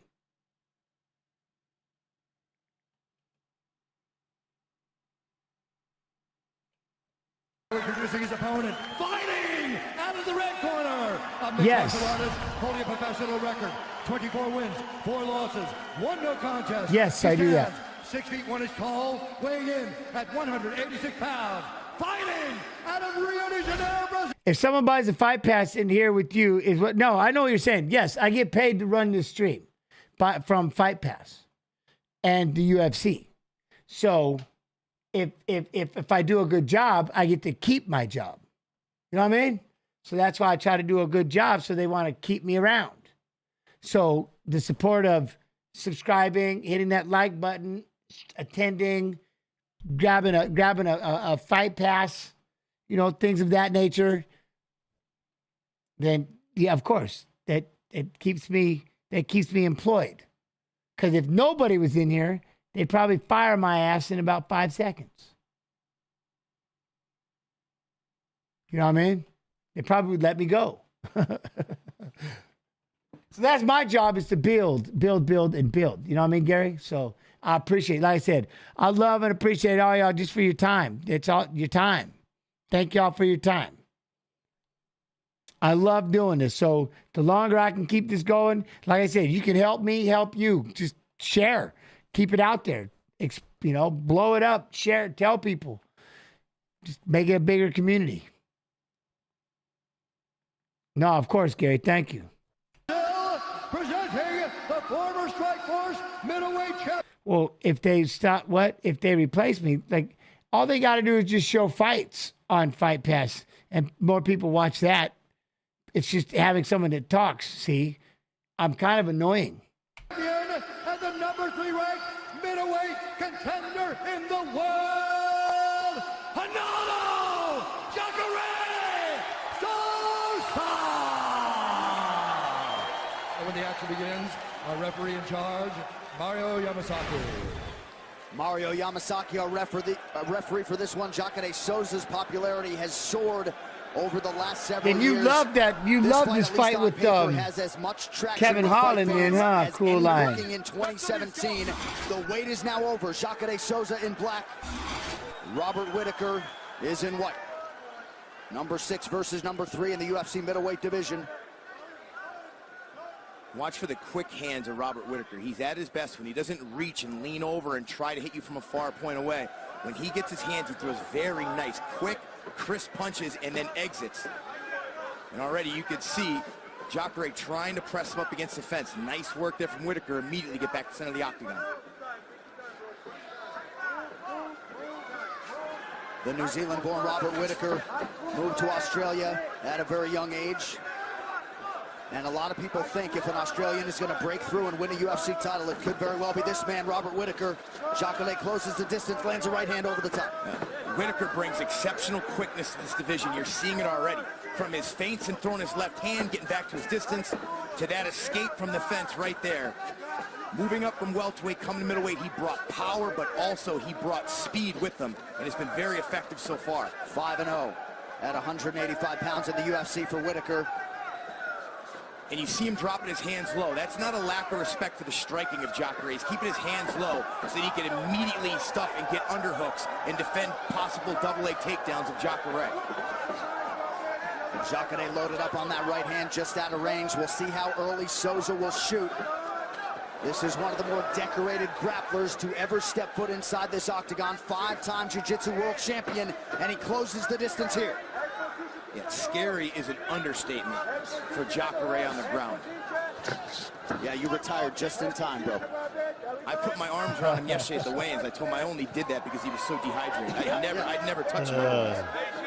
Just over 3 minutes to go here, round 1. We'll see if Whittaker can squirm out here. Jacare so strong at 185 pounds, changes levels here. And really excellent job by Jacare to time that after he hit him with some knees and then drop down. But good defense so far for Whittaker.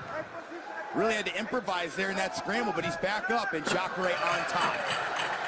Whittaker told me, said he feels everybody flips out and freaks out and forgets their basics when they're on the ground with Jacare. Said he's going to remain calm. Oh, and a huge win for him there to get out of that position. And we'll see if he chooses to engage here, tries to gain separation. Whittaker gets out. Wow, that's a huge win for the confidence of Robert Whittaker. Whittaker, Brazilian Jiu-Jitsu purple belt. He stays active, competing in grappling in his native Australia, but of course, an entirely different beast in Jacare Souza. Whittaker able to find a home for that jab here. Just over 2 minutes to go in round one of a possible 3.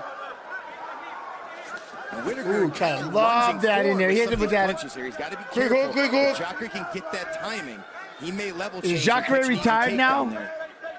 Yo, what up, Lopez? How you doing, Lopez? Did I miss you, man? I suck ass. In his previous fights. This a big jump up in What's up, Lopez? My fault, man. Fantastic so far in round one. Yeah, looked like he landed some hands there and then a slip from Jacare Souza. Jacare's been a huge betting favorite in his last several fights tonight, minus 240. Whittaker closing in the plus 190 range.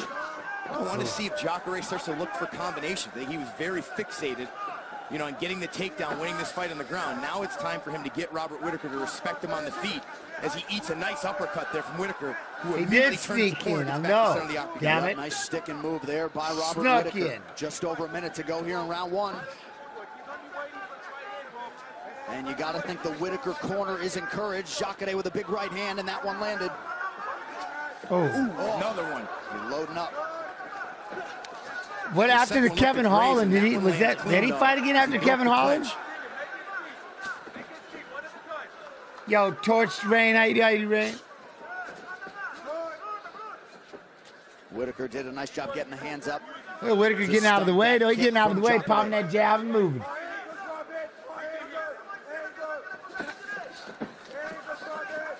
Another nice job for Whittaker avoiding the clinch. And man, makes Jacare whip big there. Oh, he's swinging that right. Damn. Yoel Romero, the only man to extend Jacare Souza out of the first round, spanning his last 4 fights. Robert Whittaker, 18 seconds away from doing that as he lands the left hook. When these punches from Whittaker, they're quick, but he's got the seething power.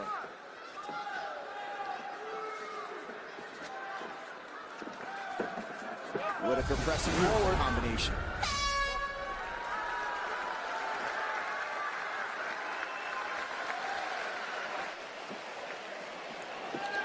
Come on, sit down.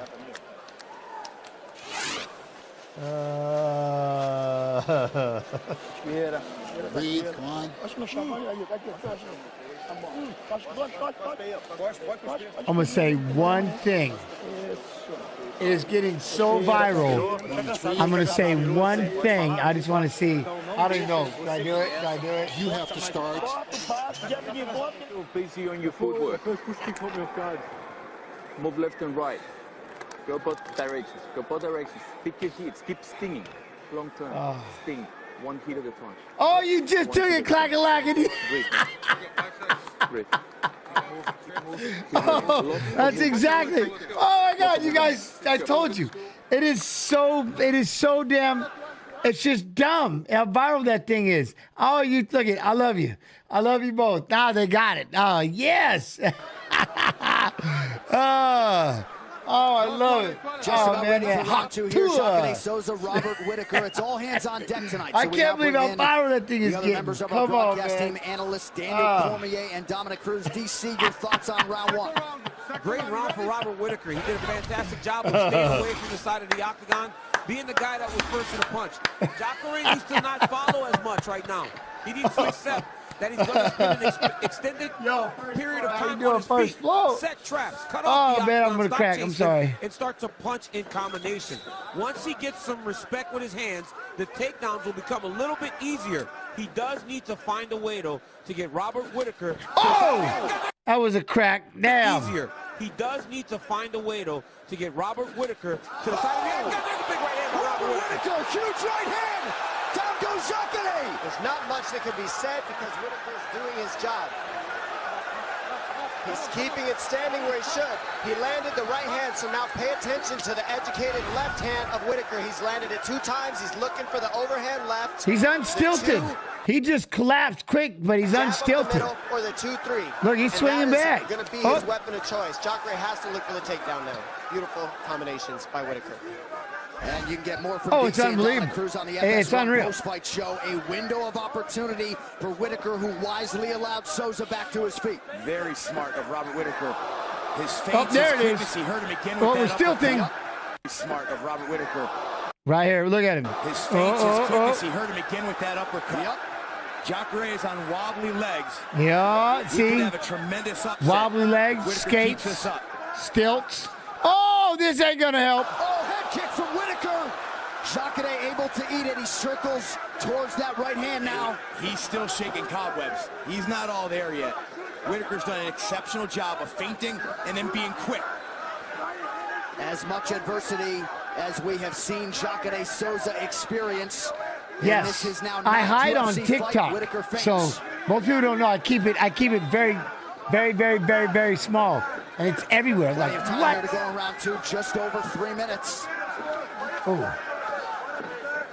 I posted a couple TikToks now. That's it, so nothing crazy. Often. John Anik, Brian Stan, good to have you with us for Fox UFC Fight Night. Later tonight, the Flyweight Championship, but the present is Robert Whittaker trying to shake up the middleweight rankings tonight. Well, I'm done for today. It's 3 a.m. in Spain. Yo, man, I go to sleep. Good night, morning, whatever. Stay safe. Be hey. Yo, Sar, much love and appreciation. Thank you for staying up as long as you did. Hopefully, you'll be around tomorrow. All right. Remember, man, I don't even know what time it'll be for you over there in Spain, but love and appreciation. One day I'm going to be over there to visit. Me, Spain, bucket list. Just saying. All right. Have a good night, though. Beautiful, beautiful footwork. Whittaker covers up. Whittaker doing a pretty good job with his risk management here. You know, Jacare still very dangerous.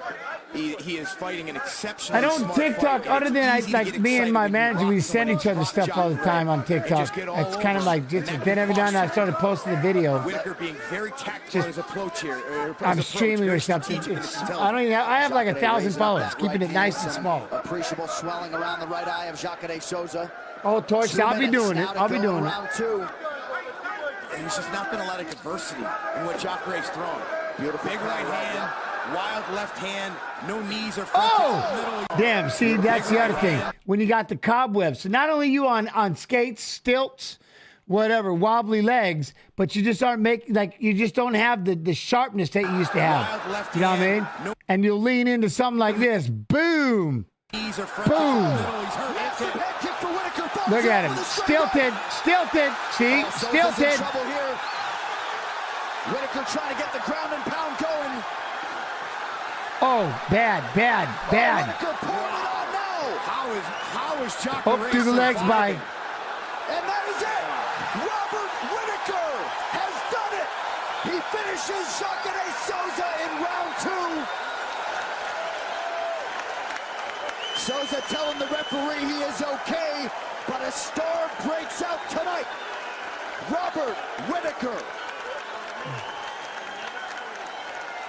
What a moment for the 26-year-old Australian born in New Zealand. His winning streak is 7. Robert Whittaker. The LTE network for only $30 period. This is almost a flawless performance by Whittaker. Here's the early knockdown, boom, right hand right behind the ear, drops him, and then he intelligently lands a few, gets back up, putting his combinations together, hurts him with the high kick there as he came around his defense, and look at the hand speed, quick, and then here he knew he had him bad, and he never let him recover. Relentless with his elbows.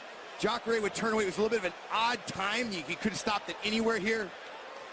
And as Jacare seemed to be looking to get back to his feet, this is where the stoppage, but when he got back up, he was very, very wobbly. Excellent stoppage. Watch as he follows the right. That's why. It's the way he fell. Right high kick behind the right hand. Beautiful combination. So hard to defend the straight. All right, Wotan, be real good. You know what you never see? It's like right when he passed the guard, He's like, nope, he's too good. He's too good to get his guard pass like that. He must be hurt, so he stopped it. Right, and then that right leg wrapped around behind him. All right, what do you think will be the best move of the night? Tweet, let us know at #NextShowMove. And tune in to the UFC Fight Night post-fight show on FS1 after the decision and stand live event in the show. Me start tonight. With that, now Bruce Buffer with the official decision. Ladies and gentlemen, referee Mario Yamasaki has called a stop to this contest at 3 minutes, 28 I mean, look, he's not really saying much. I don't think he's all there. seconds of round number 2. Declaring the winner. He got kicked in the side of his face. By TKO, Robert the Reaper Whittaker. I mean, don't forget, he did get kicked right in the side of his face, and then he was stumbling around a little bit, took some elbows, got blood open, got his guard passed. I mean, that's the thing. It could have gone longer until he hit him with one clean, hard right hand and everything opened up. Then everybody's yelling, you should have stopped that thing. You should have stopped it. Huh? Yeah, I talked to Matt. Oh, yeah. Of course, he's my big brother.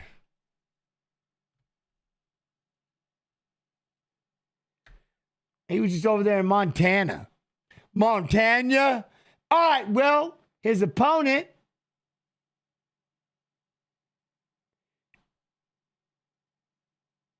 Now we watch Hamzat fighting food poisoning. He got kicked in the face. Yes, but he got kicked in the face. That's when you, again, the way that you fall, that's a telltale sign that the ref is probably looking to stop that bad boy. I know Trim and France, that makes a whole lot. Yeah, it's late over there. Oh, Paste. Abandoned Soul. No, tonight we're just watching fights of fighters who are fighting tomorrow. And then tomorrow, 12 Eastern? No, 3 Eastern is the main card. And I'll be on from the very beginning.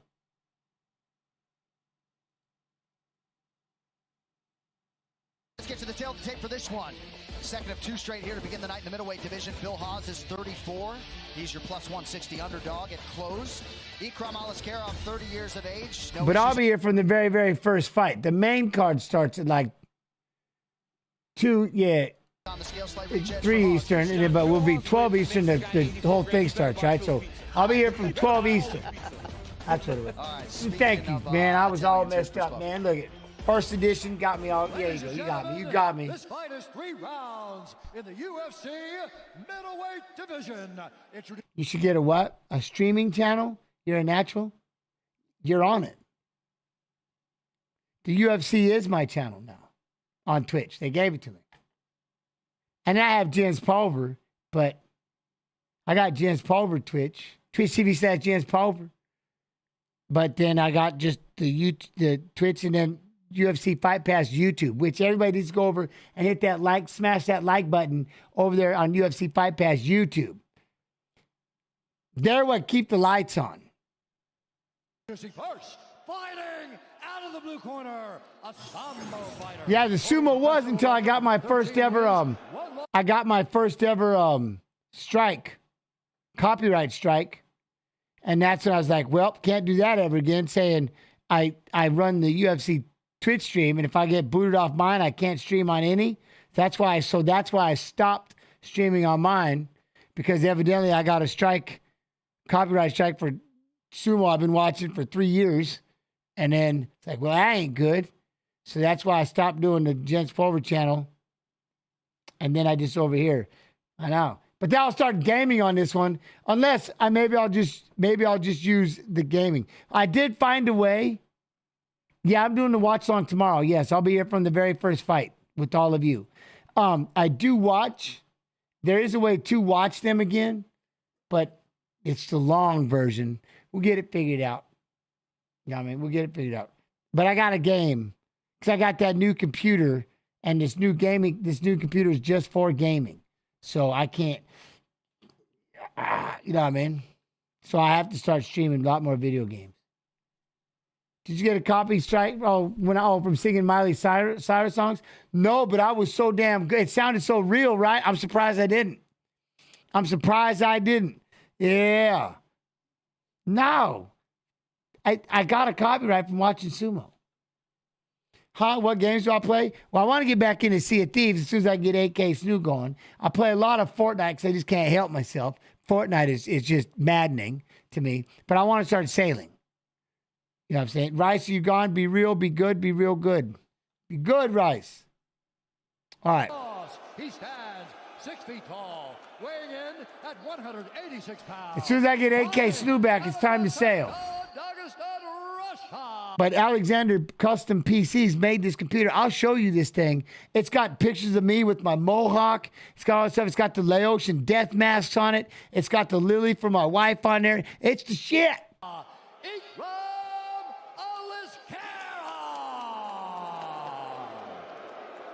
Do you? You just collect Fortnite cards? Fighting out of the red corner. A mixed martial artist, I'm ready to sail again. 4 losses. He stands 6 feet tall. I've got Whittaker versus Derek Brunson. Fighting out of North Bergen, New Jersey. By way of Deerfield Beach, Florida. Phil No Hype Hall. And when the action begins, our referee... Exactly, Johnny. You got to look it up. While some of you were in commercial break, we mentioned Phil Haas did an interview with GQ. Joe Butt, yeah, I'm live. See, that's why I keep pausing, because I keep talking to chat, Joe. I got you. Florida, said he found himself walking out of a club in Miami, went in when it was dark out, came out, it's daylight. He's like, I'm in training camp, and he lost that fight by knockout. Now he trains 5 times a day in Thailand. Phil Haas in red. Ikram Aliskerov making his UFC debut in black. There is something about going to the motherland and learning Muay Thai in Thailand that is undeniably beneficial. We saw what happened to Khalil Roundtree when he went over there. He came back a completely different fight. Do you remember that? Oh, my God. Khalil Roundtree came back and it was like, who is this guy standing in front of us? He had a different stance. He did everything different and better. It was amazing. And we already have seen Phil at times look so good. It was all about to ensure their safety in the afterlife. Recognize and honor the dead and to ensure their safety in the afterlife. Haas had won 7 in a row going into that Chris Curtis fight late 2021. Was on the cusp of the rankings and contention. Heavy leg kick for Aliskerov. Seemed like Haas maybe tried to lift the wheel. Even that action there, Joe, you saw him lean back and almost try to catch, almost like he catch a football. That's something they do, right? They scoop to try to take you down. You see little changes already in Phil and a lot of kicks. Good right hook there and good body kick as well. Phil looking very sharp early on. Oh, look at that right hand. Oh, he hurt him with that right hand. Little kick to the body. Phil Haas. Oh. He looks very confident. Haas won a JUCO national wrestling title at Iowa Central back in the day. Iowa Central. Iowa Central produced so many great wrestlers turned MMA fighters. Cain Velasquez, John Jones.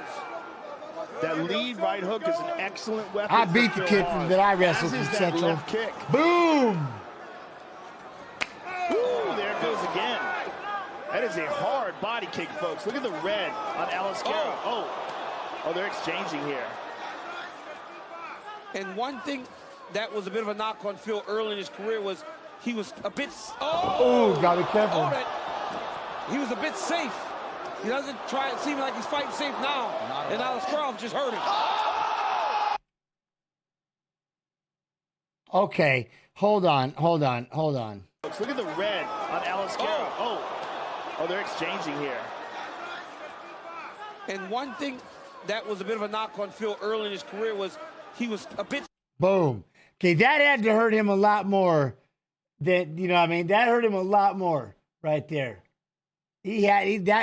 That knee, the knee got him. Look, even though he's trying to move out of the way. He was a bit safe. Look, I don't know. Try it seem like he's fighting safe now. Look, and he moves. Aliskerov just hurt him. And then he just gets blasted. And Aliskerov just hurt him.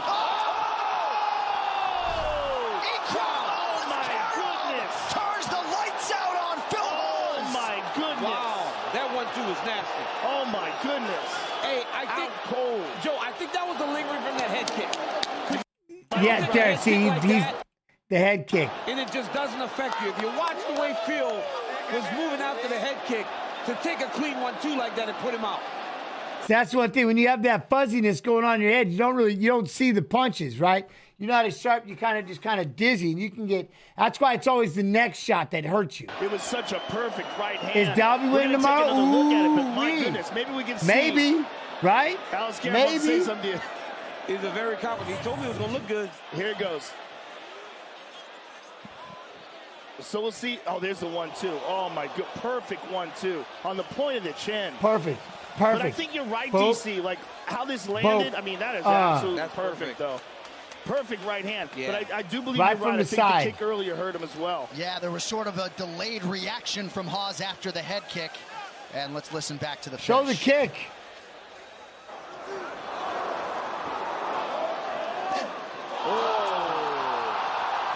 Oh my goodness. It was clean, too. I mean, it was clean. He hit him with 2 shots on the same side of his head. You get hit like that, normally you go out. Spike of the mouthpiece You're also probably pretty gonna lose. clean. What did he have to say No, to be you here at the positive. broadcast? Oh, he said, Be I positive. understand wrestling. He's a good wrestler, he said, but I don't have to wrestle. See, he knows wrestling. He just doesn't have to wrestle. He likes to punch. He can do it all. This, that kick. I mean, get it, but my goodness. They never showed the kick. He was a bit. Right there. They never showed the kick slow-mo. Not 1 second. Oh, they're exchanging. Never showed it. And one thing that was a bit of a knock on Phil early in his career was he was a bit. That he was a bit safe. He doesn't try it seem like he's fighting safe now. And Aliskerov just hurt him. Oof. Oof. To the head, scared 1-2. Earlier hurt him as well. Oh, you get it all. This No, guy. you don't. 6 Yeah, in a we're row for picking on him. Ikram Aliskerov as they attend to Phil Yo, what up, Hawes. Buster? How you doing? Here What is up? Bruce Buffer to make it official. We tried to elbow and he moved out of the way. He moved out, Boston. Referee Gasper Oliver has called a stop to this contest at 2 minutes, 10 seconds of the very first round. Declaring the winner by knockout, Ikram Aliskerov. Oh, he deadly. Oh, he's something. Oh, he's something. Oh, yeah, the 1-2, that was it. Dude, doof, down, right? But his opponent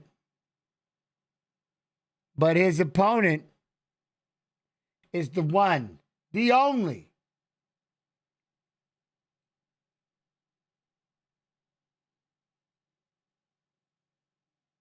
I'm looking to go out there and just be devastating.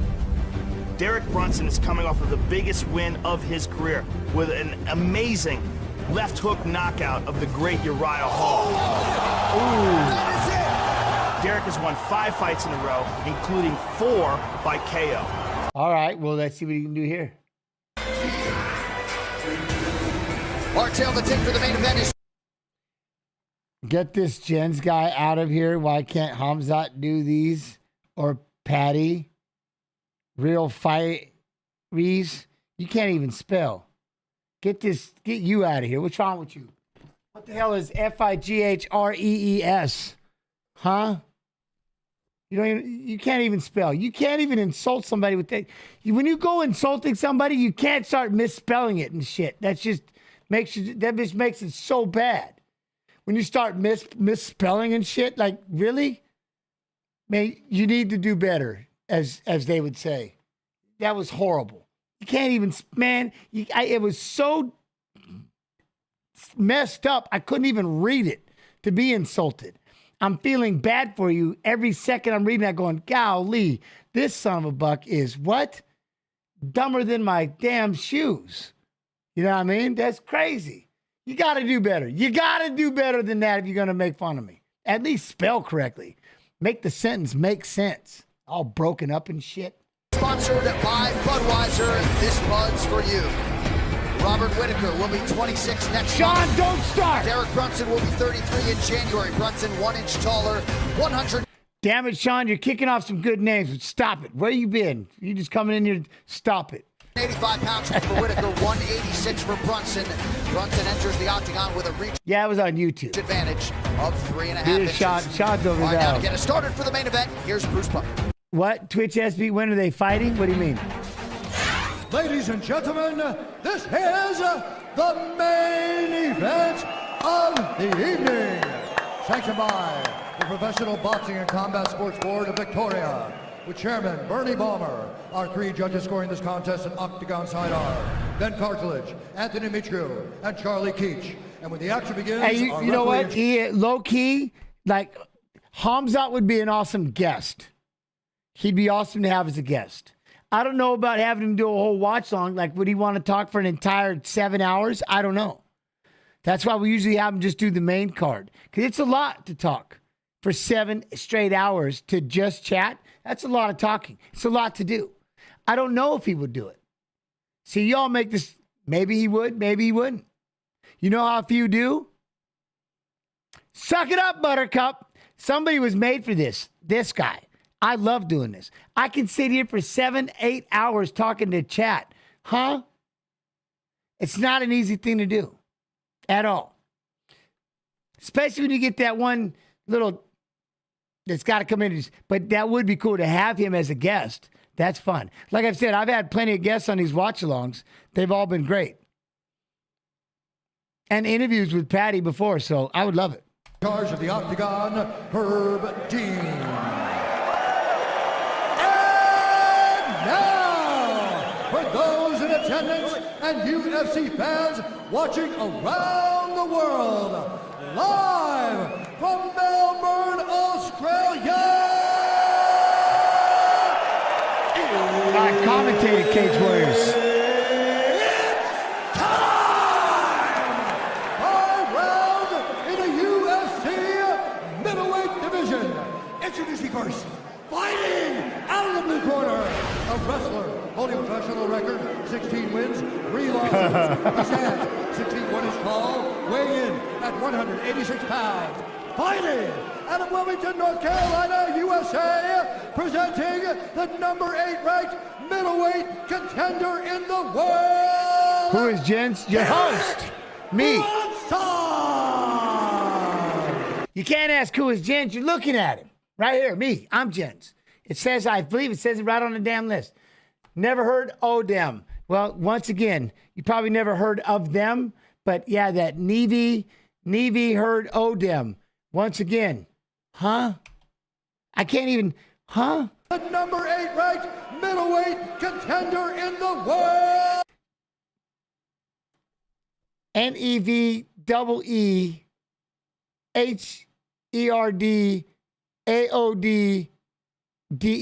Never heard of them? Huh? Huh? Derek Brunson! And now introducing his opponent, fighting out of the red corner, a mixed martial artist holding professional record, 17 wins, 4 losses.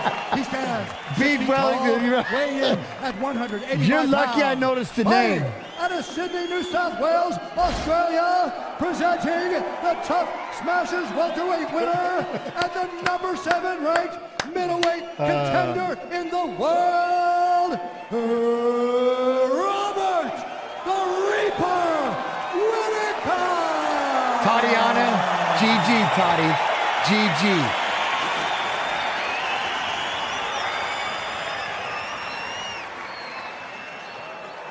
All right, gentlemen, we've been over the rules. Protect yourself at all times. Much love, Wellington. Much On love. a clean fight, touch gloves, and let's do this. Seems like some late action. Hey, on Jay, Robert you even Whittaker, look, bro. but I not know. as close as it has been since it opened. Derek Brunson, slight favorite. PlayStation Play, boy! I Against kind of like Robert that. Whittaker, huge opportunity.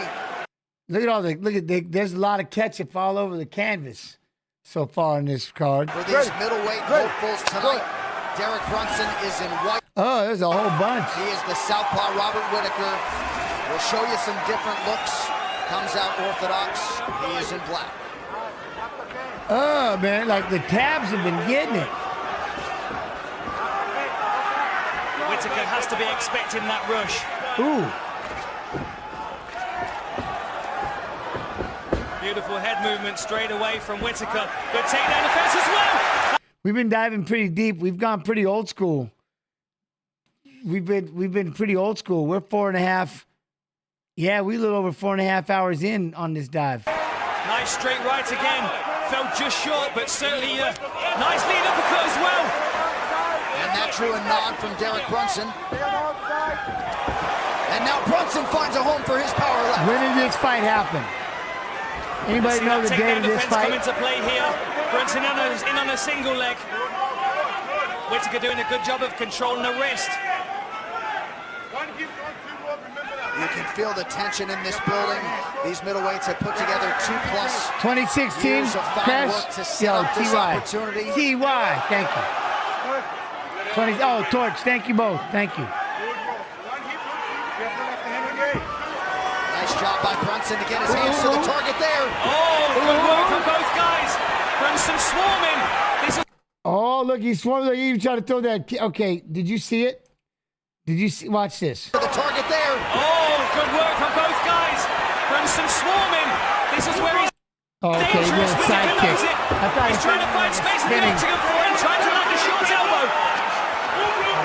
Brunson wild at times, but it's working for him here early. Sloppy shot there.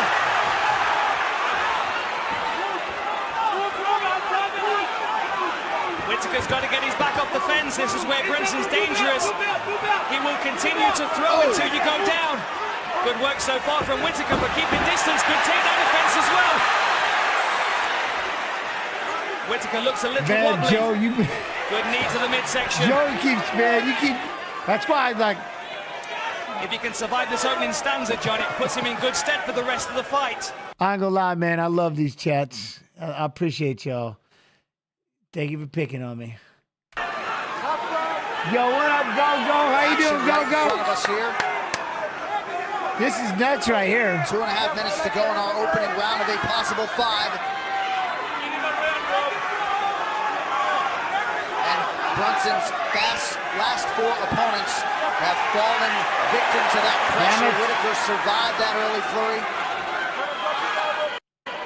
That was a cheeky knee to the head there from Forrest Whittaker that got a laugh out of Brunson. Oh, nice big takedown. Right back to his feet. Go right back to his feet. Look at him. Really good work. That's a huge statement for the young man, Robert Whittaker. Well, I'm here for your entertainment too. Cleared. Now he's got Brunson's attention. He's not going away as quickly as his last 4 opponents did. Good work from Whittaker so far. Brunson scrambling. He's rushing forward. Big left hook. That was nasty. Good work from Whittaker so far. Brunson scrambling. He's rushing forward. Big left hook. Brunson got covered. Whittaker has thrown Brunson on the ropes. Brunson's rocked. Whittaker's got to pick his shots. He has to pick his shots here. There's a nice swelling shot on Brunson. He looks rocked. He's still dazed. Yeah, Whittaker bombing away with uppercuts. Now the straight right. Great work pacing himself here. 2 reckless. Yeah. And he's not getting it back, you know what I mean? Good takedown defense. Beautiful elbow on the inside. We trying to get this fight over right now. This place is deafening. Oh, he just got hit straight in. Look at this. This place is deafening. Robert Whittaker with a head kick. How is Brunson standing? Uppercuts from Whittaker. There goes Brunson.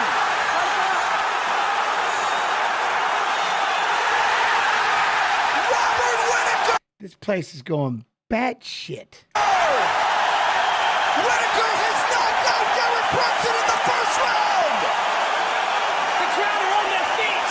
Absolutely amazing performance from the 25-year-old New Zealander. Weathered the early storm, took some shots against the fence, defended some beautiful takedowns, and landed some clean uppercuts in the clinch. There is a new middleweight contender in the UFC, Robert Whittaker. And for Derek Brunson, certainly Damn. a disappointing result here tonight. A little bit wild with that was that whole first round. I don't know. His boxing defense, he probably had hard. Those arms were getting heavy. Those arms were getting heavy. You know what I mean? Going toe-to-toe with this little 25-year-old over here. Getting into a scramble like that, that was crazy. 5-0. He's good. You don't think he's going to hit you with those things, huh? It's crazy the way he gets them off. By Metro PCS, where you get nationwide coverage on the blazing fast 4G LTE T-Mobile. This shot right here, as fast as he was moving backwards to get out of the way, and the way he got out of the way of that, through that left. He moves back, he counters with a beautiful left hook. He allows the arm to roll in the shoulder. Boom. The with the pause. What a head. I love this. As I was saying, John Alec, right before, he moves back, Yo, he what up, counters Break? with a beautiful left hook. Boom. He allows the arm to roll in the shoulder socket. And what a head kick. How Brunson stayed on his feet from that, I will never know. But Whittaker knew that end was near. He kept pouring on the pressure, and Brunson could do nothing. Great stoppage by Herb Dean and a fantastic performance from Robert Whittaker. Oh, was that the best move of the night? Brunson was chasing too much. He was trying to, he was definitely. Hashtag Metro move. This winner.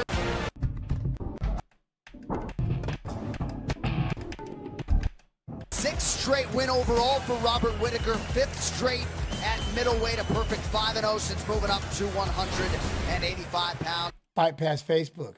So. Bruce Buffer now one final time with the official decision. Ladies and gentlemen, referee Herb Dean has called a stop to this contest at 4 minutes, 7 seconds of the very first round. One punch, I don't know. By TKO, Robert Whittaker. But he is a watch-along fan, so he's one of the watch-along bros. I love him. Will he be able to take down Aliskerov, though? That'll be the thing, right? Will he be able to take down Aliskerov? I don't know. I don't know. But the card's going to be sick. Did you hear that? Yeah, we just said that. We did a, yeah. May he rest in peace. Died at 56. Yeah, UFC 1. Yeah, Taylor. Yeah. Yes, we did. We did. But I think this card's going to be sick tomorrow. Just remember, it's early. It's early. So I'll be here at 12 p.m. Eastern, first fight of the night. And then, do y'all like the early cards? I don't mind early cards. I'm good with that. Yeah, I'm in. I'm in. It's weird. It's still daylight here right now. This is weird, too, being this early. It's in like 2 hours. Maybe I go run or something. I don't know. It just depends. Yeah, I don't mind. I'm down. As long as you all are in here, you know what I mean? As long as all you all are in here, I got to have someone to chat with. You know what I'm saying? But, I don't know, is AK Snow in here? Oh, okay, he is right there. Never mind, I just got him. Okay. Our time has come. Where did it go? It's always fast when you want it slow. We had some fun, just you and I, but now I must wave bye-bye. We played some games. We sang a song. I'm sorry, so sad you can't come along. But you can come back tomorrow, 12 p.m. Eastern. We have a watch along. You got to join me. Like you all co-host with me. So you're all my, I have to have someone to talk to. You know what I mean? But as always, thank y'all so much. Love and appreciate you. Thank y'all so much for your time. Money can't buy it. We always wish we had more. So the fact that you're hanging out with me, I appreciate you. You know what I mean? Y'all be real. Y'all be good. Y'all be real good. Show some love to help. But y'all tell them I said hello on the Twitch side. YouTube, I love you. I appreciate you. We'll talk tomorrow, okay? Wait, what is this thing over here? Oh, Facebook. I haven't forgot about you. Fight Pass Facebook. I appreciate you. Wait, what is this thing over? Oh, wait, huh? Oh, wait, shit.